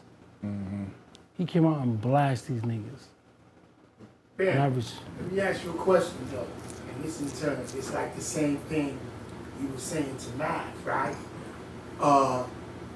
It still was despite, before it even got crazy, when the OG comes to you, just remember, yo, leave that alone.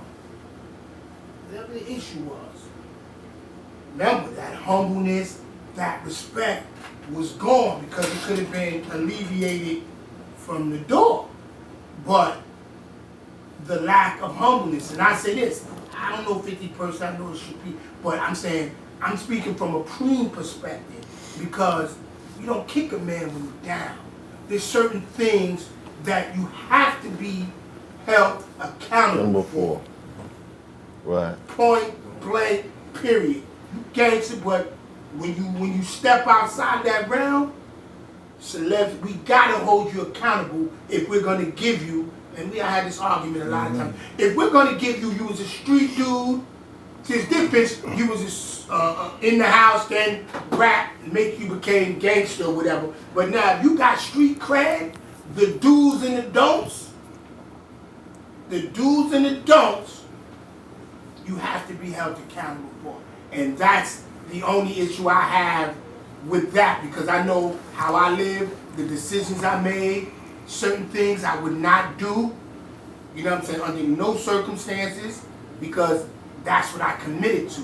I done 2/3 of my life behind that. So I don't know his success in his position, but I know Preem personally, and I know his position, and I know that we have to hold him accountable for what he has said, right? What he said, because he's held responsible for everything he said. And that's the only issue I have. And I understand, Bim, you in two positions, but in that sense, he has to be held accountable. And it's like, I hear what you're saying. I beg to differ. But I beg to differ because what he said was nothing bad. It's nothing bad that most rappers say. no, but what I'm saying, we're talking about, it's different from a rapper, and a street guy. So I'm saying, you can't hold to the street guy and then try to justify what he says in rap. What if he was trying to be the rapper? Well, no, you see what you said? Oh, yeah, what I if heard he you said, what if you said, What if he was trying to be the rapper? okay, well then you're the rapper. But there's certain things that even if you're transitioning into a rapper, that you still have to be held accountable. He don't want him to have said nothing, but I feel like a lot of stuff that 50 said was known already. Yes. It wasn't a secret. I'm not speaking about It was that. not a secret. You're not talking about that. I'm not You're not talking about that. Okay. I'm talking about him saying things like, I want to see this man rot in jail. Oh, you're talking about that. Oh. You feel? I mean, we But- understand that's to the individual's But choice. isn't- Whatever he said, repeat. Isn't But that Bim, later? That's how- correct me if just I'm wrong. saying, yes. Is that energy directed because of his affiliation with Irv and what Irv personally did to 50 behind the scenes Okay, but- to derail his I mean, career? Black Hand was together at one time to make his. And the money being funneled into Irv was by Creed. It's getting sticky. Yeah, my brother. You feel me? No, I don't know. I'm I don't just know. saying That's this. what I've heard from his side. Integrity, because at the end of the day, that's what it is. Because your life can change in a day. You could Absolutely. Nigga, Real take your quick. life, somebody else spend your money. That's a fact. You feel me? And Oh, no, I know Preem exactly what definitely you're did have saying. that part. But I gotta say, Yeah. can't tell somebody how to feel. No, you can't. I'm not saying how to feel, but Right. You talking about the believe code? that coming from that perspective, somewhere along the line, and you see it happen with these young guys today, indirectly, they forget the roots. See, because I'm gonna give you a courtesy, respect, regardless. Right. You feel what I'm saying? But it's a fine line Old, young, in between. But what happens is, on the roots. 50 wasn't It's always a fine wilding line. though. This is what people are totally forgetting. I don't like to talk about this. I wasn't around. He was not always wilding. He came to them in peace. Like, can you give me beats? Niggas was supposed to be together as Black Hand. Murder Inc., Chaz, Preem, they was all together. They was all a unit. And I seen 50 coming to niggas humbly. Not on no rah-rah, humbly like, yo, I need beats. Hey, yo, I'm working with y'all. Yo, we from Queens, what's up? And I saw niggas with my own eyes, I'm not gonna say names, be like, fuck out of here, nigga. Now here's the thing. The same hunger that created all those individuals is the same hunger that created him. yes, yeah. And I wouldn't disagree. But there's still, personally, you as an individual, whether what you feel, there's still like a fine line of integrity. Like, a dude could be a great dude, but he lacks the integrity. He lacks the respect. You feel me? But I understand that. But you gotta look at it like this. I'm talking about Fifth. He had integrity. He had respect. He did. He wanted to be part of certain things, but you pushed him to another level. They did. Right. You feel me? And now he it's didn't want hatred. that. So it made him that monster. Yeah. So now it's hatred. Like, fuck y'all and all that. That's what true. it is. Now it's hatred. That's so to a point. That's the you allow backstory, it's your true. emotions, I understand that. I know. It's push to beyond a point where emotions. no rules. No, like, there's no rules. Drop. No, there's no rules. Hell no. Yeah. I know one thing. Fifth respects the streets sometimes over the poison, everything. Yeah, fact. that type of poison, it is If what he it don't is. care about the If he can live industry, with it- No, but I'm saying, and my thing is this, personally, that was just in my opinion. That's why I asked my brother. But if he can live with it, look in the mirror or whatever, however, salute to him. You feel me? Right. I'm just saying, But you got- being on that other side, being in that cell, Yeah. and knowing I would never be able to address an issue, and then you Right. But then there's I'm sure there's a consequence. There's something that you haven't experienced to make you feel like that. I mean, And I don't want you to. no, I have experience to the degree where, but I mean, it's just something inside me won't allow me. Like, let me share something with you. I'm scared of these young guys today because you know why? If I get in a situation for whatever reason, my mother, may she rest in peace, but my wife, my sons, you feel me? Or someone that is close to me, it's like, oh, they don't have no, he's the op because, and I will feel so because, you feel what I'm saying? Right. So I'm scared because I don't want to put myself in that mindset because I know where I would go. Right. You feel what I'm saying? Right. Just for some, so I know I'm not even giving you the option to think if you become my op. So what do outta you here. like me to do? Yeah. I mean, bro, you see what I'm saying? Right. Because I know you're not playing by the same rules. Well, You're writing your own rules. Right. And that's what then. but sometimes And that's where- sometimes you feel like you have to be, if you keep hitting your head up against the Bro, wall. let me tell Yeah. you something. This is what niggas gonna do. Niggas is gonna hit their head up against the wall, coming to you. You have to come from the standpoint of, There has to be some. but you gotta come from the standpoint of, I'm coming in peace right now. Mad times. Right. Not one time. I'm coming in peace. I'm coming in peace. Mad times though, B.O. Right. There's certain rules and categories and boundaries not even crossed regardless. but one thing I know, I've been around Five. And I told Math this. He don't care about the industry. He don't care about famous bitches. The streets above all to this day. He'll show you more He's a street respect nigga. than the biggest rapper Can I in the share world. something to you you may not know? None of you may not know. And this is out of the actual fact. I put my life on this. My man Jimmy Henchman, I don't know if any of y'all We know Jimmy. Jimmy was supposed to be released with Lou Hobbs November 21st, 2021. Trump gave him a party. Right? 50 Cent had his lawyers write the committee and said verbatimly, if you release that man, my life and a lot of other individual lives would be in danger. Right after that, that was in December, January, Trump got impeached. My man got 8 life sentences. They took him off that. He's still in prison right now. I can't agree to that.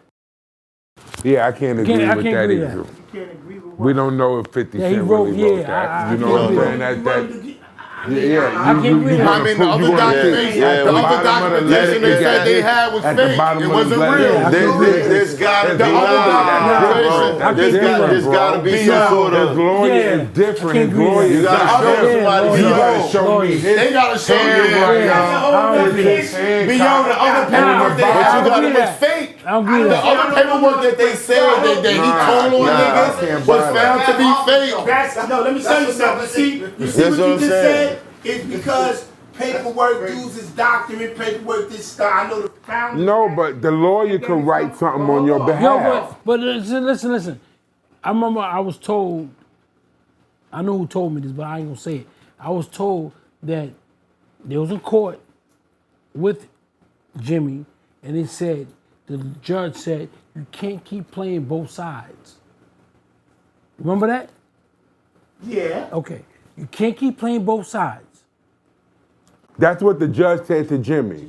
Just listen, we heard that, right? heard Loud and that? clear, Well, okay. Can't keep blowing both sides. It's getting Let me crazy. explain It's something. going to a No, whole he nother got level. But no, I'm Can't so keep quiet playing right both now. sides. Take it, but let me show you. That shit Yeah, get- this- That's a whole nother Real level. talk. I'd rather talk about Jimmy music has again. 8 Yeah. life sentences, right? Uh-huh.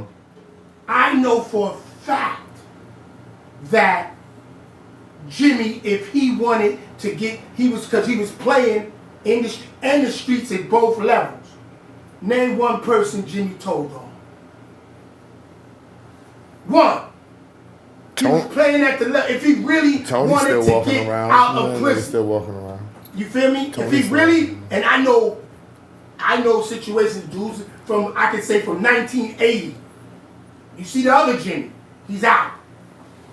Yeah. Okay, so if a man's integrity wasn't intact, forget what the white man's. The white man could never tell me what you said.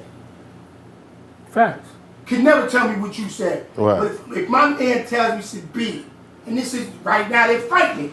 This is what it is when I know integrity. See, integrity is invaluable. Especially today. Dudes live on it, dudes make excuses for it, like we spoke about somebody else, Bimmy. So I'm saying these are the core things that destroy our community as a whole. Right. It destroys us because there's not a black and white issue here when it comes to certain individuals. I just want to make a point. I get when that. When you're You feel what I'm saying? when I you're a get that. confidential informant, you don't never know who that confidential informant is. That confidential informant is protected by the court system. You get a case and you're charged and you most likely going to cop out. You'll never know who the confidential informant is unless you force it to trial and bring out the confidential informant, and about over 90% of the time, Never. that That's not gonna never happens. So there are confidential informants that are out there that you don't know about. Now, with that said, there are plenty confidential informants that are locked up for life. This is what happens where they make their mistake at. And I'm not saying that you're man. I'm not even saying. I'm explaining knowledge for the people. Yeah. All right. So, if these confidential informants, what they do is what you call cooperate. In our world, we call it snitching. In the real world of the federal government, it's called cooperation. Now, when they cooperate, they have to tell intricately everything that has to do with their crime, everything that the feds know and that they don't know. These guys play games. And they sit there and they tell what they think that the feds know and might leave out this murder or this drug or whatever it is. And when the feds catch it, which they probably already know, it rejects their deal. And when their deal get rejected, they don't get what they was looking for, but they are still a confidential informant. And that's correct. But one thing in the federal system, if any of that is true, you're not walking on no main line Yeah, that's true. in the USP. That's no true, too. main line. If you, it's happening, I know a few big name guys that's in now. They throw the kufi on. Every joint they come in, they go from PC to PC. Yeah, they gotta go straight into So PC, whether that's you true. told and got it, whether you did a Rule 35B, or you just straight out debriefed 25. yourself and didn't whatever, you cannot live in the federal system. Yeah, that's true. You cannot live. And on I that know you note, about to say something. Ben, can I tell them about the books, brother? Yeah, Like, you yeah. know, Let's how do it. can- you want about your book? Yeah, Back. yeah. Okay. Well, it's my brother. I love him. Yeah. And he's given me the opportunity, you know what I'm saying? Because while I was in 30 years, I became an author. You know what I'm saying? I have 2 books. My first book is Poetic Hymns of a Solitary Man, which was my trials and tribulations of my 15 years in solitary confinement. You know, the stages I was going through, you know, the mental health. Right. My next book, which I just finished, and don't get crazy, because I know you do, It's called, Turn it around, bro. it's called Gifted Pride. Gifted Pride. Gifted Pride. And it creates a discussion about all these new sexualities that I've came home and had to try to understand. Oh man. You feel me? This, you know. Oh man. And the book is about, you know, it was dedicated to the LGBTQ community Right. because I believe they struggled to get where they are today. Whether you respect it or reject it, they're here. It is what it is. It's always been here. Right. But the book is about an asexual, which is something I just learned, which is a person who does not, he's not attracted to male or female. Right. And his search to become or to try to find out who he is and how he fits into the schematics of this thing. My next book, Hold on. What's this based on? is based on gender, sexuality. Right, but the story is about. The story is about. Is it somebody you know? No, it's nobody. It came from my mind, just my imagination. Right. But it's about a young man who grew up with no outside influences. He grew up on a rural farm in Utah to Mormon parents. He had no outside influences. At age 18, he leaves his farm, and the first community to embrace him was the LGBTQ community. Right. He's, you know, and his experiences and in his journey, he becomes a supermodel. And it was at the time that AIDS became a big epidemic. So he's traveling, you know, through that world, understanding where he fits in at. Right. But he never forgot the people that first embraced him. And he champions their cause. And at the end of the book, he came into perspective that he was a special, gifted pride from God. Like everybody else. I gotta commend you for being very different and creative. Word. This could have been, you know, it's called Take It in Blood, or you know what I'm saying, or some crazy shit. This is different. I gotta commend you for that, Yes, brother. well, I gotta you know, commend it's you on for that. Amazon Live, you know, about my name, Stacy Soul B. Knight. My next book is coming from my brother. It's gonna be an inspirational, motivational book about what y'all heard, but his life and how, you know what I'm saying, he came from the stand-up success, you know what I'm saying, from his humble beginnings. The name of that book is called Playing for Two Teams. And I'm in the process, I have 11 chapters in, and that will be something for, you know, the listeners, the readers, you know what I'm saying, to really get in the inside of James Bimmy Antney. I got one more. I got one question for you, and then I'm done. Nigga, finish. Appreciate you guys, man. I got one. Salute. Listening No, to just got one. solid man. You know, I didn't know how I would receive because I saw, you know, my dudes, but like it seems like everybody is just so, you know, like, for instance, why do guys go / no homo? Because they saying because the innuendo of the predators. You dig what I'm saying? Like, okay, when I was a kid, some guy started a conversation with me, and once I realized where the conversation was going, I realized, oh, you a predator, because I was a teenager, but I wasn't the type of teenager he could take advantage. I was the type of teenager that I'm gonna call my homies, we gonna set you up and we gonna rob you. You know what I'm saying? Yes. But it's that innuendo that they talk with, where they're hinting at things, but they're not saying it directly because they don't know how it's gonna be taken. That causes the pause and no homo shit. Like, yo, stop right there, homie. I don't know if you talking in so you code, know. but in case you talking in code, stop. You know what I'm saying? Like, Let's that's make what that a is. clip, because that was Right. a great explanation right there, bro. Okay, Right. I got that. One more thing. I was in prison, and I used to be, I'm Jewish, you feel me? So, Shalom. yes, shalom. I used to, you know, like the Jewish at night, we get the kosher. So Right.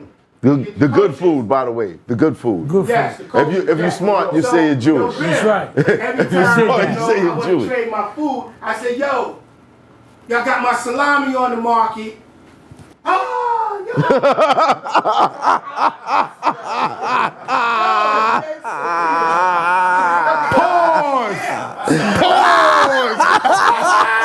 Yo, even when he sit out here, niggas is like, yo, hey, Nah, yo. say, you asked for that one, say. You Every day it used to happen. I got my bologna on the market. I got so frustrated. Yeah. We in shoot. We in special act. We in Southport. Right. So I said, man, yo, homie, who the fuck? It's every time I talk about my salami and my bologna,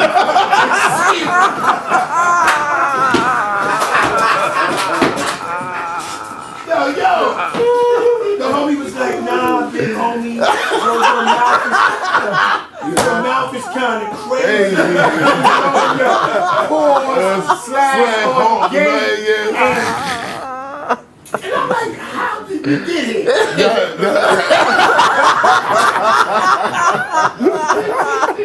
Even Bim is over here like, yo, pause.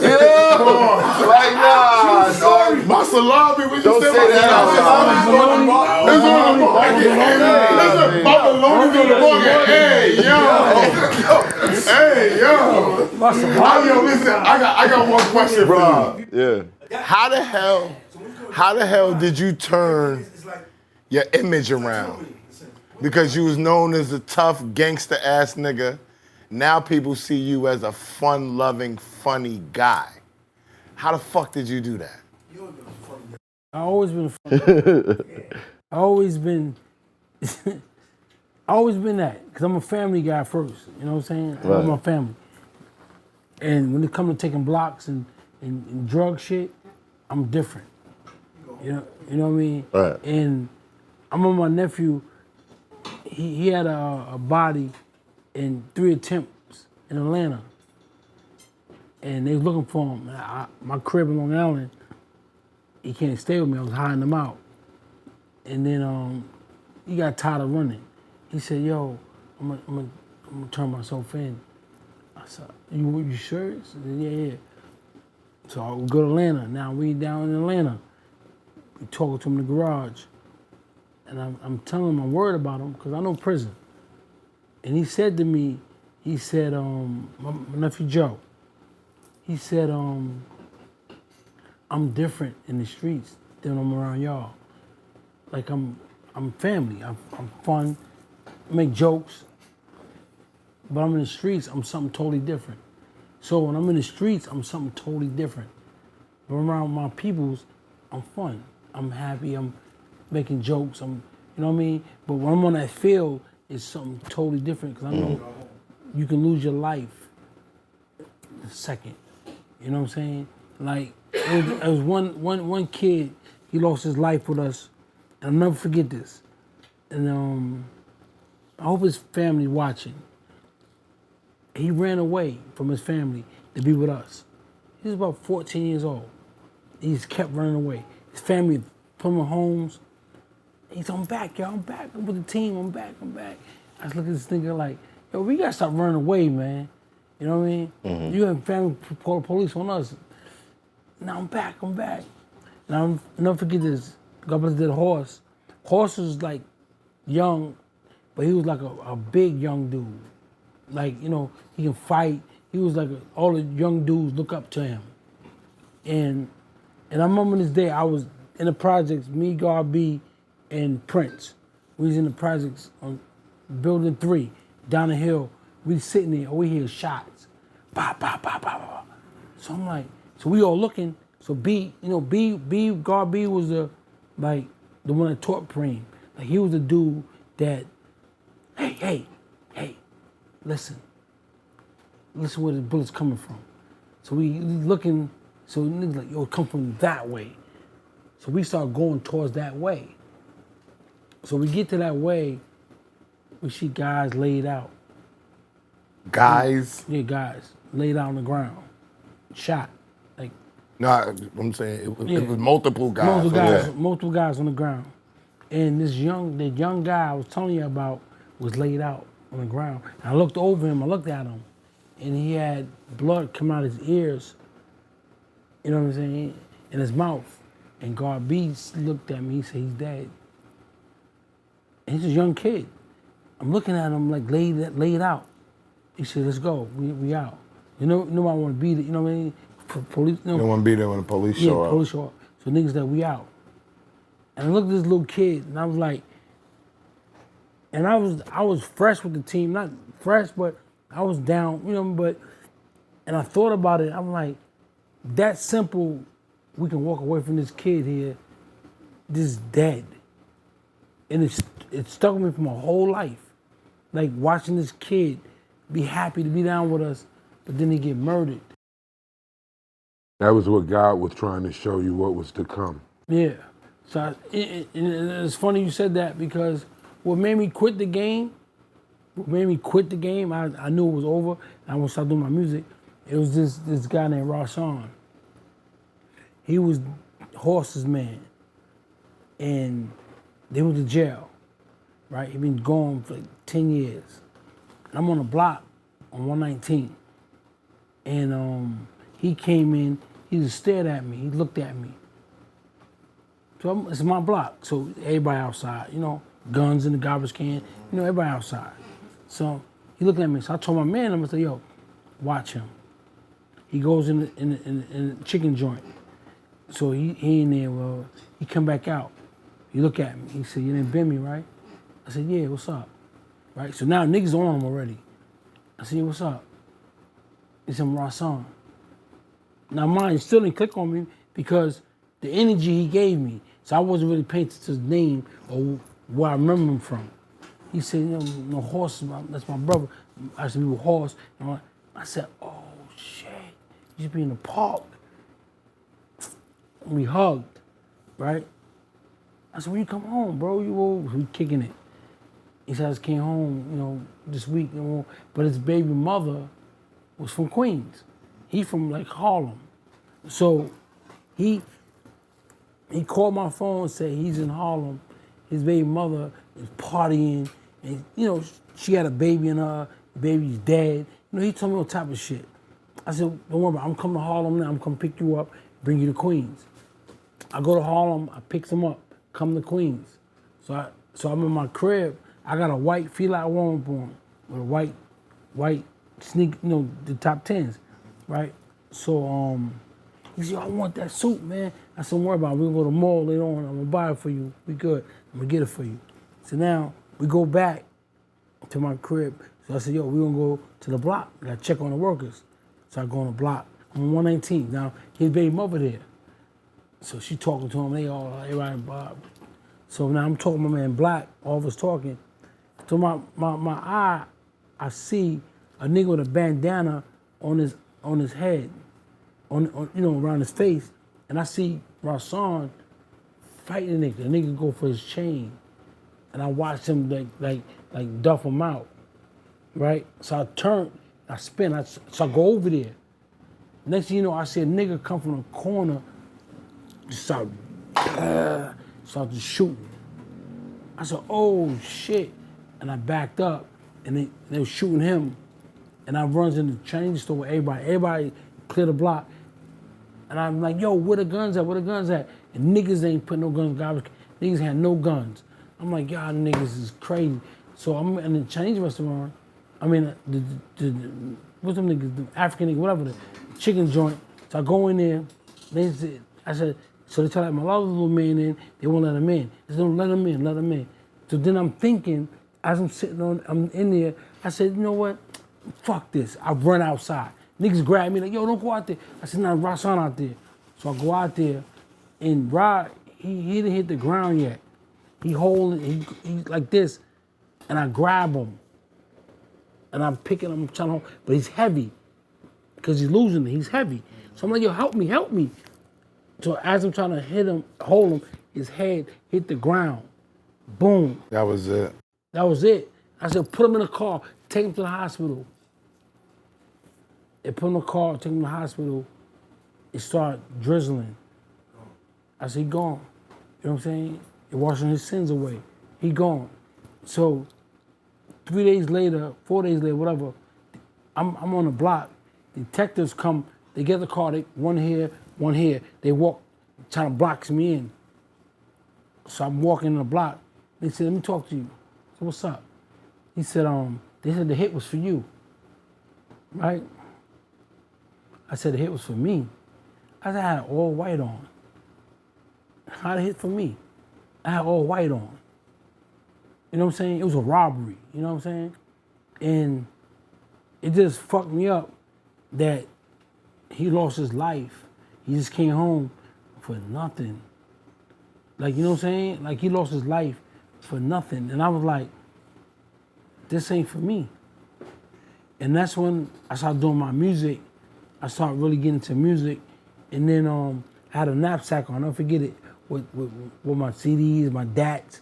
I don't know what y'all know what DATs. Yeah, dat tape. Yeah. With the B, you know, Dat dat tape. tape. Dat Word. tape. They all know what the dat is. Yeah, I know what the so DAT I had my is. DATs, I had all that Word. shit in my bag. And my man, I never forget his, I ain't gonna say his name because I said, yo, he said, man, what big drug dealers gonna do music? And I looked at this nigga and I walked, I had no car, I had nothing, I just left the game. Just left the game. 5 years later, that same nigga asked me for a job. And looked at him like, and I tried to help him, but he was too negative, you know what I mean? But he asked me for a job, you know what I mean? And I'm like, even with the youth on your channel, like, you gotta believe in yourself. Because us as black people, we don't believe in shit Wow. until you make it. We don't believe in shit. Your belief got to be bulletproof. How many phone calls man Hoffa got that niggas call your phone to be on your show? A lot. That didn't call your phone. How many? They don't believe in shit until you show them. And that's bad. That's bad. Your support group, how many support groups you had? How much, who supported you? Who, you know, that's what I want to get into. Who supported you? Like, you invented yourself. And I thought about this, I want to ask you that. You are watching the battle, I watched you do your thing, but then when this came about, the Math Hoffa show, and then I'm like, damn, he's showing these niggas something totally different. You know what I'm saying? That most niggas would bow down. You know what I'm saying? And I was always taught a millionaire lose 3 times until he keep it. Till he keep it. And I sit there and watch you reinvent yourself.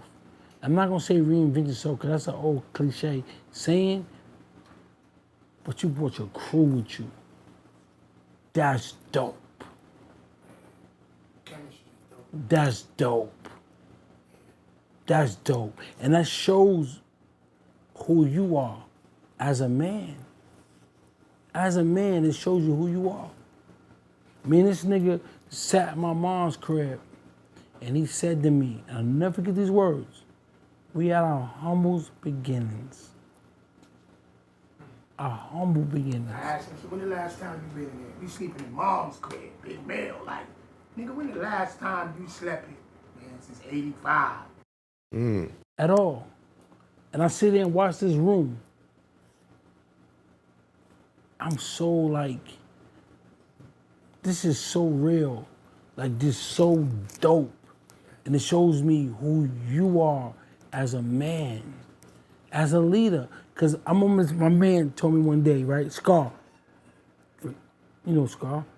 Scar, we was in the mall and this nigga came to me, he said, yo, you a legend.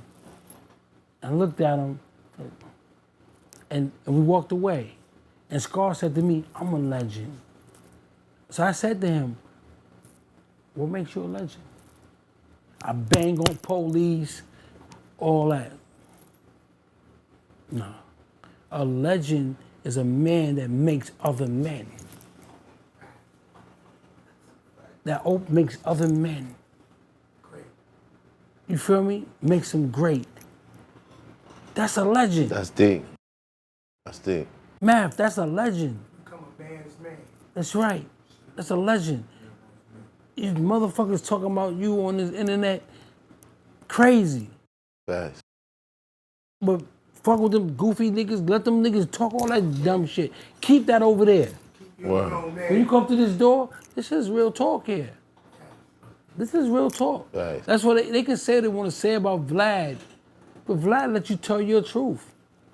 You decide to tell what you want to say.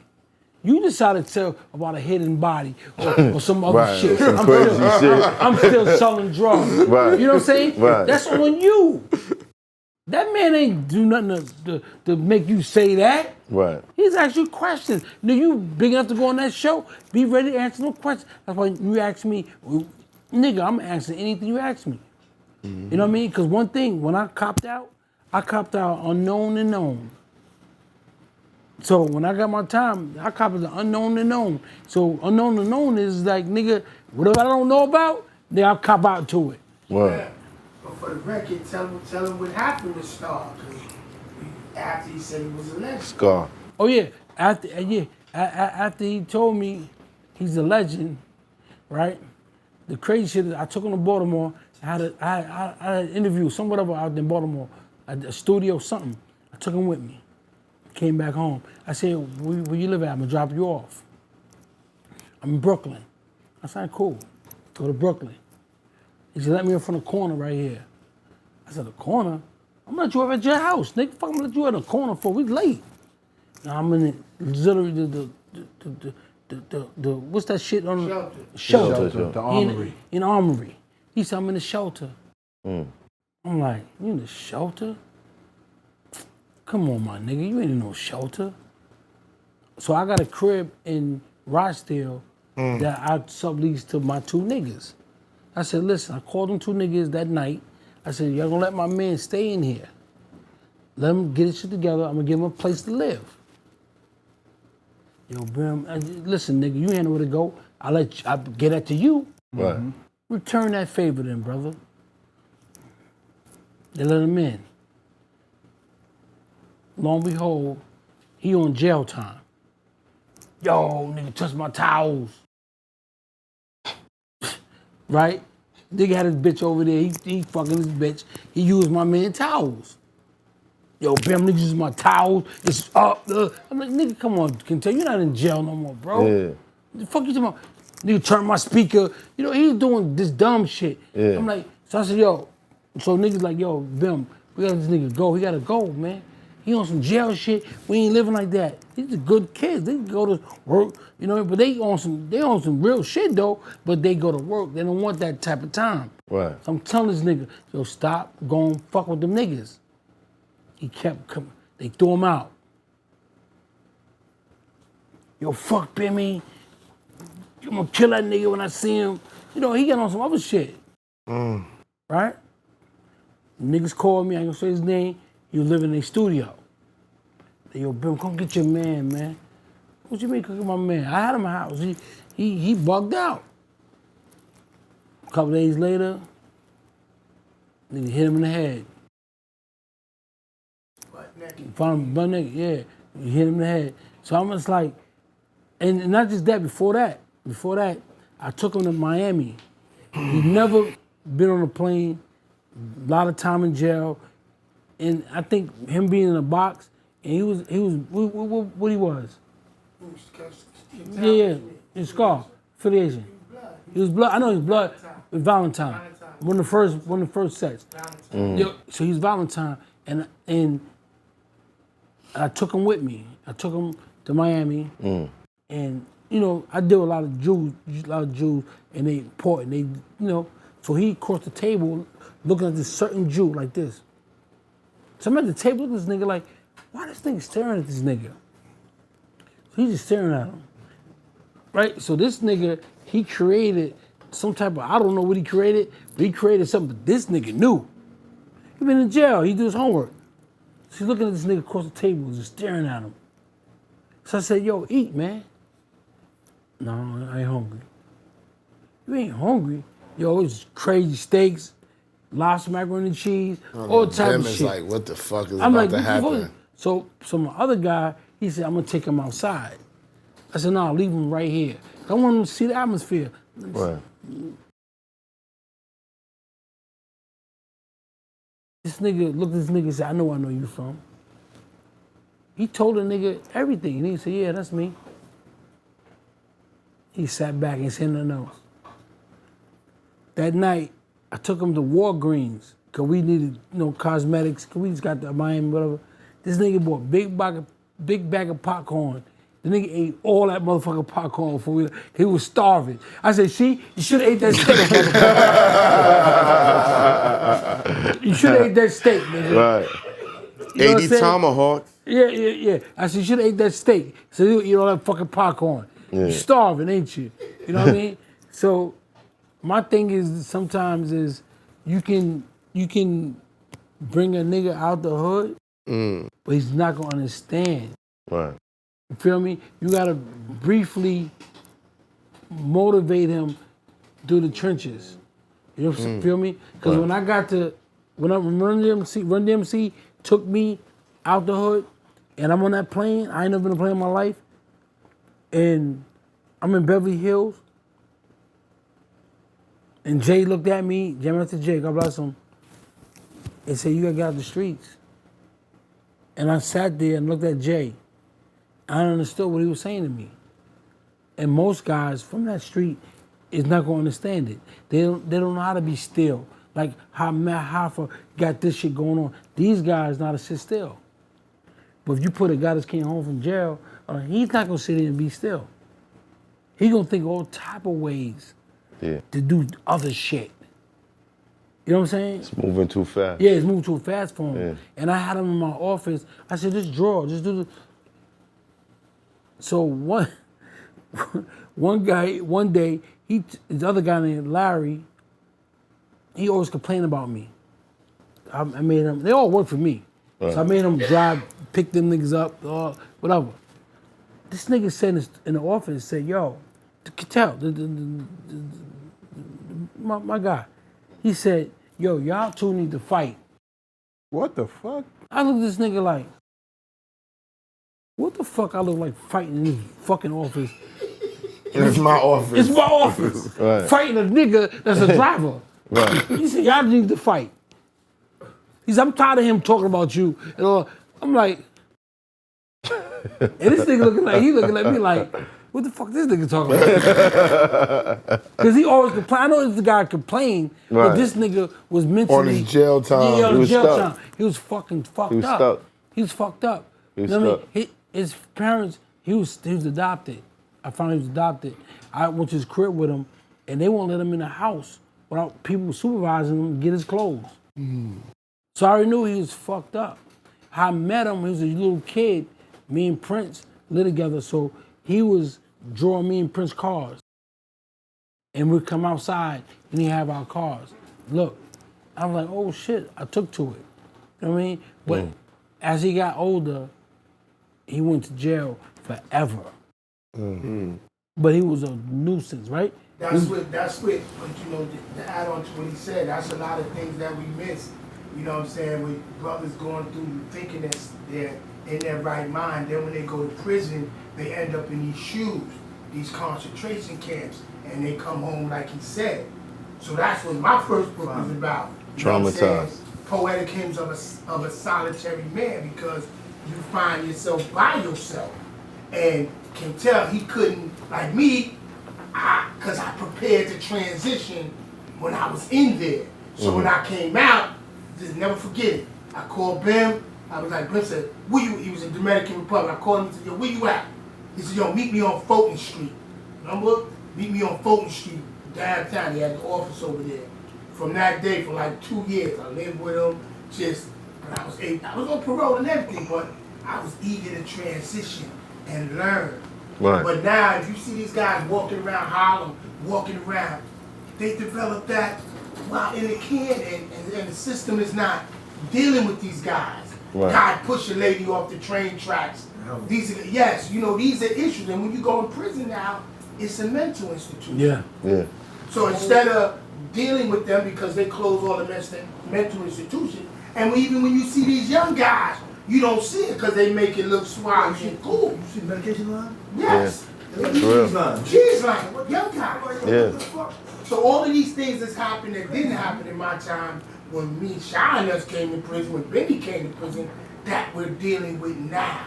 And then coming back to society, committing suicide. That was something like, huh? What the?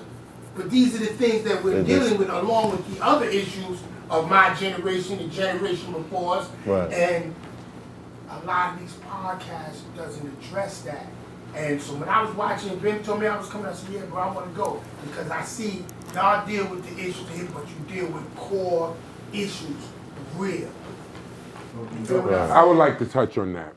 I got to touch on that, and then I'll be done. Now you gotta be done. Keep Yeah, going. you know, he said something about that. We do touch on it. I touch on it all the time, every time I speak. I don't know if y'all hearing me. These guys are So I'm fighting gonna say it demons. again. They're fighting demons. Yes, yes, yes, demons. yes, yes. Let this mind be in you, which is also in Christ Jesus. If your mind is not right, you are already messed Done. up, you know, so, you know, yeah. But even on a psychological level, these guys don't feel like they're strong enough to fight something. So even believing something is strong enough to fight it, it's helpful to them. Absolutely. You dig what I'm saying?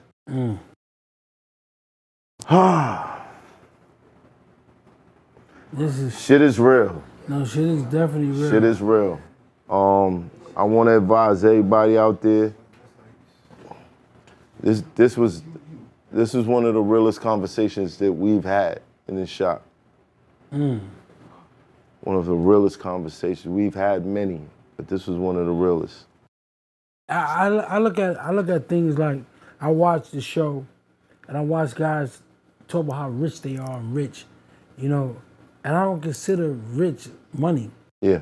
Absolutely. I'm reading what I'm saying. This is rich. You know what I mean? Well, I come from a team. Like, we make sure everybody eats. We make sure everybody's good. This is rich to me. You know, I don't give a fuck how much money you got. You running through this door, because I can get the same shit, but I don't care about all that. That's nothing. Right. When you can show your brothers how to eat, and they eating, and we living, you know what I mean? You know how it is for you, and you to be on a beach next year and sit there and chill and drink and like, nigga, remember the episode? Remember the, nigga, that's rich, nigga. That's rich. Absolutely. That's rich. Mama, you fucked up. You said that. Mama, we can be on the beach and just chill. Because Now, imagine that beach is paradise. I'll show you a rich moment. No, wait. No, I need him to this hear what I this said, because I involves don't you, know if though. he caught it. I didn't catch it. Imagine that beach is paradise. Me like, Paradise is the hereafter. all right. Paradise is that day that God has promised us. That one I ain't day. talking that far. No. But That's not what he talking about. He's talking about next year. But I need you to catch I that. ain't with that. Yeah, I need you to Yeah. catch that. That's really, I can't catch that. That's I ain't trying to go a nowhere. dream. I ain't trying to go nowhere. No. I don't want that. But all right, pause. But let me finish making the comment. Yeah, please. We all are going. Yeah, no we are. matter how much we want to accept it or not. God has promised us that one day we will all be raised again. Now, what is Bimmy saying? Imagine us being at peace with each other on the day that we are all raised again under God in the paradise. No, we all Now, going. I want to double down on that. Yeah. You know, people talk about, you know, life and death and all that. The only thing that we really know about death is that they say your life flashes before your eyes. Now, that reminds me of like a movie trailer. And when I talk to kids in jail, I tell them this. And I'm like, what if you had to watch your whole life over in real time after you died? How mad would you be that you ain't have a remote to fast forward a lot of this shit? You know what I'm saying? Now, knowing this, how would you live the rest of your life? Knowing that you would have to sit down and watch it. what decisions would you make? Absolutely. Think about that every day. Make your life a movie, a good movie that everybody's gonna wanna watch. Yo, that's crazy you That's said the that. key to I was happiness. just talking about that 2 weeks ago, and I said to somebody, I said that God show you your life. He sit you down, and he show you everything you've done. And that's what the decision coming at where you gonna go. And it's funny you said that because 2 weeks ago I just said that to somebody. And I said, be careful because you wanna be able to look at that screen like, oh shit, I did that? Yeah. No, nigga, yeah, you did that. You know what I'm saying? So it's very important what we do in life. Like, I'm not, certain things in life I'm ashamed of. Likewise. You know what I mean? I'm ashamed of because the men that taught me wasn't the right way. Absolutely. Wasn't the right way. And I can't fault them because what they was up against, what they was were taught. wrong. They were taught wrong. You know what I'm saying? What they was taught. So when you go down to that, to generations under us, they don't understand that. You feel me? So they got judgment on us. But not understanding the force that we was up against, that y'all niggas is making millions. We wasn't making millions. Only on a legal way, yes. But it was, of course, of our lives. Right. It's not costing y'all lives to make millions. You can go on YouTube and make millions of dollars and don't fucking ever touch a street in your life. Never had a fist fight, nothing. Never shot nobody, nothing. You can go on this motherfucker and put a camera on and live forever and don't worry about shit. But talk about our lives, the faults that we have, not understanding our struggles. You feel me? So I watch dudes like, that nigga got his ass kicked and jumped. Nigga, you know where he grew up at? Nigga, I think everybody got their ass kicked and jumped and fucked up. You know what I'm saying? Because where I grew up at, nigga, this nigga beat my ass in White Castles. I'll never forget this fight, ever in my life. I'm gonna carry it to my grave. We was in this car, and usually when I hang with niggas that I usually don't hang with, shit don't go right for me. Yeah. Always. Right. These white boys threw rocks at my man's car. We stopped the car, we got out the car, all of us. Niggas looking around, who threw the rocks? White boy across the street. I said, yo, them white boys right over there. Nigga looked at me. I said, yo, let's go get them. Nigga looked at me and said, you ain't gonna do nothing, nigga, you pussy. To me, I'm like, all right, let's see who gonna do what. Let's go over there. One, I'm not going over there, right? One, I'm going to White Castles on Union Turnpike. There's White Castles over there in Union Turnpike. Yeah, everybody wants to like Yeah. So we go over there, park, get in it. So that subject came back up. Nigga, you wasn't gonna do nothing, right? You a bitch. Said it to me. Real talk. I said, you see a bitch slap a bitch. That nigga said, bah! That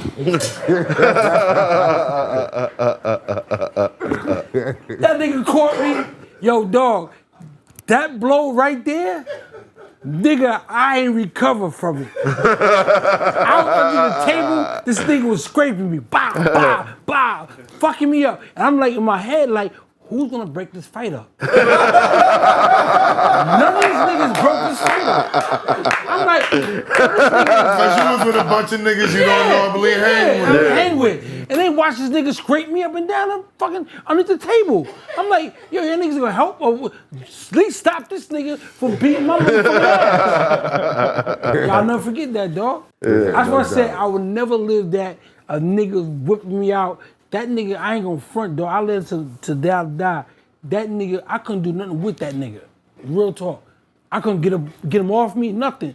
That nigga was strong. I don't know what kind of strength he had. Nigga said I couldn't get a nigga off me. Yeah, you know, nigga like, bam, he fucking me up. I'm like, nigga, oh my God, this nigga kicking my ass. Huh? Where was that? You talking about that one? Nah, you wasn't there, nigga. Yo, that nigga whipped my ass, dog. In White Castles. I'll never ever forget that. But you're living a different life these days. No, the real shit is, what the fuck are these niggas on farmers? If I say it, they gonna know what I'm talking about. But me and Mark Jackson was together.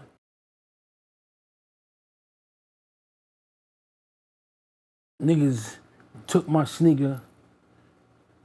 Niggas tried to jump me. I ran. I ain't gonna front. I ran. Nigga rode on my sneaker and put on my step. Threw him over step. Nigga, we gonna kill you when we catch you. I ain't gonna outside for a whole summer. Yeah, my mom was like, yo, go to the store, give me a whole list. I'm like, I used to take hours to go to the store. I used to niggas down the block. I'm like, I ain't going that way, I'm going this way. Word. I used to go to another store. My mom was like, yo, nigga, what the fuck was all this? Mom, lines. Yo, dog, I think I was the team. I came on that block. I said, you working here, and I dare any of you niggas to touch him. One nigga tried to touch him, laid his ass right on that yellow line on the street. Nigga, I ain't a little boy. Nigga, it's over. Yeah. It's over. You know what I'm saying? Them days, you know, like when you younger, the older niggas always fuck with you. They always like, you know what I mean? Like shorty and, you know, shorty, little nigga. You know what I mean? After a while, you get tired. That ain't my name. My name not Shorty. Yeah. You know how it goes in Queens. Them niggas, my name not Shorty. Yeah, niggas will dog you out. If you allow it, but nigga, as you get older, you better step up. The day comes. You know, and that's why I always respected younger guys, because one day he's gonna be a man. Yeah. He's gonna be a man, and when he turns into that man, you just better pray that he ain't up against you. What kind of man is he gonna be? Whatever kind of man. That's the question. No, he can be any type of man, but he better not be that man against you, because the man remember what you did to him. Right. You know what I'm saying? Hopefully he'll also remember what you did for him. Usually a man don't remember what you did for him. They don't remember the bad. That's why I said hopefully. You feel me? They don't remember the bad. Nobody remember the good. You can do good for a motherfucker all year long. You do one bad wrong thing. That's what he you remember remembers. that bad. Yeah, you're right. But, You know what I mean? It's a fact. but true power is knowing that you won before you even do anything. Play the game. You know what I mean? But me personally, like, what my power is, like, you know, I was a Christian. Every guy I was with was a 5%er. They believed they was God. Everyone believed they was God. Supreme, Just, Prince, Garby, Wise, Green Eye Born. All these guys, they God. They God body. They believe it was God. I always believe. Being a higher power. Believe. I'm not God. This is way up there. You know what I'm saying? And I'm the only one here to tell his story. I'm the only one here to tell his story. You know what I'm saying? And ain't no knock on none of them. I love them. Ain't no knock on none of them. You know what I mean? But I see guys jump on a bandwagon of Supreme. You know what I'm saying? But none of y'all was on a bandwagon when he's going through what he's going through. None of y'all. You feel me? None of them was there. You know what I'm saying? Now he tucked away in jail. Everybody want to be like, oh, my man. Yo, this is... Right. Is he really your man? You know what I'm saying? Like, I don't believe in shit like that, bro. I believe in prevention. Fact. I believe in, let me help you out for real. You know what I mean? These guys is it's fair weather, man. I don't, like my guy right there, man, like, he seen me in my lowest point. You know what I'm saying? And he also seen me in my high point. You know what I mean? I'm talking about for real. He watched me. He watched me like rebirth myself. You know what I'm saying? And that gratitude will always stay with me through my whole life. My whole life. I mean, like, we went to visit him in prison, and me and Rod Diggs. And Shout out to Rod Diggs. and shout out to Rod Diggs. Salute. And the way Rod talked about him, I knew he was something special. You feel me? So when he came home, I knew I had to pick him up. I knew I had to be there. Because Rod lived with me. Me and Rod was like Vegas, wherever you want to go, me and Rod together. And when he called me that night. I never forget. Matter of fact, he didn't call me. He came to my house because he had the key to my house in Edgewater. He came to my house. I'm on the toilet.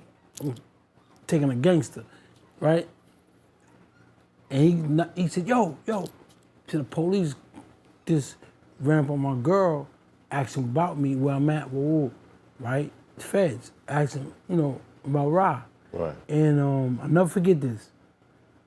And I said, so what you gonna do? Walker is performing in the city at BB King's. And he said, I'm gonna hold Walker down. That's the type of nigga he is. He said, I'm gonna hold Walker down.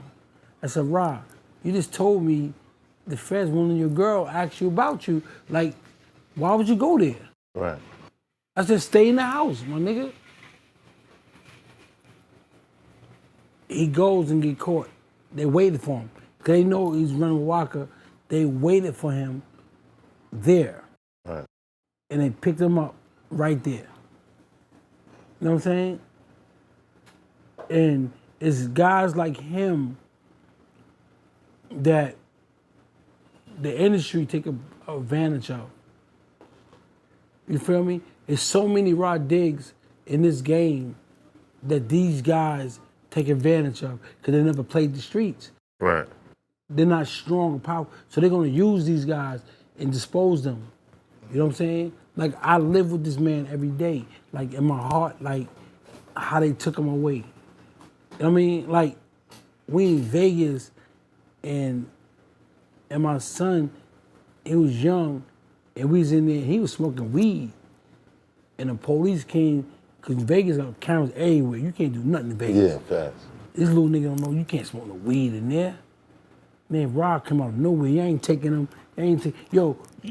Like jump on the front line, like for anything. Like even magazine parties, like he can ready to do something with somebody, and I'm looking at him like, no. Chill out, no. He done made the calls already. Niggas is outside waiting to get the nigga, but I know the nigga. I'm like, nah, Rob, we ain't doing that. You know what I'm saying? So, average nigga would have been like, Go ahead. go ahead. Catch wreck. Get right, yeah. Go Don't ahead. make me look good. Yeah. You go to jail. I'll put something on your books. You I'll gonna be say all right, free man. you I'm gonna give me and- another nigga because I and can mama. afford Only it. an enabler, someone that wouldn't Yeah. care about him. Somebody that care about you ain't gonna let you. Ain't gonna jump let you Ain't do gonna that, let you- yeah. ain't gonna let you But do then, that. but he said that they take advantage of him. They don't care about him. They're- We keep hearing every day, and I've never said nothing about this, but it sounds so disgusting with me, these stories of Def Jam. I think it sounds just, every time y'all talk about Def Jam, I'm disgusted inside. How y'all tell me kids were literally able to come there, and this was a get high party. You know, I was a Nah, kid. nah, nah, nah, It wasn't nah, a get nah, high nah, party. nah, We nah, had nah. fun. Listen, know what y'all said. Hitmaker was about people nah, doing bro. drugs in this room and They that did room. It smoke wasn't weed. like They that, did man. smoke weed in there, but I It wasn't wouldn't like say it that. was a get high party. I feel It wasn't like like Smoking that. weed. no. I feel like You Def think Jam- about Hitmaker. yeah, Def Jam was at that time I feel like it was more of a family. Like everybody came in there Definitely. every day. Oh, Right. we shagged it then, okay. No. Yeah. I'm not saying shagged it. We did smoke a lot of weed in there. It was a lot of women in there, but it was also a lot of work getting done, and it was a meeting place for a lot of niggas. Number one label in the world. Yeah, Right. you got a college kid like me. I'm graduating and I'm from this hood, but Bimmy's in there, and I got somebody who I could identify with. Then you go upstairs and Hov is walking through. It was inspirational. Like Right. it was the only place in the entire world at that time that every superstar that was affiliated was there almost every day. One question. You have a son, right? You have a child, right? I have a daughter. Yes. You have a daughter, and Is it what you want your daughter to be in Def Jam at 16, 17 years old? No, I wasn't 17. Hold on. I actually was 23. Hold on, Bigga, I because can't I used to agree. walk around them halls and I get to rap to all the famous Again, I'm niggas. only going by what I've heard in this room. Yeah, but that was just but you're one not act, listening but that to what was- I'm saying. I'm saying I got to walk those halls and see people that I idolized and be able to interact with them. You know So what that I'm saying? was a Like, shag. That's what I'm saying. That But was I- like- what No, we were said smoking in weed. the- not a shag. It's like- Real shit. Okay, go ahead. What they describe as Def Jam is the same thing as high school. The teachers are letting you do drugs in high school? Well, maybe not. Oh, no one come on, smokes man. weed. Don't do We're that. not going there, Don't man. do We're that. not going there. Okay. Yo, I live in Yeah, I'm telling you yo, something. shout to Rock Diggs. Yeah, no question. Shout Shout out to to Rod Diggs, man. Bigger, listen to this, right? I'm great to say that. DMX just coming in with his dogs. It was a home. Every artist, it wasn't like you go to Epic or you go to Sony. It was where corporate. It's corporate. Oh, it's so whitewashed. Us- MECC will tell you. Us, it was Money. streets. You wouldn't mind your daughter being there if your daughter was Jazz Young.